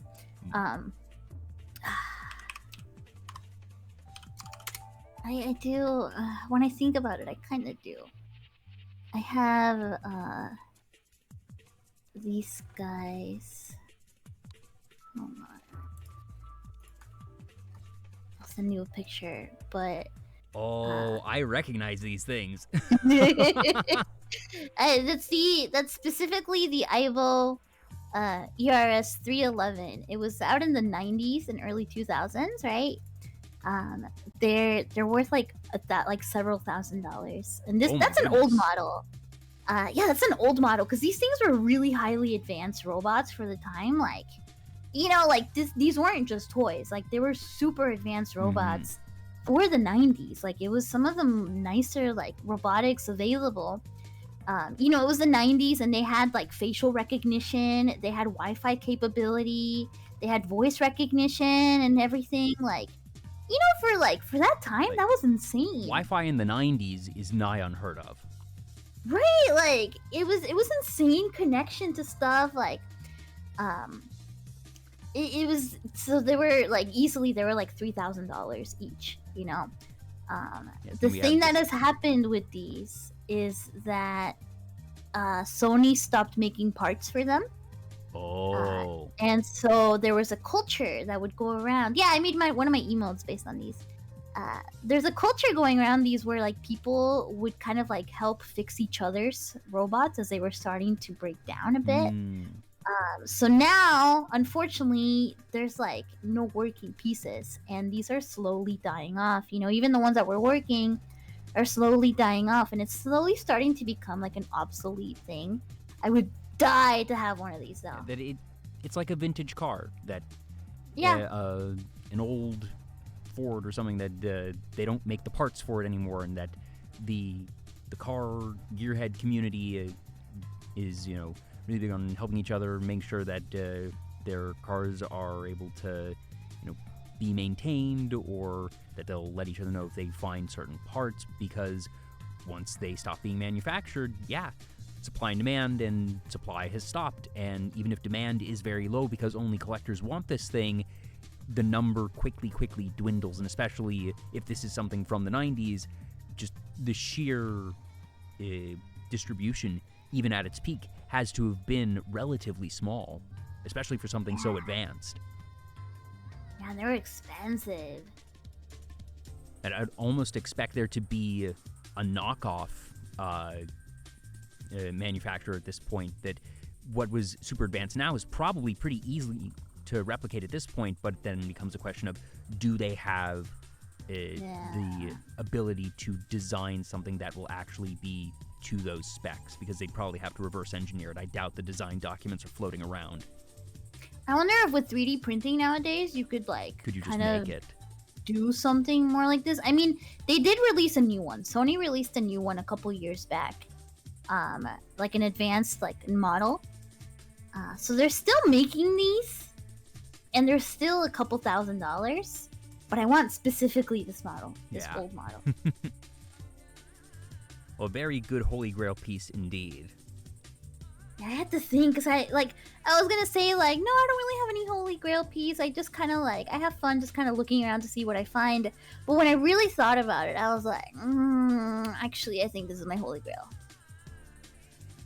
And who knows, that sounds like something of the age that, it's 90, so it's old enough that, some parent who, maybe worked in tech or that, got it secondhand themselves somehow, not knowing what it is, or maybe even someone who does know what it is, but is selling it because they don't have use for it. They found it in the attic after however many years, and they don't necessarily know that there is a very big market for it, that they just think it's this old piece of tech, or maybe they do know what it's worth. And I guess that's part of the question as well, of if you were to have access to one at, let's call it 80% of current market price, would you buy it? Dude, there's one on eBay right now for like $300. I'm like about to dip into my savings. Make it part of a stream. It becomes tax deductible. You'll be able to make some of that money back. It's got Wi-Fi. It's got Wi-Fi. Hook it up to TTS, Picky. Dude. I don't even know if it works. Oh, wait a minute. No, put it on Throne. There you go. Done. Put it on Throne? Oh, God. I shouldn't even have looked. I need to stop having it open. This is where the suggestions I make get people in trouble, because I tempt them into things. I have like no money right now. There's no way. Oh God, I need to get rich quick. So Throne it is. Dude, I actually have one of the new models on my Throne. just in case one day somebody with, a spare $4,000 decides to be like, oh, here you go, robotic dog for you. You said that one's $300. That's way less than $4,000. I know, right? This one's way cheaper. It's a bargain.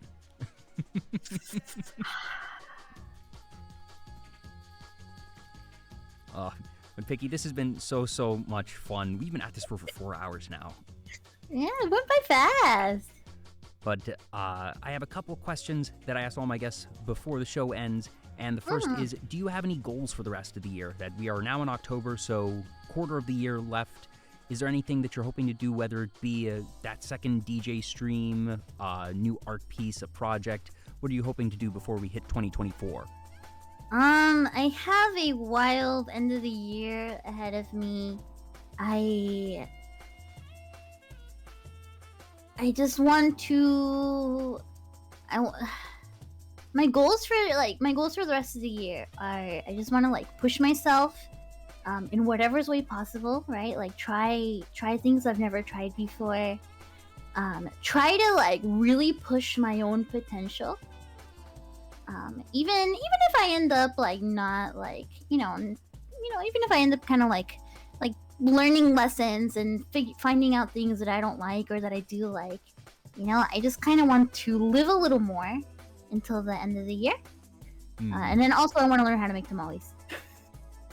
Okay, hey, tamales, one of those is a more nebulous, overarching goal of just pushing yourself, and I think that's very good to have. But then you also have a more concrete, tangible goal of learn how to make tamales, and that one you can say very definitively, all right, check, I've done this.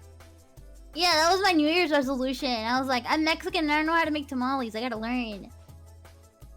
As long as it's not making tamales while DJing, that would probably be pretty difficult. That might be fun. I know. Oh, but also, make tamales and then paint on them.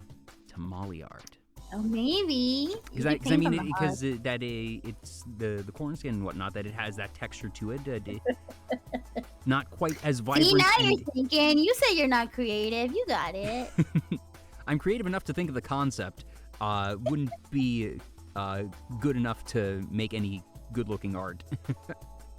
Understandable. And then the last question I ask all my guests is, what does being a VTuber mean to you? And that's not what is the definition of a VTuber, But different people get different things from VTubing. I've had people say VTubing lets me get in touch with my inner child, or it lets me be someone that I can't be in real life. Others have a more clinical approach and have said VTubing lets me have access to a set of tools as a content creator that let me be the most creative or entertaining content creator that I can be. I don't necessarily have a deep connection with my model, but I think I'm able to do so much more just as an entertainer with the model. So for you, Picky, what does being a VTuber mean to you? I think to me, it kind of means like an art medium. That's kind of what it ends up being for me after everything. It just ends up being a new medium for me to make things and to play around with it and see what I can create or what kind of world I can make. It's like a big toy for me. That's what VTubing has kind of become. It's like a big toy.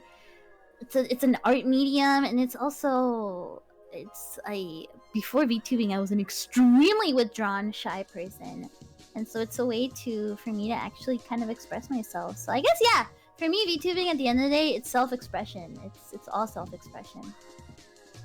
Like I mentioned, I've been aware of you for a while. I cannot remember for the life of me how I first came to be aware of you, but just having popped in on your streams every now and again for however long it's been at this point in time, that I can tell that you have become just a little bit more animated and outgoing. And that's not to say that you weren't before, but I feel just a little bit more. And that's really nice to see. And I always ask the question of what does being VTuber mean to you at the end of the show, because it helps tie everything together, but also, while I never know exactly how someone will answer, the answers make sense, and yours made perfect sense. The moment you said the word medium, it just sort of clicked. Oh, duh. That think about all the different things we've discussed, that it's all these different mediums, whether it be drawing on a sticky note, drawing on a banana, of trying a new medium of music with DJing, that you are constantly experimenting around with these different canvases, these different ways of expressing yourself, and that, as we can plainly see, just having made everything you see here by hand, that VTubing is multiple mediums, because it's the 3D model, it's the backgrounds, it's all the different assets, it's the mere act of being a live streamer, an entertainer, that entertaining showmanship is an art medium in and of itself, and that VTubing is all those stitched together, and that's part of why I would think it has kept your attention for so long, because it isn't just it is a medium of mediums, so to speak. It's like a living medium, yeah. Yeah. So that makes such perfect poetic sense for you.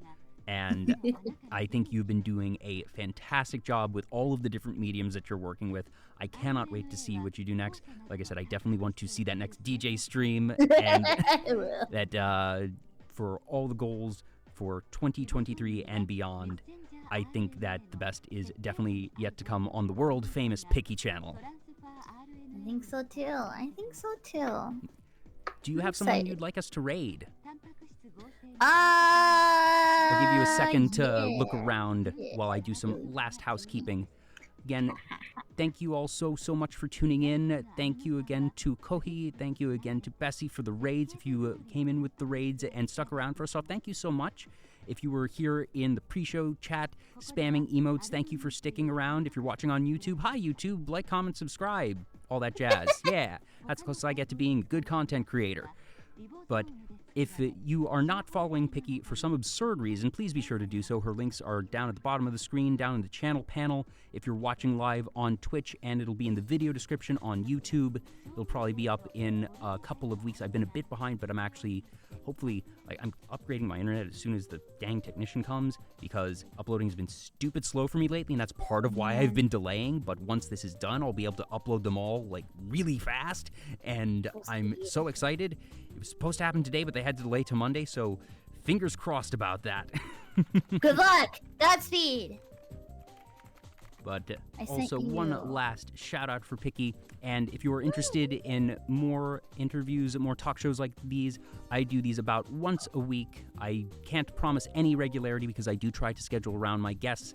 if all goes well, knock on wood, like, I don't even want to say when the next show is going to be, because I feel like every time I do, something comes up and it gets canceled or rescheduled. So now I'm paranoid, but I will say that I conceptually, fingers crossed, should have the next one scheduled for about a week from now. I don't want to say anything more specific, otherwise I'm going to jinx it. But I do try and aim for these about once a week. So if you're interested, you can follow me here on Twitch or on Twitter. It's just Vtuber Talk, both places. And speaking of which, Rocketeer C, thank you so much for the follow. Let's see, where are we headed? Old-timey computer show. I love it. Do you know this? I do not. I do not. It's not a VTuber or anything. It's just a 24/7 like feed of like old TV programming and old TV shows and stuff that are like related to computers and video games. So it's all like 70s, 80s, 90s, early 2000s TV shows about just about like computers and tech and like video games. I love this channel. It's so good. It sounds quite picky core. It's so good. And Agemongataz, I probably really butchered your name. I'm very sorry, but thank you for the follow. Yeah, well, I probably did that one real bad, but again, thank you so much. And thank you again to you, Picky, and to everyone who stuck around, whether you've been chatting or lurking for any amount of time. I really do appreciate you all. So thank you so much. And, oh, Dark0225, thank you for the follow as well. I can pronounce that one. That's easy enough. Yeah, thank you so much for having me. This was fun. I didn't think I'd, like, talk for so long. Well, I'm glad I was able to, give a good time. That's what I definitely try to do as a host, and that it's been just as much fun for me. So again, thank you, Picky. Thank you to everyone in chat. Say hi. Well, I guess, so is there someone to say hi to on the other end of all this? Is there a curator? No, I think it's automated. Okay, so... well, say hi to the rest of chat over there in that case. And let them know Picky sent you, even if whoever's operating the stream might not be at the wheel. But yay! Do enjoy. Have a great rest of your night, everyone, and I will see you all next time.